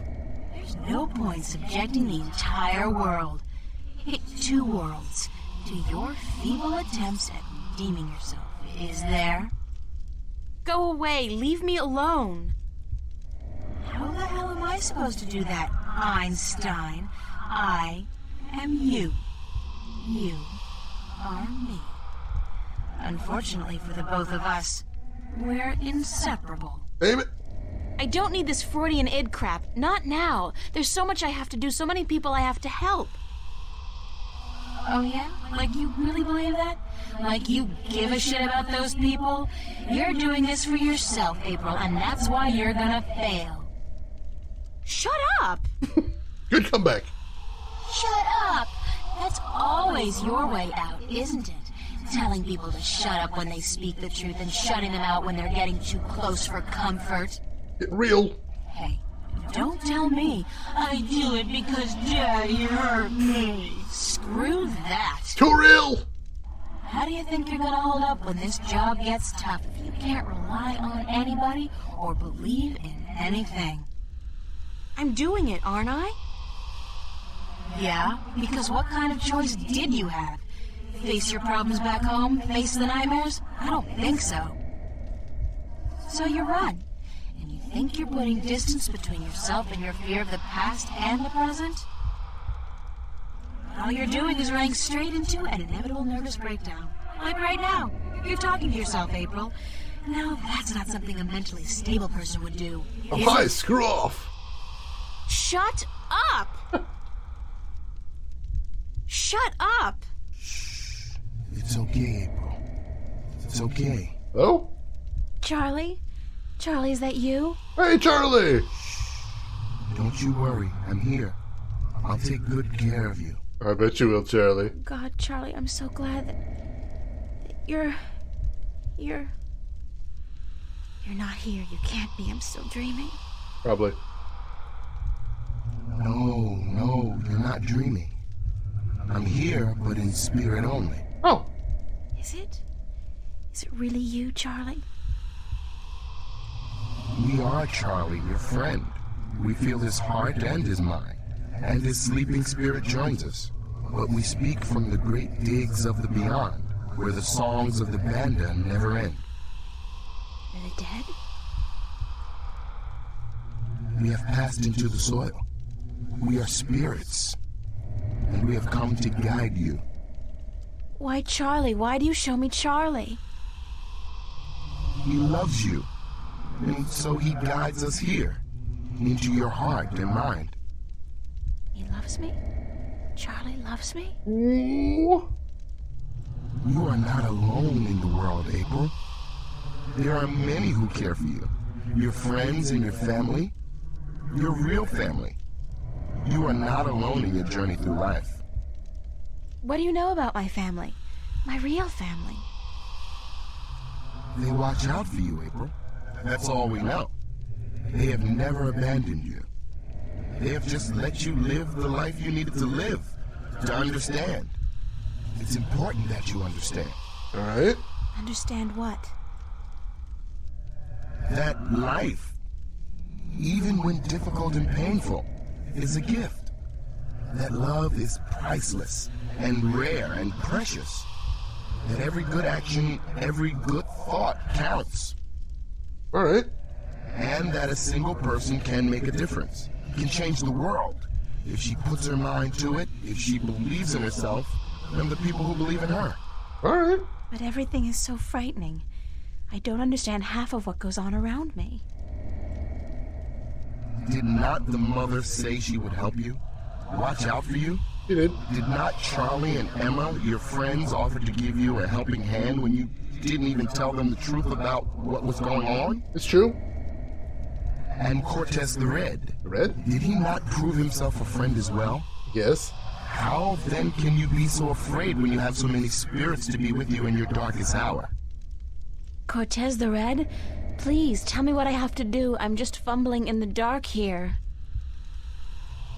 Follow your heart and your spirit, April, and use your mind. These are your weapons, and with them you will defeat chaos.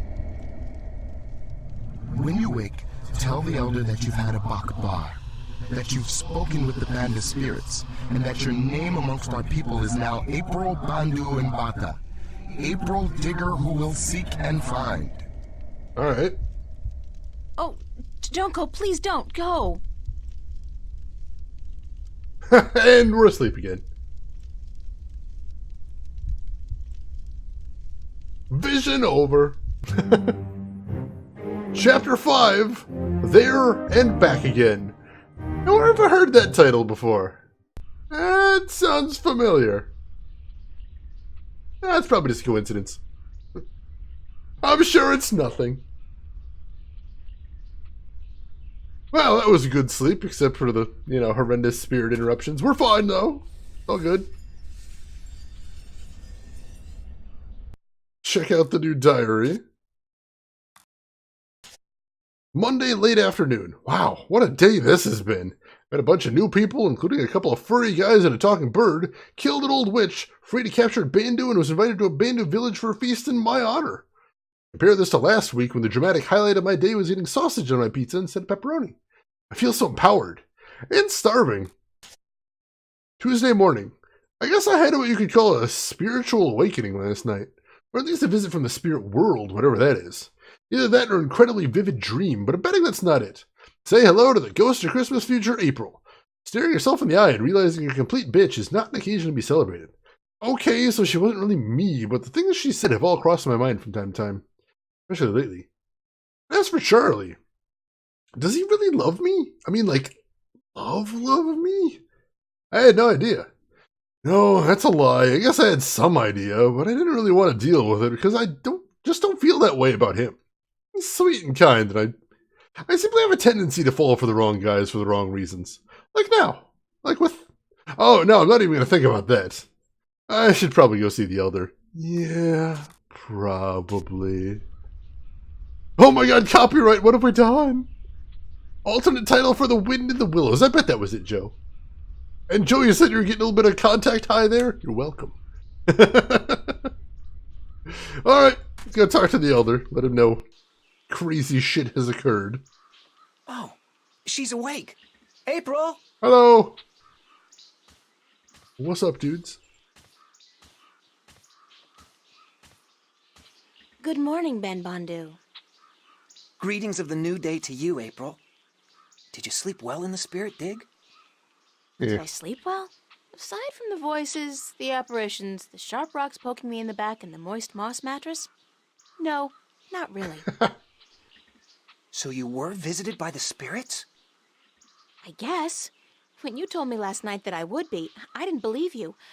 I thought it was just a manner of speaking, like saying, don't let the bedbugs bite. Really? Our ancestors are close to us at all times.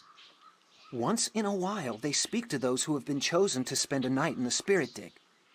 That they spoke to you is a great honor. April, a great honor. Right now, I'd be happy to exchange all the honor in the world for one decent night's sleep. Oh, dear me. You are very funny, April. If all humans are as funny as you, your cities must be filled with laughter. Oh, yeah. The Elder wishes to speak with you again. And I must sing now.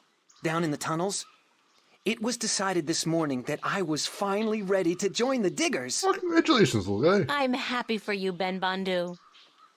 Thank you. May the balance provide you on your journey, April. You will be in my heart always. Oh, little guy. And you will be in mine, Ben Bondu, always. You will come back when your journey is over.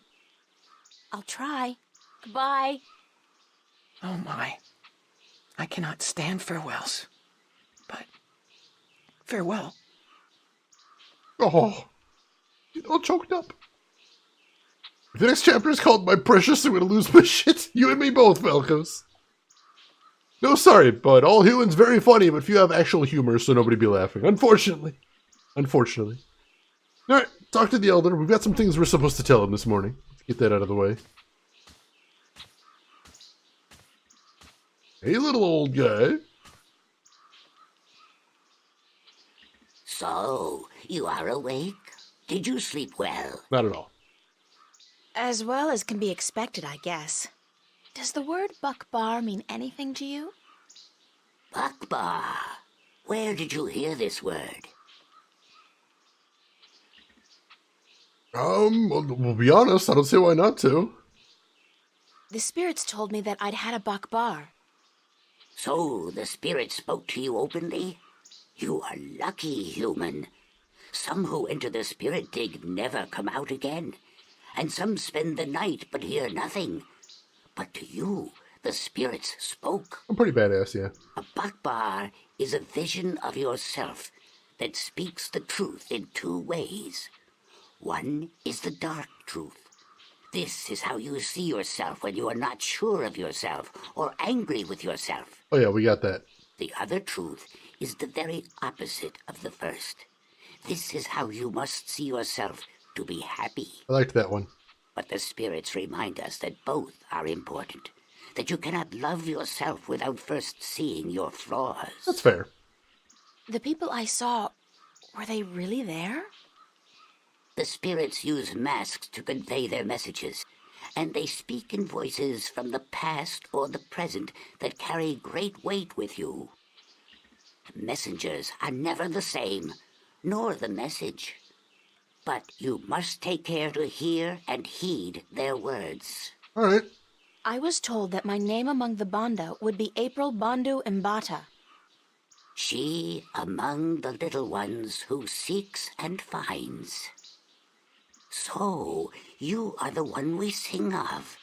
The human who would come to aid us and to save our world, and who will then tear it apart.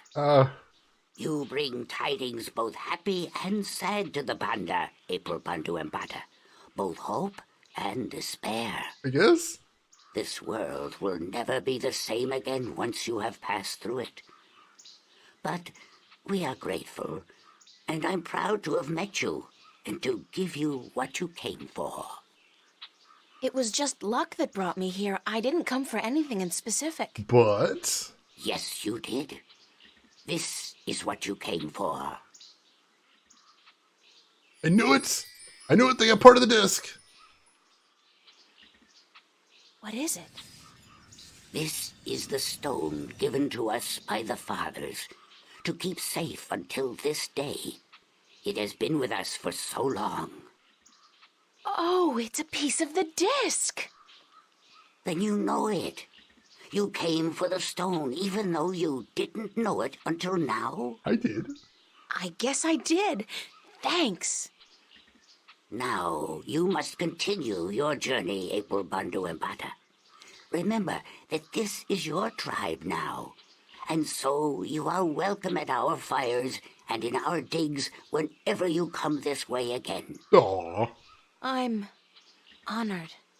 Thank you. May there always be soil between your toes, April Bandu Empata. Sounds gross. Thank you. And between yours, Elder. Goodbye. All right. Hey, Jenna, welcome in. How are you doing today? You made it. Good to see you. And Australis, welcome in as well. Just finished a 16-hour shift with the Electoral Commission. Oh my gosh.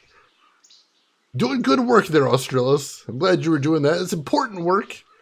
Massage your neck and shoulders. Sure, lean over this way, buddy.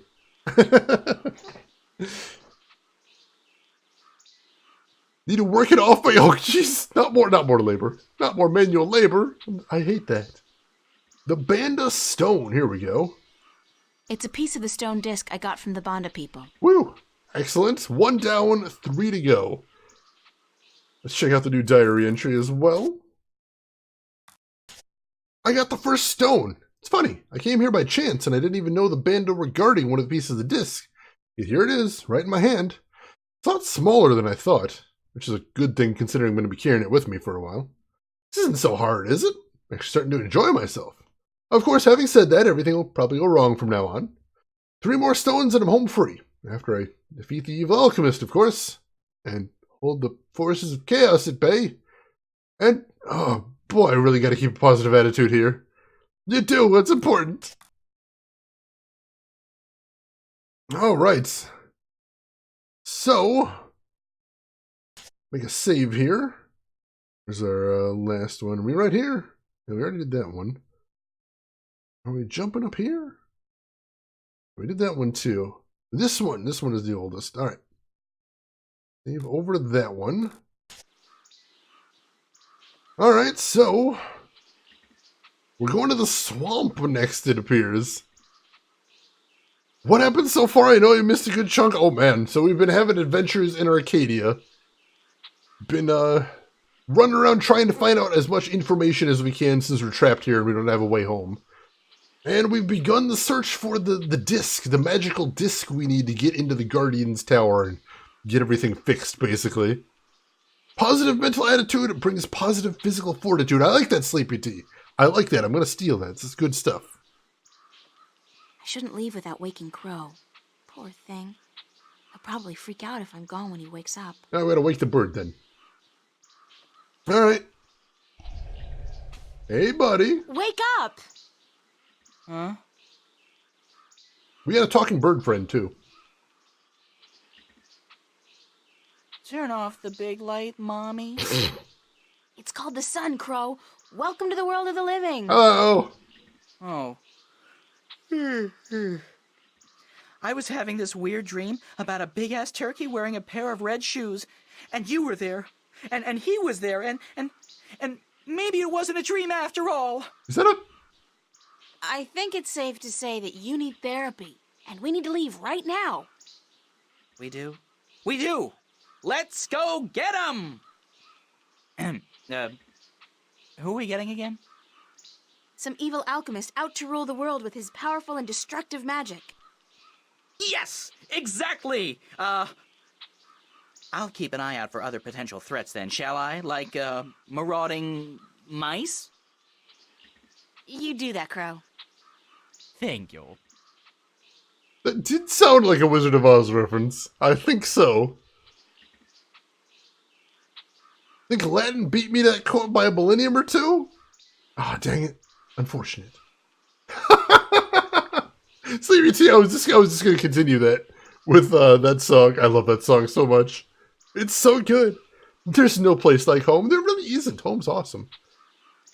At this stage, I'm willing to let benevolent dictatorship into my life, or even appoint myself dictator. Ooh, that might be a good solution to the stalemate there, Australis. I say go for it. Go for it. All right. See where what the swamp is.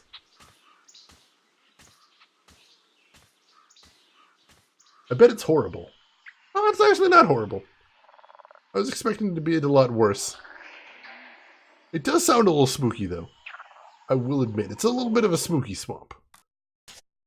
I'm going to save over this. There we go. Unlimited power it is. If you're going to have some power, you may as well have unlimited power. This, I believe. So I apologize that people just came, but we just finished a chapter, and this seems like an excellent place to stop for the night. This was a hell of a complicated chapter, but we did it. We got a bird friend. We got the first place of the disc. We've got a direction we need to go to. We've got this island full of bird people that know things. So we're going to go to the island full of the bird people that knows things. If we can find an evil alchemist and defeat him and free the wind, because he's captured the wind. And then we just need to find a navigator for this boat guy, which we already know a navigator, or supposedly we know a navigator. There's going to be a navigator. We just need to give the map to the navigator. And once we find the navigator. Adventure game logic. So I think we've got some fun things to do tomorrow. But first we've got to presumably get through the swamp and find this evil alchemist, and then we'll go from there. That time, yes, sorry, but we'll be streaming again tomorrow night, same time as tonight. And we'll be picking up right where we left off. Let's see what is in this swamp. Let's see what we have to do in this swamp. Let's find this alchemist dude. And, I don't know, kick his ass? I think we can probably kick his ass. We killed a witch. I'm feeling pretty invincible. Let's go for that. Let's do that thing. And you just grab the last plushie in the claw machine. Excellent timing then. Good to hear. The last bits were hilarious. I'm glad you guys are enjoying. I hope we will continue enjoying as we go on. But for right now, sadly, we must wrap things up. So, if you want to hang around for just a minute, I'm going to see who else is streaming right now, so maybe we can go hang out with somebody else. If you would like to join us for that, maybe find some new streamer you might enjoy. I'll see if I can find somebody cool to send you over to. If you're interested, please feel free to join us. Emperor, thank you for stopping by. Other Rin, Eddie, Valkos, Jenna, Harris, John, Big Booty, Joe Visor, and anybody else hanging around, thank you so much for stopping by, and I hope we'll see you again soon. While I'm looking, Rin has been kind enough to throw some links in chat that may interest you if you haven't seen them before. Got a link to my Twitter if you want to see what I'm up to outside of the stream. Got a link to my YouTube if you want to check out some of the other games I've played in the past. And have a link to my Discord if you would like to continue the conversation with us. And, ooh, I know exactly where we're going, because this is a game I actually totally want to check out. I'm actually really interested in seeing this game, and you might as well. Allie Lordswood, thank you for stopping by. I hope you enjoyed.